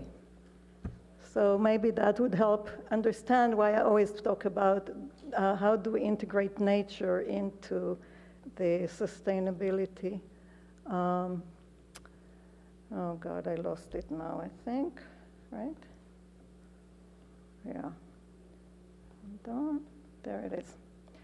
So the definition of sustainability, according to the U.S. Environmental Protection Agency, sustainability is based on a simple principle. Everything that we need for our survival and our well-being depends, either directly or indirectly, on our natural environment. To pursue sustainability is to create and maintain the conditions under which humans and nature can exist in productive harmony to support present and future generations. And it includes the word nature specifically. And I think that a lot of what we've been doing in looking at sustainability in general has not looked at nature specifically. So when we are looking at how do we do climate change and sustainability program, we need to really look at that very, very seriously and not just assume that everything that we do can be mitigated. It really can't. And so we need to look at all of that, not only at the human anthropocentric focus, but really a more harmonious view, just like the definition is asking for. So whether there should be an index or a separate chapter in the natural environment versus over the entire document, we have a lot of programs that the city is doing, and whether it's the Art Master Plan or Parks Master Plan or Urban Forest Master Plan or Bike Master Plan, all these master plans are mentioned and integrated in some way into the general plan. I volunteered to be on a sustainability committee because I think it's important that nature does come through, but I don't know that we really need one. I think that all of us are taking care that as we work through this, that sustainability is there, and we're also looking to integrate all those other plans into it. So the Urban Forest Master Plan and Parks Master Plan and all those things have reference. And I don't know that we need a sustainability overlay because we have so many other ones. And frankly, we don't have time to go to all of these things. We just don't. I mean, I have a job to do as well, and I'm a volunteer, and I do as much as I can on this, but I'm sure everybody else here is limited in time, and every one of those committees takes time and effort, and it might be better to just have the general plan and then invest some time in those other planning processes. To Karen's questions about healthy city and arts and culture, I think those were answered. And about the LOS and VMT, I agree. About creating flexibility over time, I think that is important. And I don't know just how we are being quite prescriptive here. That's part of the natural of planning, I think, in many ways. And I'm not sure how to build flexibility, but I'll be thinking about it moving forward. Part of what I think is whether we're looking at impacts or the general, what's happening to the city, is do we really want to just look at impacts, knowing that a lot of them cannot be fully mitigated? Or do we want to say, well, how do we not lose our trees or not lose our small city feel and yet achieve what we want to achieve in terms of growth? Or no growth, some people. I mean, don't want to get too much into that right now. The question of the directions from council and an EIR and the appropriateness of doing an EIR at this stage. So I'm going to read something from the CEQA guidelines, Title 14 and so on, about project description and why this confuses me so much. Project description, the State Court of Appeal declared that an accurate, stable, finite project description is an essential element of an informative and legally sufficient EIR under CEQA. So what I'm expecting to see, and I comment on so many of those documents through my job, I'm looking for a stable project description, which means a preferred alternative that you have all discussed with the CAC support and came up with a final plan with alternatives that can be discussed and that the public can actually provide good comments on. Because right now it's a planning process, and I support this planning process. I think it's wonderful, but I don't think it can provide a CEQA document because they're still not, just like staff said, it's a fluid process. They're looking for input, and the final result will come out of that input. That's not a CEQA process. It's not exactly legal. So how do you do that? You do a planning study now with all those alternatives and have people participate and have comments provided, but then select an alternative that moves forward and so that we, the public, can provide really meaningful comments. But right now, we'll have to comment on everything. That's not very helpful and not fair to people who are trying to provide constructive comments. It's too much. And also, after 30 or 60 days, that's it, no more comments. And then we have to wait until everything is finished. So how do you incorporate all the things that are moving forward? How do you incorporate the flexibility that you're looking for? If we wanted to add, I don't know, East Meadow Circle housing, how do we do that? It's not going to be analyzed, and you have to do another CEQA process. So I think there's a problem here with calling this a CEQA process. You could do a study, and after that study, which is not subject, the study is not subject to CEQA. So you develop everything, really, and continuously get public engagement to the level that people want to engage.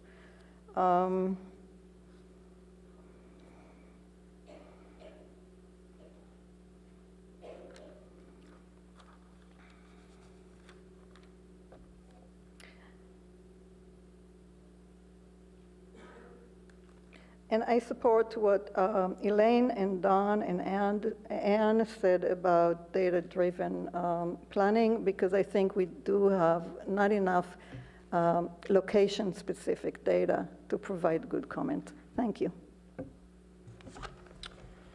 Thank you, Shani. Doria, and then Alex.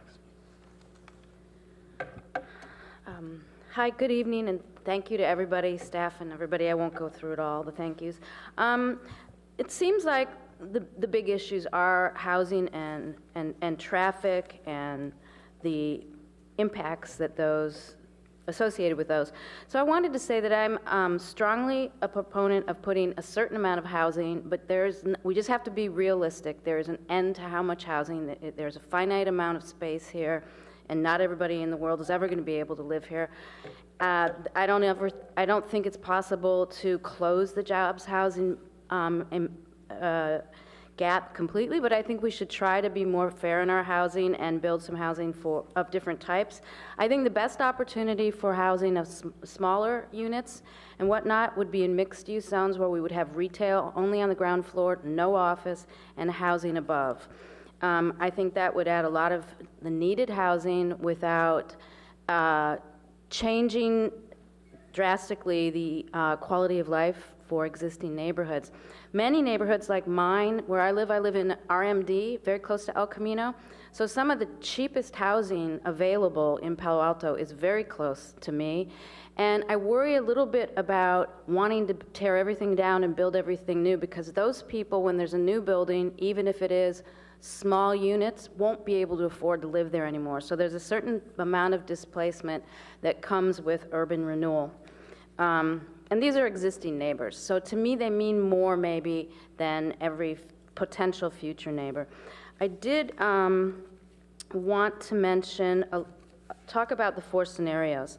So I'm definitely probably at the beginning of scenario 2 interested in that, because I would like to see some housing in the right place that doesn't have unmitigatable negative impacts. But then I get down to the bottom of that scenario, and it's missing all the great stuff from scenario 3 and 4. Significant investments will be made in transit services and incentives, and grade separation for Caltrain, and all those kinds of things, and trenching. I think we need those things now. We need improvements to public transportation and the grade separations now. We don't only just need those if we have a huge amount more workers and populations. And I think that these scenarios, the way they are presented, will be confusing to the public. I know that staff has said, we pick and choose and mix them up, but I don't think that'll be as clear to the public. So it kind of looks like you can't have any of those great public transit and Caltrain improvements unless you go for the big growth scenario. So that is kind of 2 of the most important things to me. And I'm also very mindful of the discussion that Council had earlier about water. There are not a finite amount of resources, and we're contemplating a city where people can no longer eventually, I guess lawns will be amortized out. So is it really the case that we can actually have unmitigated growth? And then I also worry when people start mixing items up from the different scenarios. I wonder how, under that mix and match scenario, how the impacts and mitigations would be properly evaluated for the final EIR. Let's see. So, and I'm also very interested in pursuing a more creative use of the research park with Stanford. I think that maybe it's an opportunity for housing, and it's probably, as the largest employment center in the city, I think it's also an opportunity for Stanford maybe to provide a regional private bus service that they fund. Because even if we go forward and let them develop all the office that they have left there, nearly another 1 million square feet, we should be mitigating the single vehicle trips to the research park already, and Stanford knows how to do that really well. So I'm not sure what the answer is there, but I think we need a more creative approach to what's going on in the research park.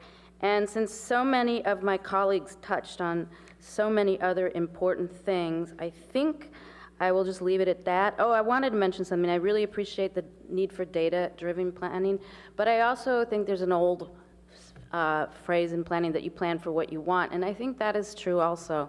I'm also mindful of the fact recently I went through a lot of really old documents, older planning documents from like the 70s, and in the mid-70s, Palo Alto thought it was a built-out city with a traffic problem. So I think we better start doing something on that. Thank you. Thank you, Doria. Alex, the last speaker.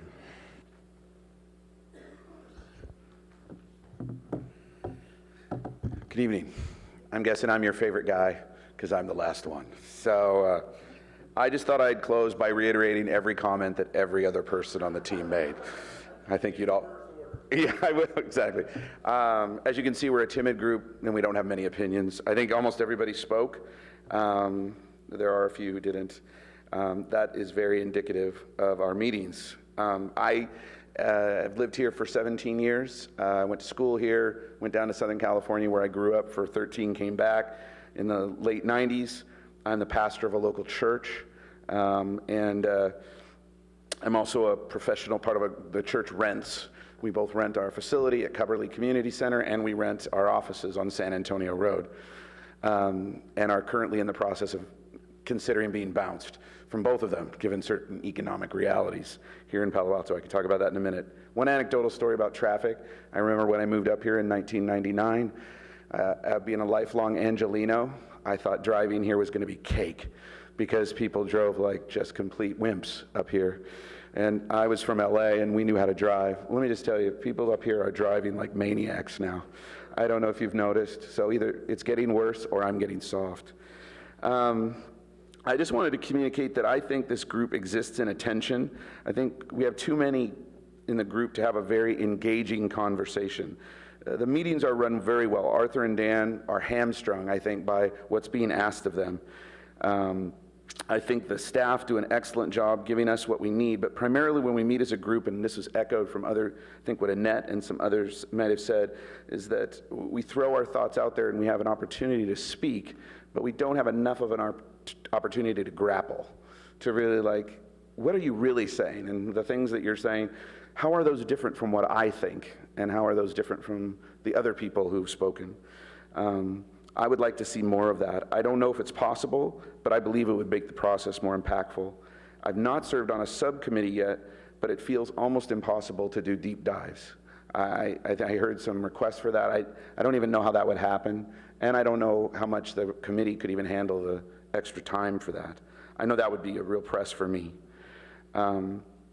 My big problem is that I came in assuming that we were all being called to comment on policies and programs, that the document started and now we're revising them. But some of the comments I heard from the council, and maybe particularly from you, Councilman Wolbach, was, is there bigger aspirations for this group? And like, do we want to have, and I don't know exactly, maybe it would be helpful to have a re-articulation from the council. What is it that you want us to do? Do you simply want us to limit comments to policies and programs, or do you have bigger aspirations for what we will give to you in a final report? It's not clear to me, at least at this point, what you would find most helpful at the end of our process for us to give to you. It seems to me, and I agree with Dawn and others, that some of our biggest data needs, we do have big data needs, but for me they come along the lines of impacts of different proposals and policies.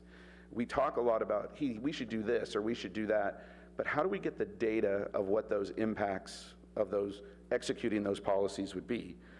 So for example, I think it would be interesting to take Coverly Community Center, probably the largest piece of land left in Palo Alto that hasn't been developed. I know it's coming up on its, the whole issue between the school district and the city, but something's going to happen there. And it'd be interesting to model different scenarios for how to use that property in terms of like what Doria said, to plan for the city that you want and to see what the impacts of that would be on that part of town.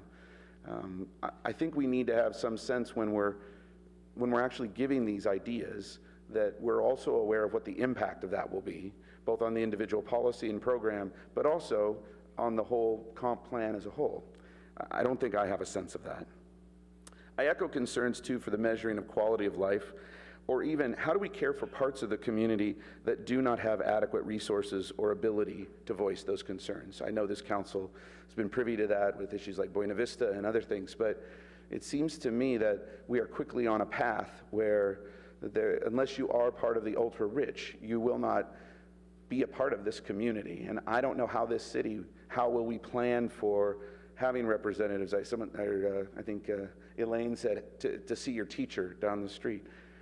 Another community that I would just mention in that are people in the faith community. The people leading most of the spiritual communities here in Palo Alto, I would bet, are having very hard pressed to buy a place, maybe even rent, because you might find this hard to believe. People leading faith communities do not make a lot of money.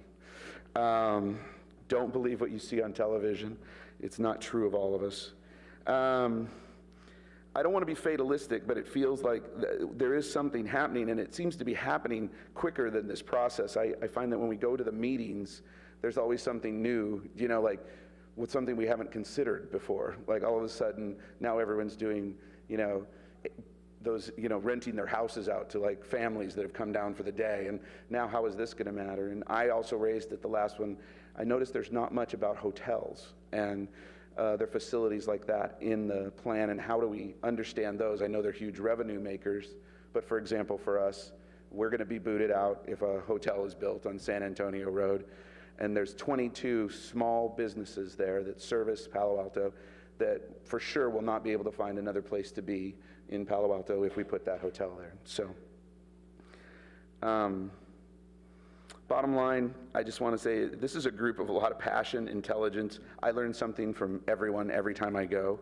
I really appreciate it, and I would be helped by having our views more clearly expressed in some ways so we could begin to put the main pieces. My main thing is I'd like to grapple with them more directly so we could put the main pieces on the table.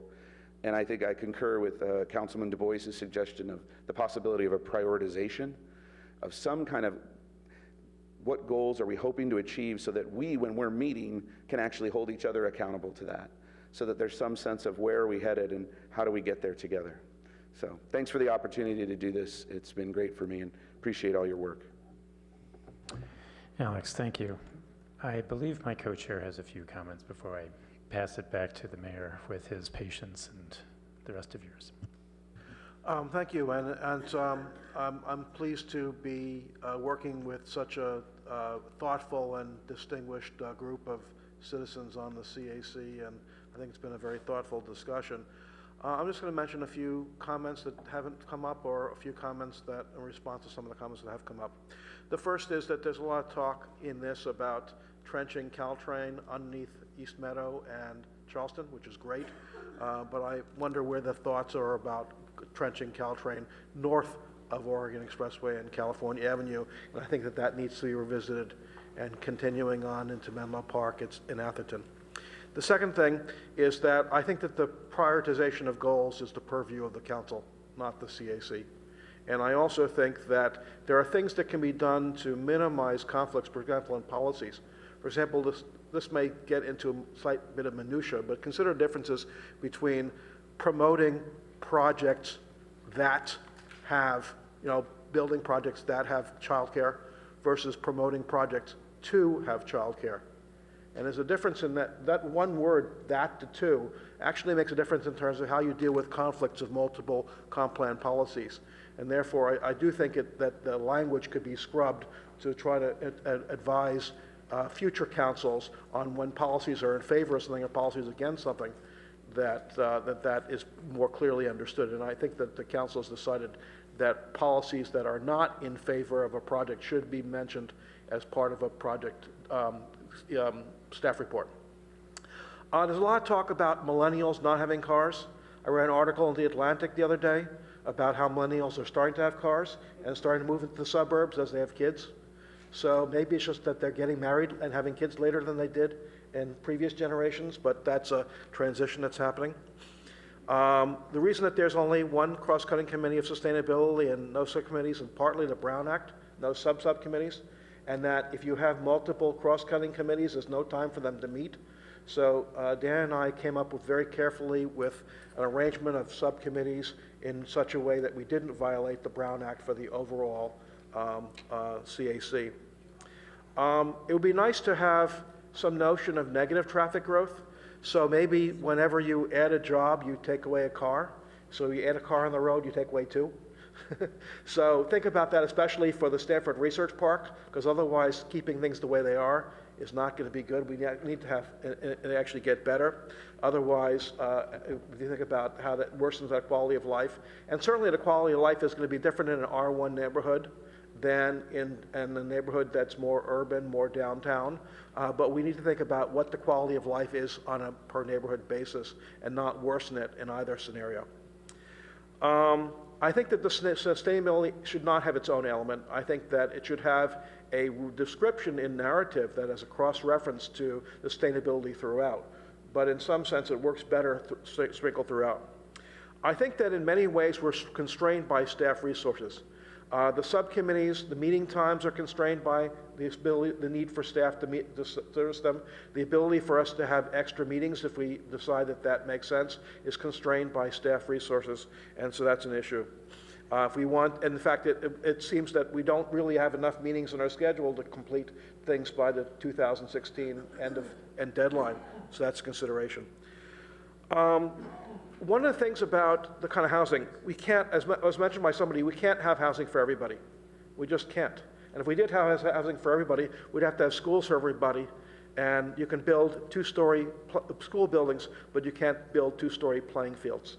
And so as long as we decide that we want to have playing fields at schools, which I think we do, and as long as we want to have enough square footage for that's an important issue. But one of the things about this is that we want a diverse community, and one of the things about diverse community is having housing for low-income housing and below market rate housing. But right now, even as the city increases its housing impact fee on office space to $20 a square foot, that equates to one housing unit for 100 new jobs, which is, I think, too low. And so we need to think about that, how many housing units we do add as we add new jobs, and that ratio is not very good. And in terms of thinking about where we want housing, I've been long talking about housing needs to be near services, and transportation is just another service. But if you put housing near West Bayshore, that means more cars on the road, because there's no transit, there's no services, there's no shopping, there's no schools, it's just cars. And therefore, we need to think about not putting housing, distributing around, as Don Whedon talked about in his talk a few years ago, Winds of Change, but really putting them centralized near services where things go, and so that we can do a better job of having those housing units not have to add so many cars to the road, but they will add cars to the road, and they will have cars, a lot of them will, and we can't stop people from having cars. We don't have a real way of saying, oh, you can live here, but you can't have a car. Maybe that works in San Francisco because there's no place to park and there is great public transit. It doesn't work as well in Palo Alto. So I think we need to think carefully about the kind of housing we put in and what the scenario is. Thank you. Well, these were really thoughtful comments, and I think the council really values not only the time you've been putting in, but the thoughts that you provided us this evening, and I think it's really why we opted to extend the time for your comment period. On the one hand, 5 minutes times 15 people is a lot of time. On the other hand, 5 minutes for all the time you put in, and 5 minutes to share your thoughts with us isn't a lot of time. So I think this is really valuable. And now we have to figure out how we wrap up tonight. That's tonight as opposed to tomorrow morning. And so part of what the staff really needs is some additional feedback on what we're doing on the EIR. One thought that came to me is perhaps it'll be helpful to explain some distinctions between project and program EIRs. And I know that I've got some colleagues who want to wade in, and in particular, Councilmember Berman passed on the first go-round, so I want to let him go first. But I did want to just mention there was a lot of interest in greater data, and I don't know how much our census data has been really broken down for purposes of the comp plan considerations. I'll tell you that when we did the SOFA plan, and as I thought back on it, this was actually performed by grassroots data hounds in the neighborhood. We had great information from the census tract analysis. People really dove into it, and it was extremely informative. And that was in, the late 90s, so that data was, 7 years old at the time that we used it. So it wasn't more current than what we would have today if we drew off the 2010. we certainly recognize that that's imperfect, but it was very informative. So, Councilmember Berman, let me let you go next, and then I think we're going to need to try to have council members focus on the secret part. In fact, if before you go, can I let our staff just provide a little more context on project versus program EIR, so that when we discuss EIRs, we'll have that in mind. Thank you, Mayor Byrd and council members. I'll just draw your attention to the orientation booklet we put together. There is a page in here, page 11, that has a brief summary of what a program EIR is. A program EIR is what was prepared on the existing comp plan. So it's a technique that's used generally when you're looking at a large programmatic or planning document. And it's, as the name suggests, it looks at the potential effects of that program as a whole, just out of necessity at a higher level of detail than you would be able to do on a lower level of detail than you'd be able to do on a specific project. The theory being that development will occur during the life of the comprehensive plan, that development will be subject to its own CEQA review. That's the point at which you can get into detail on site-specific impacts of a specific project. At the present time, the programmatic analysis lets you look at the overall impacts of growth that will happen under the comp plan over the next 15 years and allows you to assess and mitigate those overarching impacts. So I'll draw your attention to that too. And then I'm not sure, I'll take the opportunity to say, I'm not sure we explicitly referenced this handout that was prepared about the interlinking of the comp plan with the SCAP. But that's available in the back of the room for people who don't have a copy. Thank you. Councilmember Berman. Well, thank you very much, and like my colleagues all said earlier, thank you all so much for participating over the past 6 months and for the next year. You know, it's a remarkable amount of work, and you guys had a lot of suggestions tonight on how the process can be better, whether it's more data or deeper dives or more meetings or having a role in different elements. And even with all those suggestions for improvement, I'm actually amazed the process is working so well so far. 8 or 9 months ago when we first started this new iteration of how to update the comprehensive plan, I was skeptical that we'd be able to get 25 people together from the community to meet quickly enough to meet a very tight time frame on such a complicated and nuanced and broad document as the comprehensive plan. And yet so far it seems to be going really well and close to on time, even as we throw new wrenches into the process. And so I'm not going to give answers to every one of the questions or issues that you guys brought up tonight.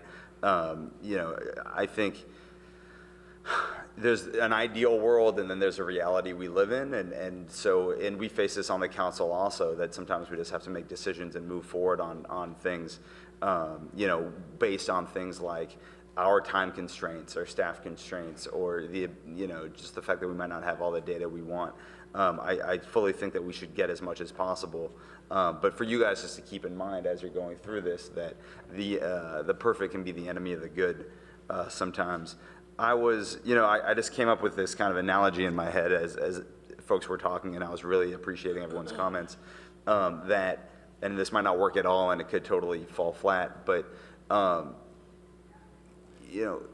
traffic is to Palo Alto as carbon emissions are to the global community, in the sense that we got to a point in the world that we realized we had far too much carbon emissions and we needed to lower them, but we didn't also shut down the world and stop moving forward. It was how can we continue to move forward and reduce carbon emissions at the same time? And people will have different viewpoints on this, but my attitude with Palo Alto is how can we continue moving forward as a community, but also reduce our traffic? And somebody made the point of Ohio, and I usually talk about Detroit, but we could easily be that, but that's not really the community we want. And so it's just something to keep in mind as we try to address some of the challenges that we have living in such a really desirable part of the world, part of the state, part of the region. I love the fact that Lisa kicked us off talking about socioeconomic diversity. Because, you know, having grown up in Palo Alto myself in the 80s and 90s, and wanting to hopefully raise a family one day when I get time to have one, you know, I really worry about the fact that we're losing our socioeconomic diversity as a community and what that means to our quality of life. I think that's a quality of life issue for our children as they grow up, and you know, who they're interacting with and how they develop their value systems, I think, are very much based on who they grow up around and who they go to school with and who they play basketball with and soccer and these types of things. So, you know, as we're looking at these issues and as you're looking at the comprehensive plan, I would, to the extent you can, you know, keep that big picture in mind of, yes, there are all these different elements, but at the end of the day, what do we want Palo Alto as a community to look like?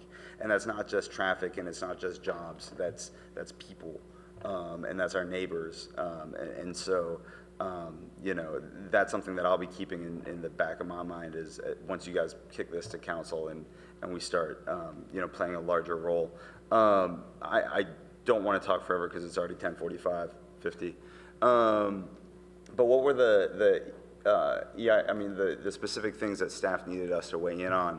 I didn't totally follow on, you know, what they need guidance on from us and what I should weigh in on. Well, one fundamental question is whether we endorse going forward as is proposed by the staff on the EIR. So, and Jeremy or Hillary, are there any other ways you want to frame what you're seeking from the council on the EIR subject? Oh, thank you, Mayor Byrd. I think this evening we wanted to provide you with an orientation, an opportunity to ask us some of the questions that you've posed. It might be beneficial at this point for you to actually get this document and the fiscal study that's going with it. We're 3 weeks away from having it available to you and to the community at large. And then we'll schedule a meeting for you to ask, you know, to dive in to the document, ask the questions that you have about it. And we'll have ample time for a lot of discussion about the data and analysis it includes. Well, then let me frame it this way because of how late it is. If colleagues have a strong concern with and wish to do something significantly different from what Hillary just described, then maybe speak up. But otherwise, let's focus our comments and we'll be as succinct as possible because we have no choice if we're going to get out of here at any hour. I'm good. Okay. Councilmember Niss. Thank you, Mayor Burt. I have Sacramento in the morning, so I'm going to leave after I make some comments. There were 3 things that I noticed that kept jumping out. One of them is data. Almost every one of you mentioned data. But I then thought back to my statistics class in graduate school, and I remember, and you're all smiling, aren't you? I'm watching. You remember how you manipulate those statistics beautifully. 9 out of 10 people use Pepsodent. Aha, you gave it to just 10 people and told them you'd pay them if 9 of them used it. You know, I think we have to be very wary of data. Data is as manipulated as statistics are, and it's how you get those data points. I Wikipedia'd it while we were listening to you, and it's a very detailed description of what data is. So I think you all know, because as I said, I can see you smiling. And I also know that we're not all going to agree on the data. We don't up here, and I doubt that you will either. One of the things that I heard Amy say was, you don't know what the future holds. And that is so true. If anyone had told me 10 years ago Airbnb would take over our community and that we would be calling people on my smartphone with an app to get a ride and that I wouldn't have to pay for it, I would have thought they were, you know, brave new world. Doesn't that still seem amazing? I could pick this up now and call Uber or Lyft and I'd get a ride home from here without driving. And I'm noticing more and more and more people are using that. So that's, I think that comment, Amy, was so apt. If we could guess what was going to happen in 2025, 2030, we could go home right now and just bet on the futures. So the last is to just comment on all of your dedication. Each one of you has spoken. You've spoken thoughtfully. You've spoken insightfully. And I know that each one of you really cares about what's going to happen in Palo Alto. And I too wish that we had a magic wand and we could have more housing. We could have the kind of housing we want. It's going to be difficult. And I think we can work towards some housing. As somebody has said, you cannot house everyone, much as we might like to. So thank you all for all of your comments tonight, for all of your work. And the last comp plan went on for 6 years, by the way. Not intentionally, it just happened. So I hope none of you are thinking of leaving town soon. Thanks again. Councilmember Schmidt. Yeah, it's been a very special night, opportunity to get together, exchange ideas. How do we create a decision? We're not trying to make one tonight. Also, though, it's the first time council has had a chance to sit down with hard quantitative data around key decision points, jobs and housing. I'm upset that associated with that was a term that, oh, it's close to final form, hard to change it at this point. So I guess tonight we need to talk about changes. Are there need for changes?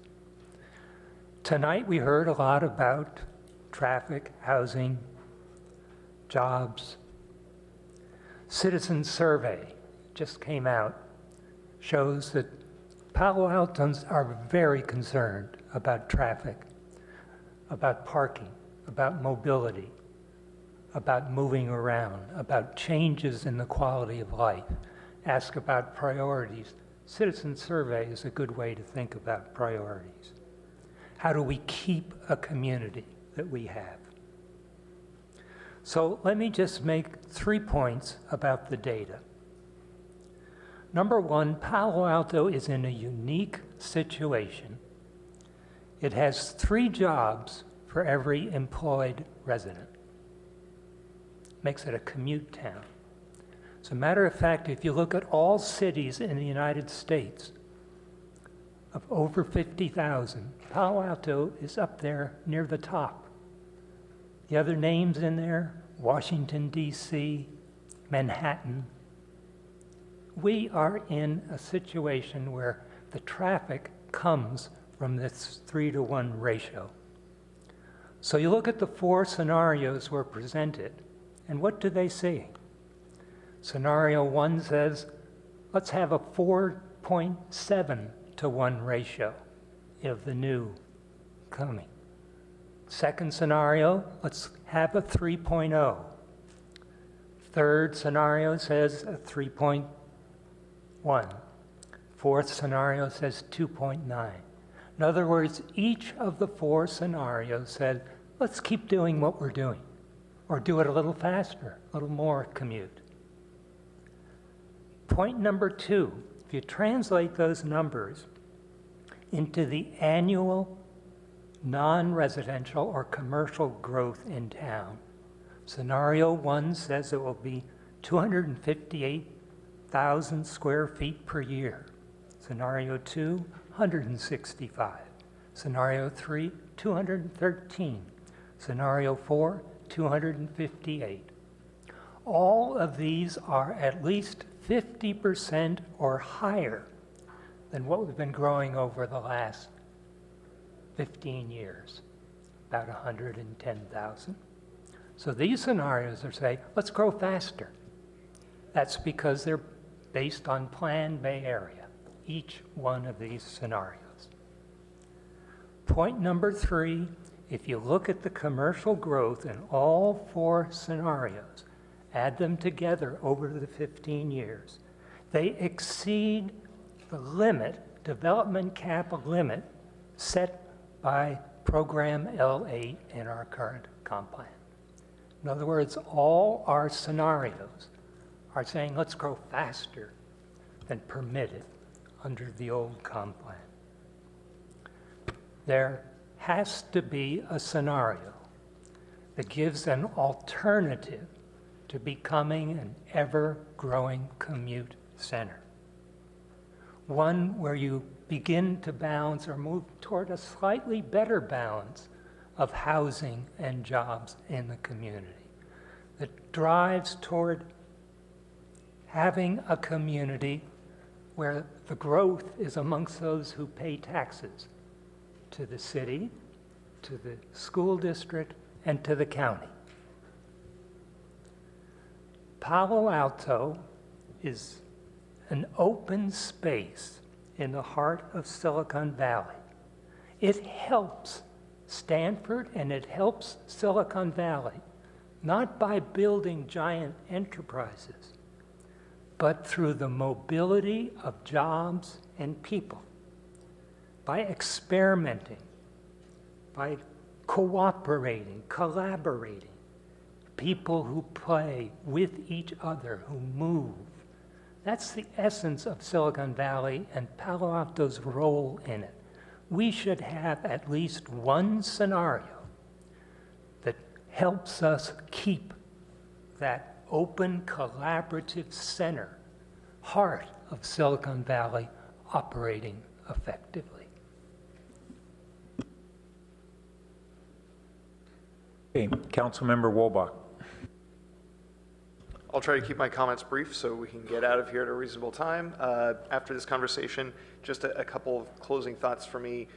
One, I think was answered, which is that we're able to pick and choose, but what I'm looking for, so whether it's probably not going to be able to be included in the documents that you're putting together, but maybe in the staff reports and presentations around them.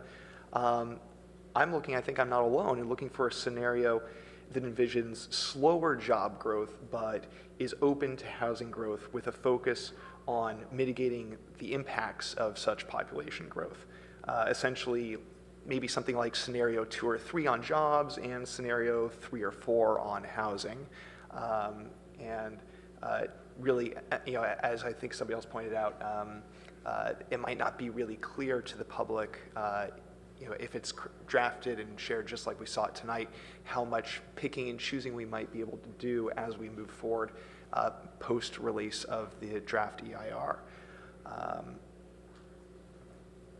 So I'm also concerned that the largest population growth scenario is only 15%. We have a do-nothing option, which we're clearly not going to choose. And I think at the other end of the spectrum, there should be an option, and there's an option 4 on jobs, I think we're clearly not going to choose. But I think there should be an option, at least for comparison's sake, around housing that would be more than we're likely to choose. The council already unanimously on November 2nd said that we were in favor of housing supply for diverse ages and income levels, et cetera. And so I think that would probably be in keeping with options 3 or 4 on the housing side. But I'd be interested in seeing what the next step would be. I think some cities very close to us are considering 30% increases in housing. If we think about population growth in the region over the timeline of this comprehensive plan, and whether we want to meet our, as I think it was Alex pointed out, do we want to meet our share of housing growth? Was it Alex or was it somebody else? Sorry if it was somebody else. Do we want to meet our share of the county's population growth, or do we want to do more than our share of the county's population growth because we've spent 40 years restricting population growth here? So I would like to see an option that is maybe more than we end up picking, so that we can at least see what the impacts would look like. There's an assumption that's been pretty clear that parkland per resident must decrease, that's inevitable. And I don't buy that. I'm not convinced of that, and I'd encourage, whether it's staff, the CAC, the council, I would encourage exploration of whether that is truly inevitable. It might be inevitable, but I'm not convinced yet that that's the case. I'm not convinced that there aren't developers or coordinated area plans that we can put together, developers that are willing to say, you know what, if I can take these two one-story buildings and put them together, I can turn one of them into a park or a school space or something like that. So I'm not yet convinced that there are some inevitable, unmitigatable impacts like loss of park space or loss of adequate school space if we add population, but we need to be thoughtful about how that happens. My last point is, I think being data-driven is very important. Data tells you, how much you can do, it tells you how you can do something, but ultimately, we're value-driven. Okay, Councilmember Du Bois. I think real quick answer to Alex, he asked about goals, policies, programs. I think staff set up a process. We're 6 months in, so I'd say let's stick with it. You guys are focused on policies and programs.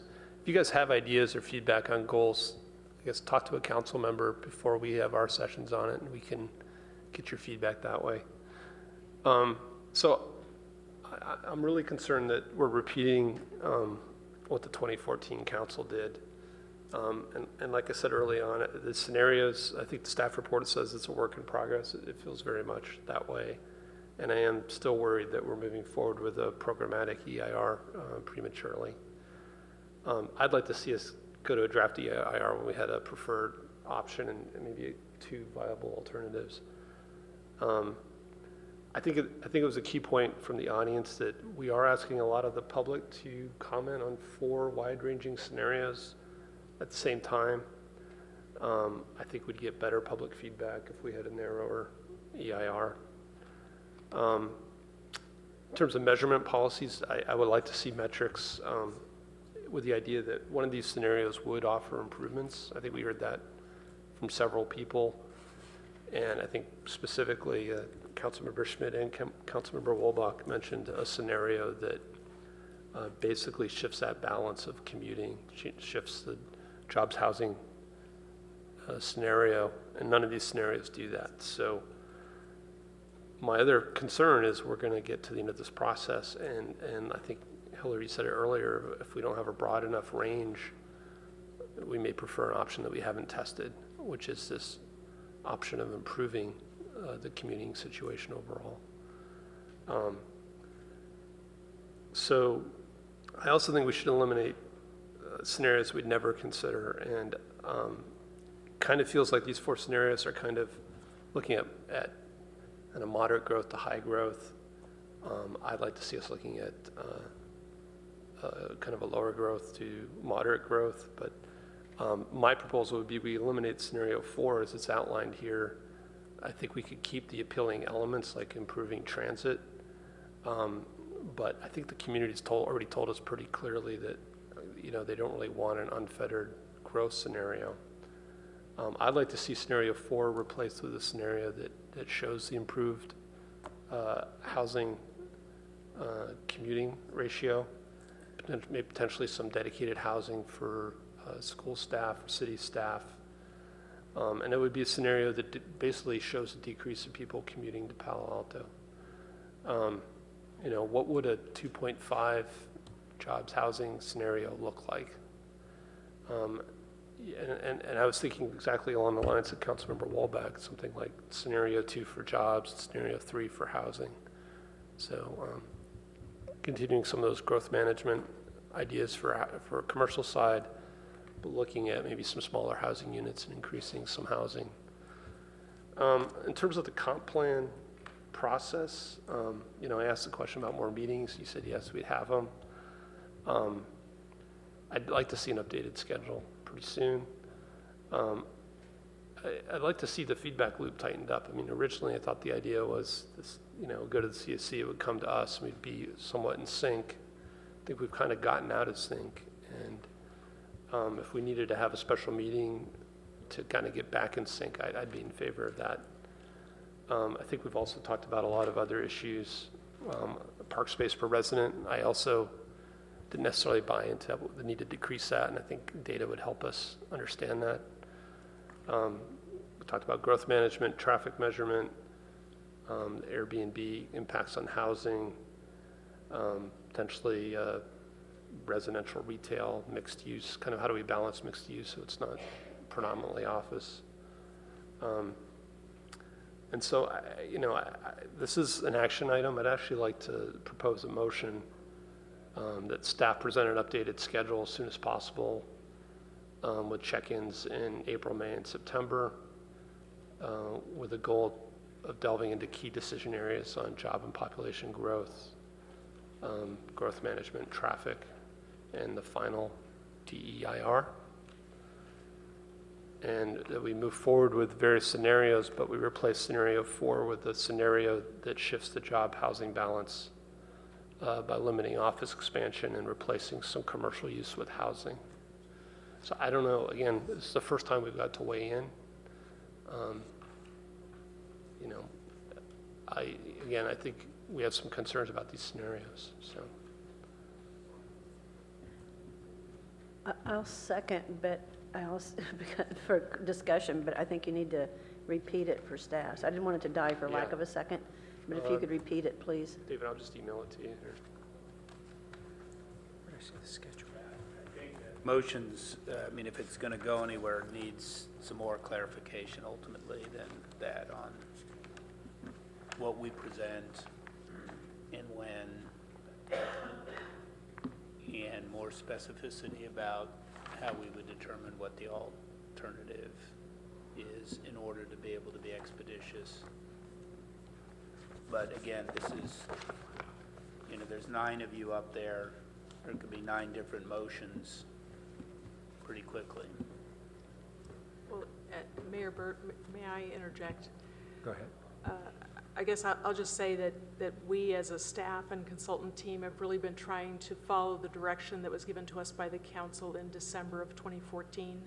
And I know that some of you weren't there at the time, but it was a long meeting like tonight's meeting. It was a multi-part motion that went on for, I don't know how many sub-points. The outcome of that was to set us off in motion to prepare the draft EIR that is going to be available in a few weeks. We've spent a lot of time and a lot of money preparing that document based on the 4 scenarios with the expectation that they would not be the 4 scenarios that anyone would like or want to embrace, that all of you would have some different ideas about how those scenarios could be blended or altered. The nice thing about the CEQA process, and we are using it in an innovative way to serve our needs in a way that you don't usually see. The nice thing about it is you produce a draft EIR. It's a draft, and we get to take your comments. We get to analyze those comments and respond to them and prepare a final. And if we've guessed wrong in the scenarios and there's something that ultimately the council would like to pursue that falls outside the range, the worst thing that happens is we prepare a supplement to the draft EIR, and we let people comment on that. So this is a process that lends itself to the exercise we're going through. I guess I'm hoping that you'll let us get to or realize the investment we've made over the last year in the process so far, and recognize that you're going to have changes. You're going to have scenarios and alternatives you'd like to see, but Councilmember Wobach, I think you're going to see in the alternatives section a discussion of how scenarios 2 or 3 could be blended with scenario 4 to get a hybrid. And Councilmember Schmid, you're going to see our calculation of square footage having to do with each of the scenarios, and you're going to see that not all of the scenarios violate the L8 limits. I mean, there's a lot of data and analysis of the 4 scenarios in this document that we hope to get in your hands shortly, and I think you can use it to leverage it to get to a scenario that's closer to what you think you'd like the comp plan to represent at the end of the day. So appreciate that. If I could just comment. So, even though I wasn't on the council, I did attend that December 2014 meeting. And again, that's exactly my concern, is that we're kind of going down that path where there was a bit of a reset, I think, at that meeting from 4 other scenarios. We've been asking, what are these scenarios? This was the first time we got to see them. And again, my concern is that if we're outside of that range, as you've said, we're going to have to do this supplemental EIR, so if we can identify a better range tonight, can we just do it? It's really what I'm trying to propose here. If I might wade in for a moment, I think one of the concerns, and tell me if I don't capture this, is that amongst the 4 scenarios, we don't have one that has less job growth than population growth. And it seems that we are at least going to want to consider that scenario, and it's not amongst the 4, it's outside. And so it's not within them either, as far as I understand. So if that is a scenario that we're going to want to look at, and if you say that to do so, it would have to be in a supplemental, rather than wait until we're further yet along, if we authorized going forward with the DEIR with the 4 scenarios we have, and request that in parallel a supplemental be initiated to provide a 5th scenario or something to that effect. How would that work? Well, of course, Councilmember Burt, we can add to the analysis, and we can initiate that at any time, analyzing additional scenarios. We have, as I think the brochure indicates, an alternative section in the draft EIR that starts this conversation about how the scenarios could be blended, specifically the scenarios with low employment growth, with the scenario 4 with the sustainability measures. Now, we've always thought about the sustainability measures as transportation related, but the truth is that high density housing, like envisioned in scenario 4, is in itself inherently sustainability measure. What that is a scenario where we're trying to accelerate the housing growth even more to catch up to the job growth, as opposed to further restraining the job growth. And that, I think, in the minds of many, is chasing our tails. Well, we probably should have a conversation about job growth and how realistic it is to that we might develop a regulatory and policy regime that could slow growth further than in scenario 2 and scenario 3. Scenario 2 has been crafted with the idea of an annual limit or some kind of other growth control mechanism that is more stringent than the one the council has adopted on an interim basis. Scenario 3 has been developed with the idea that that interim approach would be adopted on an ongoing basis. But that's new construction, which is not synonymous with job growth. That's true. And there lies, I think, and we've had to make assumptions in each scenario about employment densities and the relationship of new construction to job growth that gets to Councilmember Schmid's point. And I just think we're going to be able to have a much more informed discussion about these things and land on that new scenario for analytical purposes once you have the data and analysis in front of you. Well, I think I'm hearing from a number of council members and varying degrees from a certain portion of the CAC that we at least need to have this other scenario become part of the mix, and the longer we wait, the more problematic that could be. And so I'm looking for how to get it, that's the weightlifting upstairs, I think, how to get it in the mix sooner rather than later.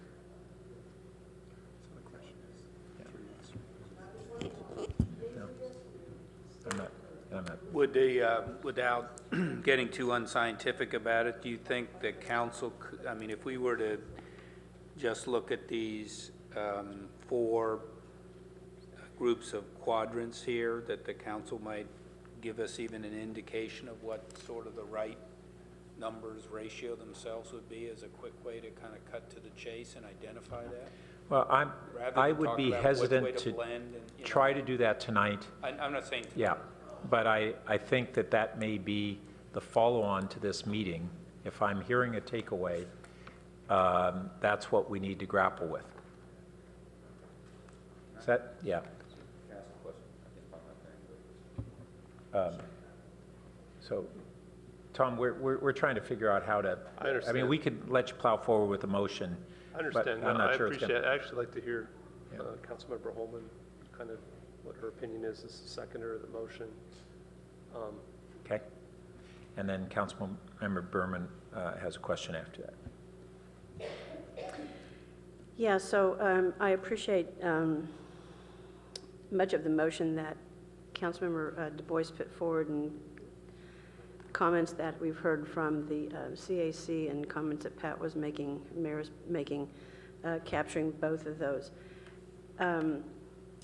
To satisfy perhaps some concern of staff is the B part of the motion, I think could go ahead and leave scenario 4 since they've already put that out there, but just create a fifth motion or fifth scenario. They're just weightlifting. I know. It's next door, not even above us. I know. Some people might, I do know. It's a machine in there dropping them. They don't really have guys lifting that.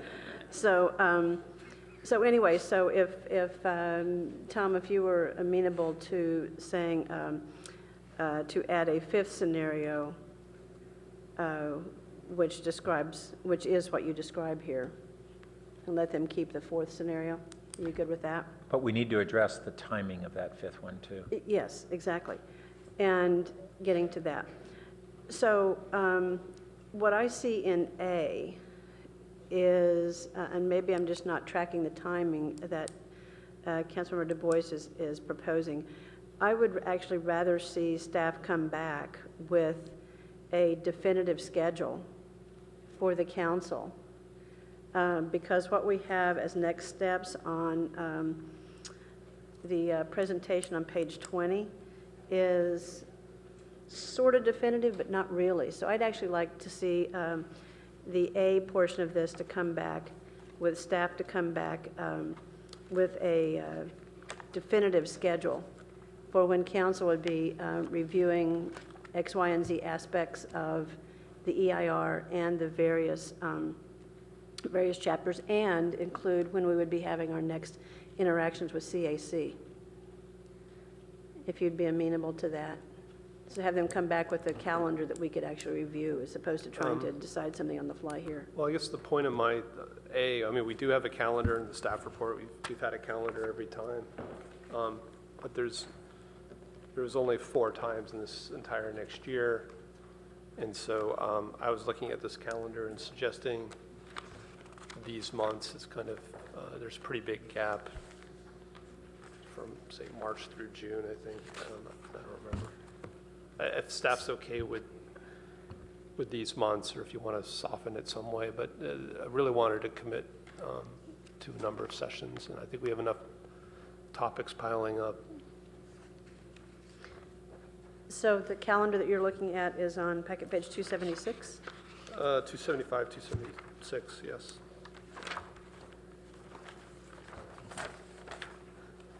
And if you could help me just for a moment here, you picked April, May, and September because? Because those were large gaps in the schedule. Well, there's an April 19.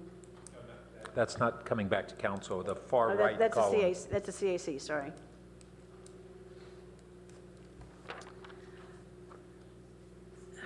So I guess, what do you want to have happen in April, May, and September then? I mean, what do you want to see happen on those calendar Well, I've listed a few dates? things here, and I've said a few things verbally. Again, there are enough topics here that I think staff has a good idea. And when would you see the next check-in with the CAC?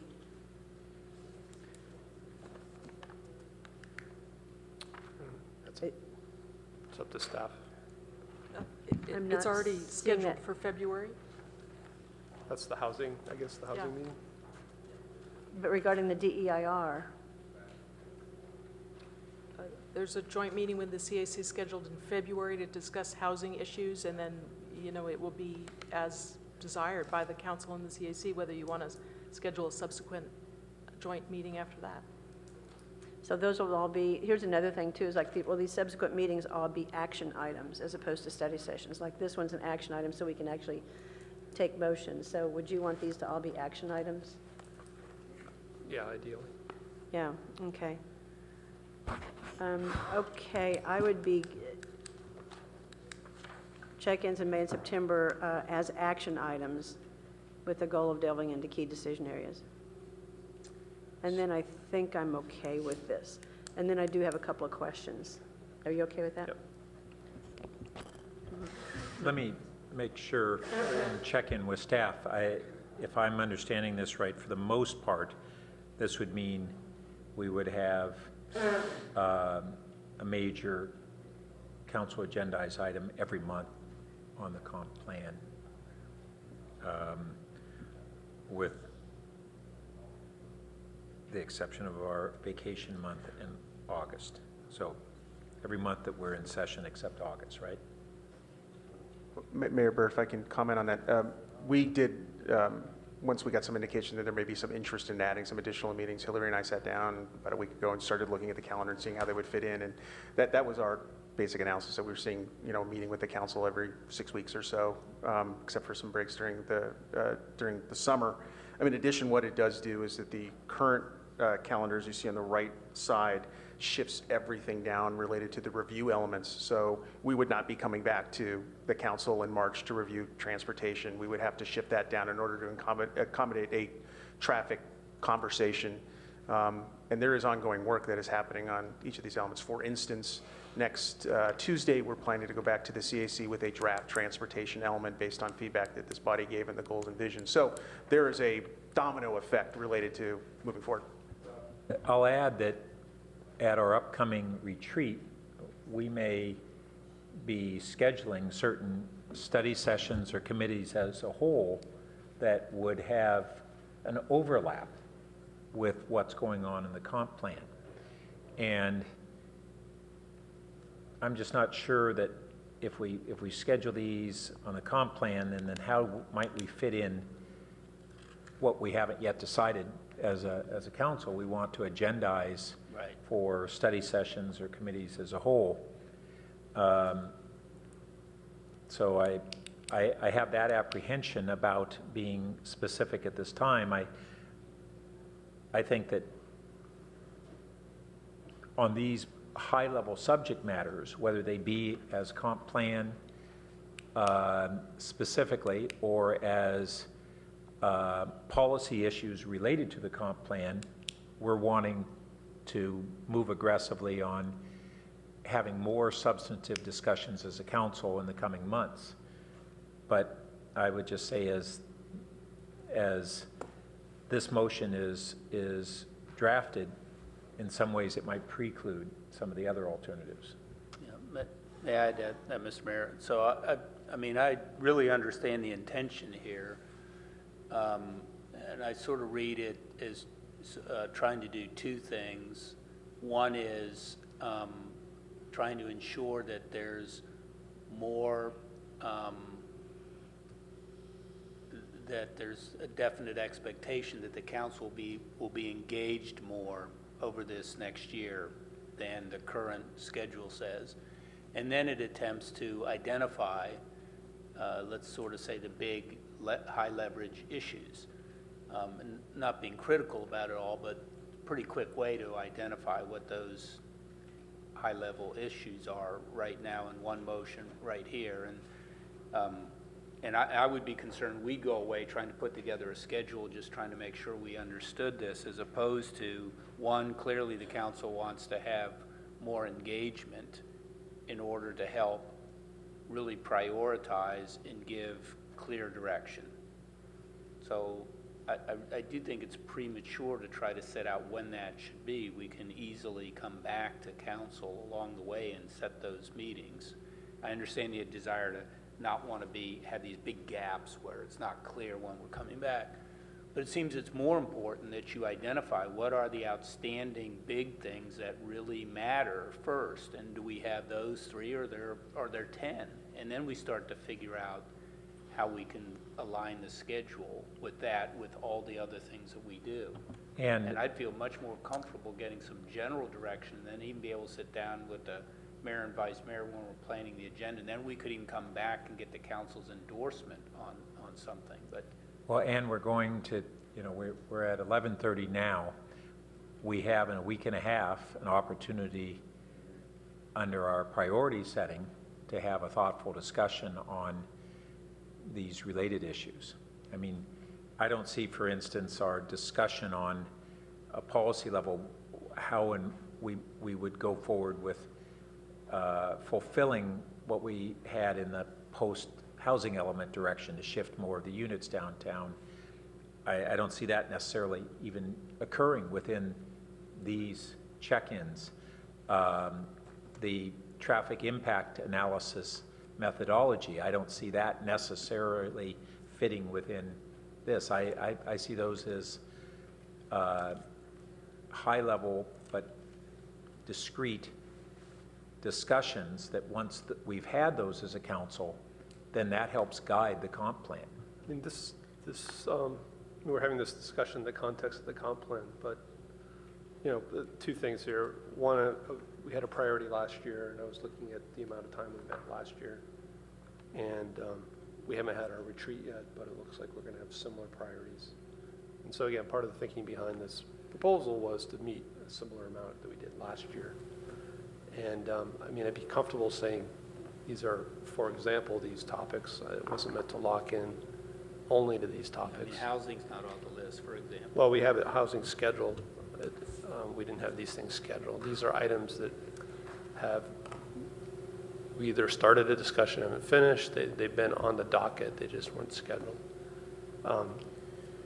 So again, I'm not meant to be overly prescriptive or restrictive, and I'd be happy to say these are example discussion areas, but I wanted to get that concept that we were going to make this as much priority this year as last year in terms of how often we had discussions. Mayor Byrd, if I may, one additional element that I want to be very explicit about is, the CAC was charged, last year now, to start moving immediately on elements, and they've been doing their work for now 6 months and making sure that the work that they've done, how to incorporate that into the thinking of the council moving forward. And like when they first signed up, I don't think they anticipated working through this year. I think we had something a little shorter than that. We've already added 6 months to their lives, so I want to make sure that we incorporate that piece. So, if I just, and again, I really understand the intention. I'm just concerned that after 6.5 hours here, we're rushing to put together a direction that clearly is saying the council wants a clearer timeline and alignment of the key discussion areas you want to be able to delve into. And I find it hard to believe that every one of the council members, let alone anybody in the public, understands what that array of those things are and how that fits in with what we already have scheduled and what needs to be plugged in. And I'd rather get a directive that has us come back even in some way and identify what are all the issues that are either programmed to be talked about or are lacking, and then have a thoughtful discussion about what the schedule should be rather than one doing that right now. Yeah, I think I would welcome that discussion after the council retreat, in the 2 weeks or so after the council retreat. As seconder, I said I had a couple other comments to make on this. Okay, go ahead. So at this point in time, though, I actually would ask the maker of the motion to change A to be direct staff to come to the council retreat with a more definitive schedule of when the variety of issues that have been presented this evening can be addressed, so that we can take action on it at that time. Yeah, I think if we had the schedule at the retreat, and if we perhaps had time to discuss the list of topics at the retreat, that would be, again, I am concerned about delaying this process and pushing it out, so I'd like to resolve this fairly quickly. So the change would be, or the amendment would be to direct staff to come to the council retreat with a more definitive schedule of when the variety of issues discussed this evening. Well, I was actually suggesting, can we discuss those issues at the retreat? Come up with a list. Well, we can, but if staff comes with a tentative schedule, then we have something to start from. We're not going to be like just, throwing things against the wall. Let me try and answer that question on what I think we can discuss at the retreat. I don't think we can go into the substantive discussion of those items, but we can talk about what are the items and in which we want to agendize, for whether they be committee as a whole discussion, study sessions, action items, whatever. And actually, when the issues discussed this evening will be scheduled for council consideration. Yeah, so I would accept that as a replacement for A. Okay. And then I also had a couple of questions, so that then replaces A, okay? And then I had a couple of questions too for staff. It's just not clear to me how, we're adding this fifth scenario, but if we need to mix and match some of the scenarios, and we've got a 90-day window for the DEIR, I'm just not clear how that process is going to work, how we're going to identify within that 90 days what the other scenarios are, and then how we're going to get a DEIR response to the impacts of a blended scenario. I'm really not grasping how that's going to work. Well, thank you, Councilmember Holman. We were just talking about that same thing. I guess, our thought was in publishing the draft DIR, we would make available to you a lot of data and analysis that you don't currently have. I mean, we're all conjecturing about the impacts of these various scenarios, so that when you had that information, you could use that information and analysis to help you formulate what that fifth scenario is. I guess based on the motion, we're trying to understand whether that's the way you want to proceed, or whether you'd like us to basically hold off publishing a draft DIR until we've heard from you what that fifth scenario is, had a chance to analyze that fifth scenario, and add it to the document. Those are two different ways to get to the same outcome. We would have to prepare a schedule, a comparative schedule for both of those ways, and probably look at the budgetary implications of each compared to each other, if you really wanted to weigh those options. And so we could bring that back to you at some future meeting as well. Well, I think we've identified a fifth scenario here as a part of the motion. So if I just might add again, I feel the same way a little bit about B that I did on A as far as process, which is I'm not sure that even B is specifically enough articulated. The mayor, for example, said having one that explicitly had job growth slower than population. That's not necessarily captured in the way this one is identified.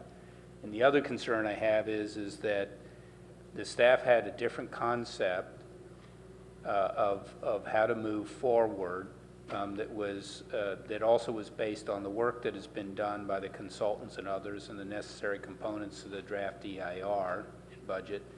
And there's a potential that a fifth scenario injected one way versus another could have a big impact on time and cost going forward. And I don't feel like we're having the conversation with you all about the implications of that. And I think we'd be better served doing that, not now in 10 minutes before we end, but again saying, you clearly want an alternative potential that you're feeling isn't presented in the way we've laid out the four scenarios. So we have to be able to have a thoughtful conversation with you about what that would be more specifically and what form we should take to have that be accommodated and what the consequences of that are. So we have the DEIR that you said was going to be ready in about 3 weeks. And is there a date set that the council would begin discussion on that? And what I'm leading to, is that the right time to continue this discussion? We were looking at a March date for a council hearing on that document. We haven't selected the date.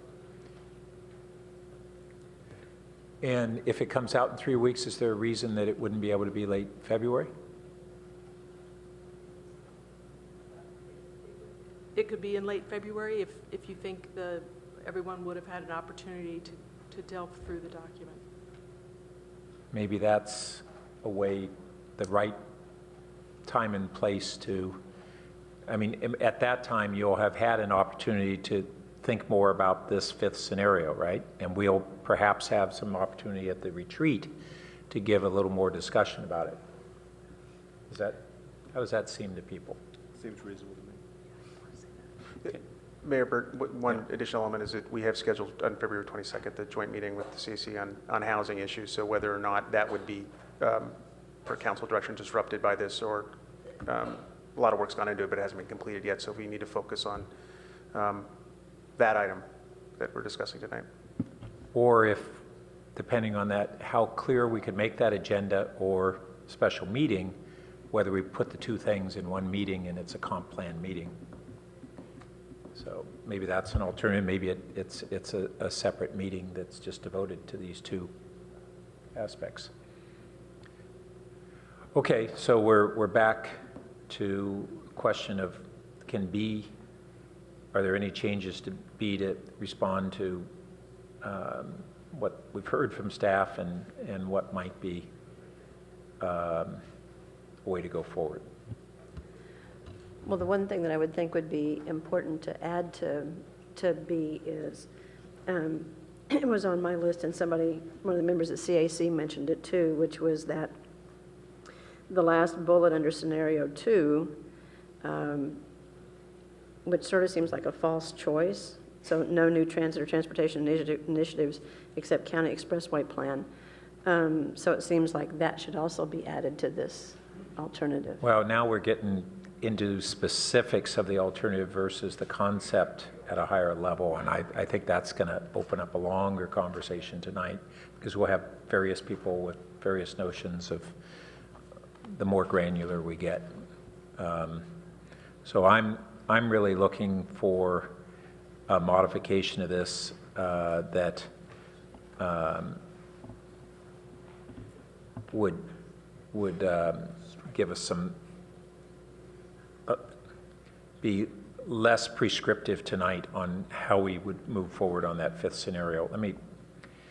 Councilmember Berman's been waiting. I was hoping you'd take a crack at an amendment. I'll take a crack at an amendment to B, which is, and let me know if I don't articulate what you just kind of encapsulated a second ago, but direct staff to return to council with the DEIR as well. Is that what we're saying? As well as a possible fifth scenario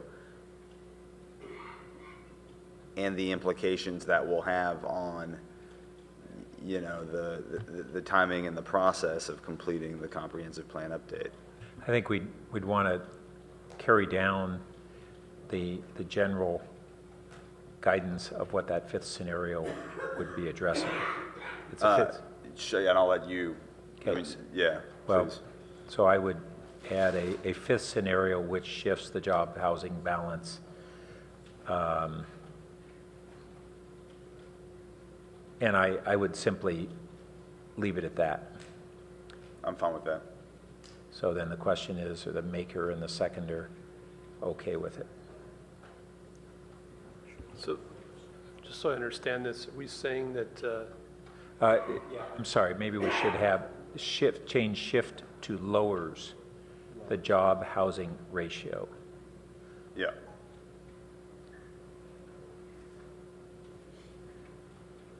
So are we saying that we would proceed with the DEIR as is, and at possibly some later date we would look at a fifth scenario? Proceed with the yes, essentially. Yes, I think we've heard pretty clearly from staff that that DEIR is virtually ready to come to us. So that work is done, and what we're looking at is what we want to add to it as a supplemental scenario. So just so I understand, when you say it's coming to us in 3 weeks and the work is done, an external consultant has already analyzed the impacts of the 4 scenarios. And so in 3 weeks, we're going to get a report on the impacts of those 4 scenarios. That's correct. Okay. I don't know, is that, oh. Yep, okay, I think I'll accept this motion. And just to speak, what we would expect is we would make our best effort to put as much kind of clear definition into this possible 5th scenario that would allow the council to more specifically modify it as you would want to, so that we get an even better sense of what that jobs housing balance or what those population to jobs numbers might be, right, as far as drivers? I mean, to the degree you did with the other scenarios, right? I guess we're not going to see details on those until 3 weeks from now. I think that these numbers allowed people to draw up all kinds of conclusions really quickly, and we ought to at least get to that point also.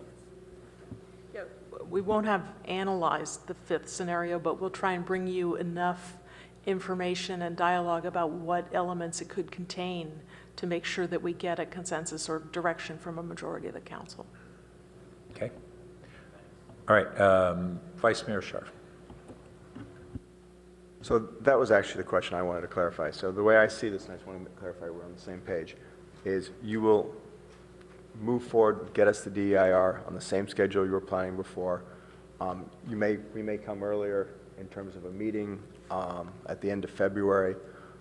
In terms of a 5th scenario, you're not going to delay the DEIR for this, and you'll do as much work as possible, as reasonably possible. I don't mean you're going to spend all night with whatever information you can, because once we get the DEIR, I was thinking there may be other scenarios rather than this 5th scenario that we want to look at, and I think this is one of the scenarios we look at as the 5th, but after we read the DEIR, there may be a number of other scenarios we want to look at, and I don't want to limit us and say we're only going to do these 5 scenarios, because my vision of this always was we get all of these and then we mix and match to some extent. And that I noticed, and I think the whole structure of this, and I think Councilmember Holman's question seemed to misunderstand that actually a little bit when you mentioned that in the one scenario there's the, what did you say again? That was, I don't put words in your mouth, but there was the one scenario where you were concerned that it says we do something. The 2nd scenario, for instance, seemed kind of a false choice to me because it didn't Right, talk and so about that's any the part grade separations. So that's the part I want to address. They put a bunch of stuff in different scenarios because the point is we study it in a programmatic EIR. And therefore, it's not a false choice because you're not going to accept a scenario in just this. You're actually going to mix and match. I don't think, and staff told us that back in 2014 when we scoped this out. We had a long meeting, if you recall. We scoped it out, and we said we would mix and match eventually, but we wanted to study all alternatives, so frankly, the next council had the broadest array of options, and at least that was the goal. And it did seem that we, should have probably had a 5th scenario in here in terms of job housing and balance. So I agree that's possible, but there may be more. So I think it's great that we're going to look at that, but I don't want to delay the process. Vice Mayor Schmidt, Vice Mayor Scharf, I mean, I think you're hitting the nail on the head from this perspective. I think sitting back here, and I think I can speak for Hillary, pretty delighted that this is the kind of conversation that's going on. This is exactly what we'd hoped would occur related to seeing some of these numbers for the first time and getting the council to think about if you make these suite of decisions and that lever gets pulled, this is the result. So we're going to think now differently about the various land use decisions that we can make to further pull that lever, if you will. I mean, I'm excited to hear this because this is exactly what we'd hope would occur. We'd hope that this discussion would drive that. So that's what I had to say to this motion. I did want to make some comments before he made a motion. We were all making some comments on it. Should I make those now, or should I wait till we finish the motion?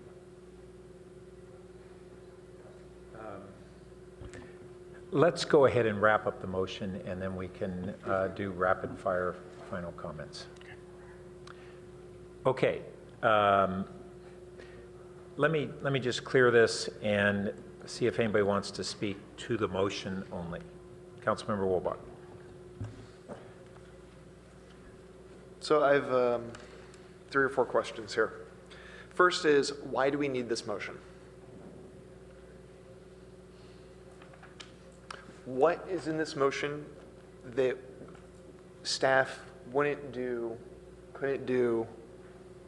without the motion? Because I'll be honest, I think that tonight, frankly, should have been a study session. I don't think we need this motion to move forward, but maybe I'm wrong. Well, Councilman Wolbach, this motion is for a scenario that is outside of the 4 that are otherwise going to be considered. I understand, and Well, then I don't get why your question isn't answered by that.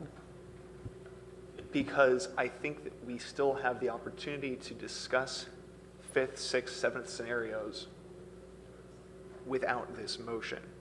That we already have that opportunity by, once we get the draft EIR, saying, well, we want the job limitations of option, say, 2 or something like that. And we want the housing growth of, say, options 3 or 4, or as I suggested earlier, maybe something even more. So I'm at a loss to understand why we need so in the motion interest of and time, some- let me try to answer your question. And if I don't do it, then I don't. The difference then is that we are specifically telling staff what we want them to address in that next scenario so that we won't lose more time before that proceeds. And they will have, at this next meeting on the EIR, they will have come back with having given some thought and something moderately concrete around for our discussion of what that 5th scenario would look like. Okay, and to be clear, I'm supportive of that kind of direction. I'll probably end up going that way. I just don't want to throw yet another wrench into this process. I'm worried that in the interest of trying to speed up getting the conclusion we want, we might actually delay it. Also, there's nothing in here about direction to the CAC.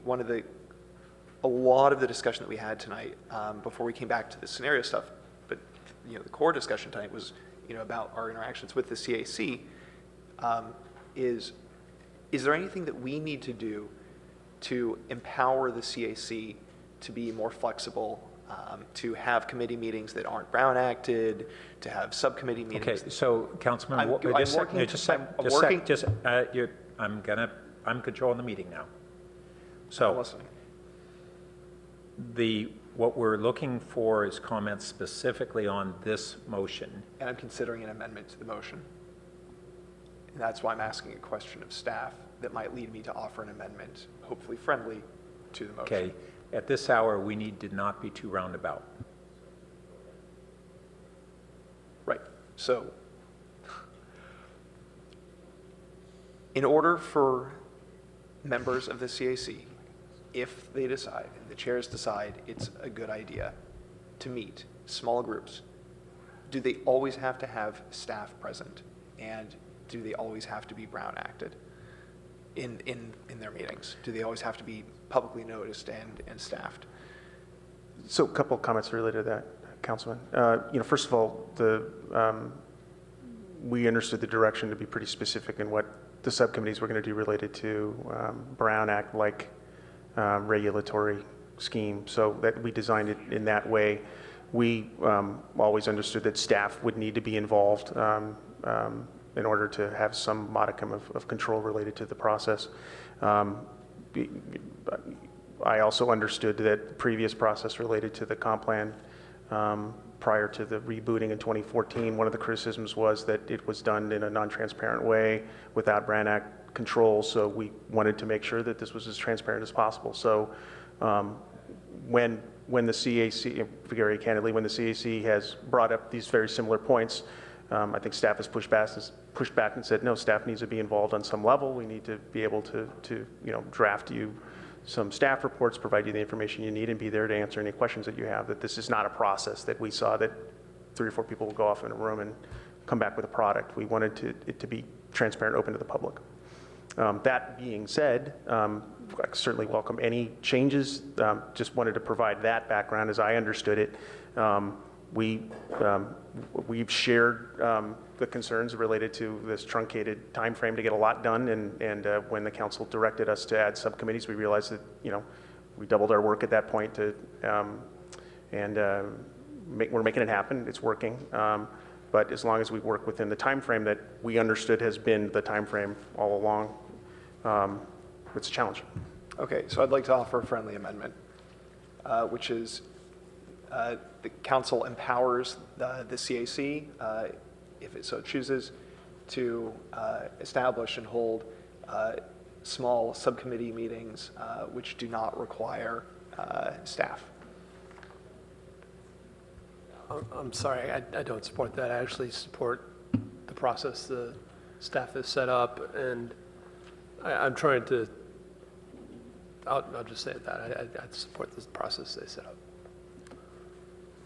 Okay, And, all for just a moment. So the reason that I was interjecting before is because this motion was responding to the primary question of staff around this meeting, which is response on the EIR.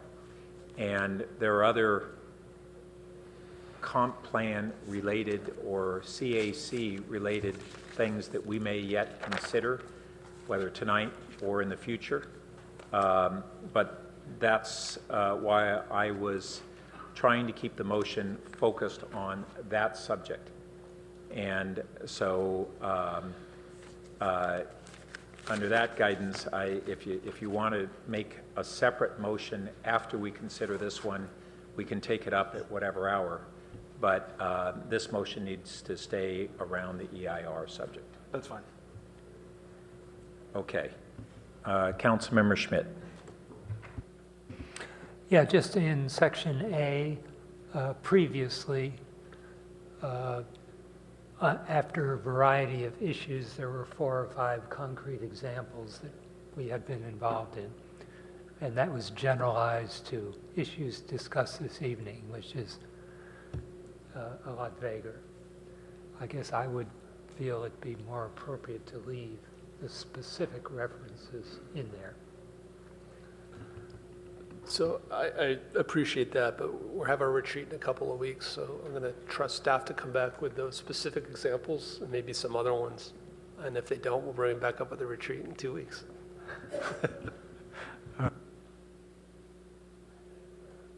Okay, I see no more questions or comments on this motion. Please vote on the board. Okay, that passes unanimously with Councilmember Niss absent. And so if we have any other motions that council members want to make that would be clear, pointed, and able to get done quickly, then we can do that. So, Councilmember Woolbar. I'd like to move that the council empowers the CAC to hold small subcommittee meetings that do not require city staff to be present.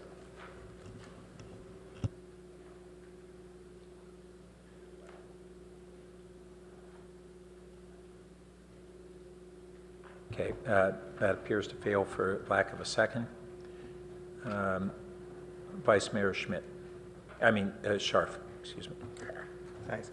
I don't have a motion. I just really briefly wanted to comment. There's a few members of the CAC left on the good data, because a bunch of people talked about good data and a deep dive. And I think one of the things we should think about is, so in general, hotels, for instance, create less traffic than either housing or office. In general, housing creates more traffic than office. Housing placed downtown in small units where you basically don't give a RPP parking permit would probably create less traffic than office or possibly hotels. But the question that I want people to think about is what matters in terms of all the traffic and all of this is where we place the housing, where we place the office. Office next to the Caltrain station, it seems that close to 50% of the people take Caltrain, creates very little. Office place not near Caltrain station creates more. So I'm just saying, when we talk about good data, it's really data specific to what we're thinking about. And as we go through this comp plan, we should think about what we want to achieve. We want to obviously have less traffic. We want to have more housing. So we want to think about how we achieve that in a site-specific way that's data-driven. And that's what hoping we'll get some of that information as we go through this process that actually deals with it on a granular basis like that. Because if we're actually going to make this work, then we need to be granular. Because if we just say we're going to put in 15,000 new housing units, we could make traffic horrible in the city, frankly. If we place those housing units in the right place, there may be no traffic impacts. So that's what I'm saying, is I think we have to think about this really carefully. And I just wanted to get that off my chest. Okay. Councilmember Holman? Yes, not a motion either, but just comment to staff. We have made lots of comments this evening about data, and I mentioned earlier about the need for understanding how traffic analysis is done. Just bring everything you can possibly think of that has been incorporated in how the analysis was done, but both for current conditions and assumptions going forward. For instance, how many employees per 1,000 square feet, those sorts of things, and what projects are being included and not in terms of current conditions and projections. And there was another thing about that. There was another thing about data, which seems to have escaped me at the moment. So, oh yeah, what data is being used for school impacts, like what the assumptions are for that, because the comprehensive plan is where we can address that. And I think those are my comments, just clarity about how the data was arrived at. So I just have a couple quick wrap-ups. One is that on the traffic impact analysis methodology, I certainly think that's going to be something that we'll be talking about at the retreat on whether we want to schedule a separate study session on that. Couple other points of feedback to the CAC, and maybe the diehards who are still here can carry this to your colleagues. Money is an object, and it's a comprehensive plan. It's not a comprehensive dream, and so I just wanted to give that feedback. That doesn't mean that it's also a plan that has a vision and a set of goals, and so I don't mean to be saying that it's all fiscally driven, but it's just, we don't want just airy-fairy dreams out of this. And I think I didn't get that from most of you, but I just wanted to offer that clarification. And then there was also really a question on whether the CAC was being limited to policies and programs, and I think Councilmember Du Bois said something along the lines of what I would say, which is that is the primary request, but if you see goals that you think we should reconsider what we have adopted as a council, then I don't want you to be shy about saying, you know, we've discussed this and we really think you ought to reconsider this for the following reasons. And so I would certainly welcome that, and I hope others would too. Co-Chair Garber. I apologize. The co-chairs and staff are trying to be extremely careful to be responsive to the directions that council gives us. We believe that we are arms and legs of the council. And it has been made clear to us that there are two things which are very important to the council, one of which is that our auspice be in the policy and program world. The second of which is that we identify areas of disagreement so that we can bring them to council for resolution. Those are the sort of two driving things that we are really focusing our process and the conversation around. There's plenty of interest to talk about other things in the CAC. But I would caution council to, if they are looking for the CAC to get in front of a topic that they are considering talking about, it needs to be very explicit so that we can find ways of structuring that conversation so that it doesn't become, it doesn't obstruct our opportunity to get our other work done. Not that we don't want to talk about stuff, we love that, but it would be helpful in that way. Oh, and I'd like to add one more thing.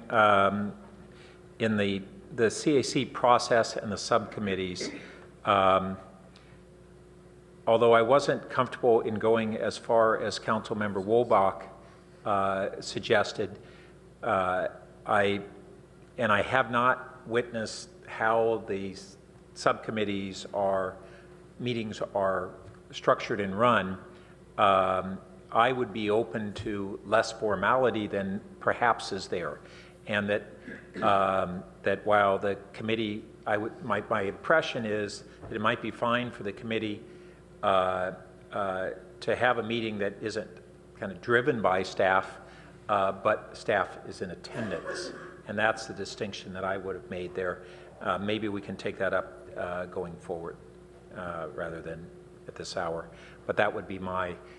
But we haven't had a chance to have that discussion. I frankly haven't seen how they are being run, but I've had a sense that maybe the CAC and the council would be open to those subcommittees being CAC-led and initiated and that kind of thing. And staff would be too. We just would like to have the direction before we go down that road, so thank you.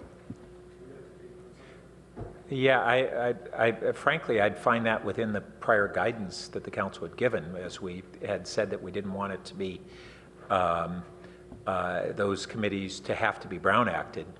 I'm not sure what the interpretation was, but yeah. Sir?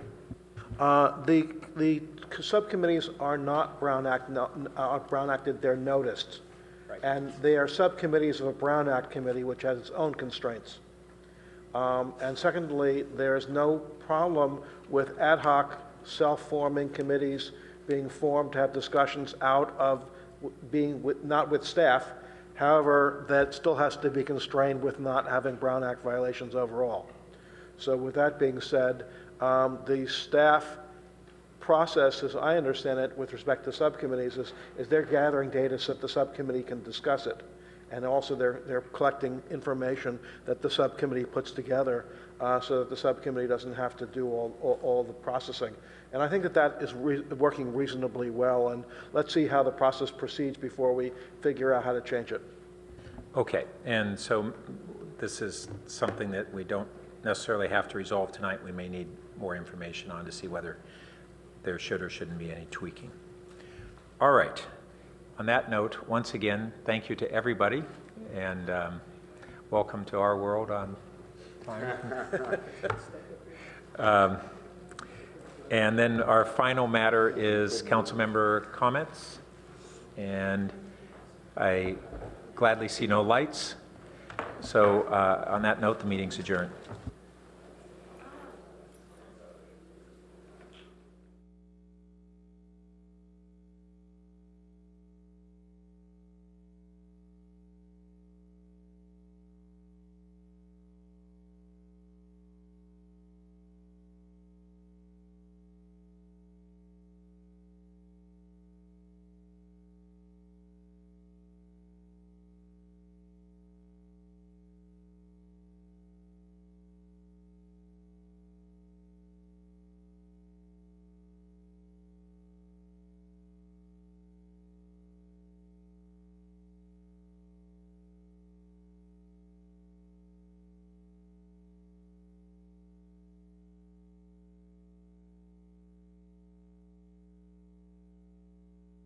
you can just sink your entire teeth into all kinds of great stuff, and from that they form their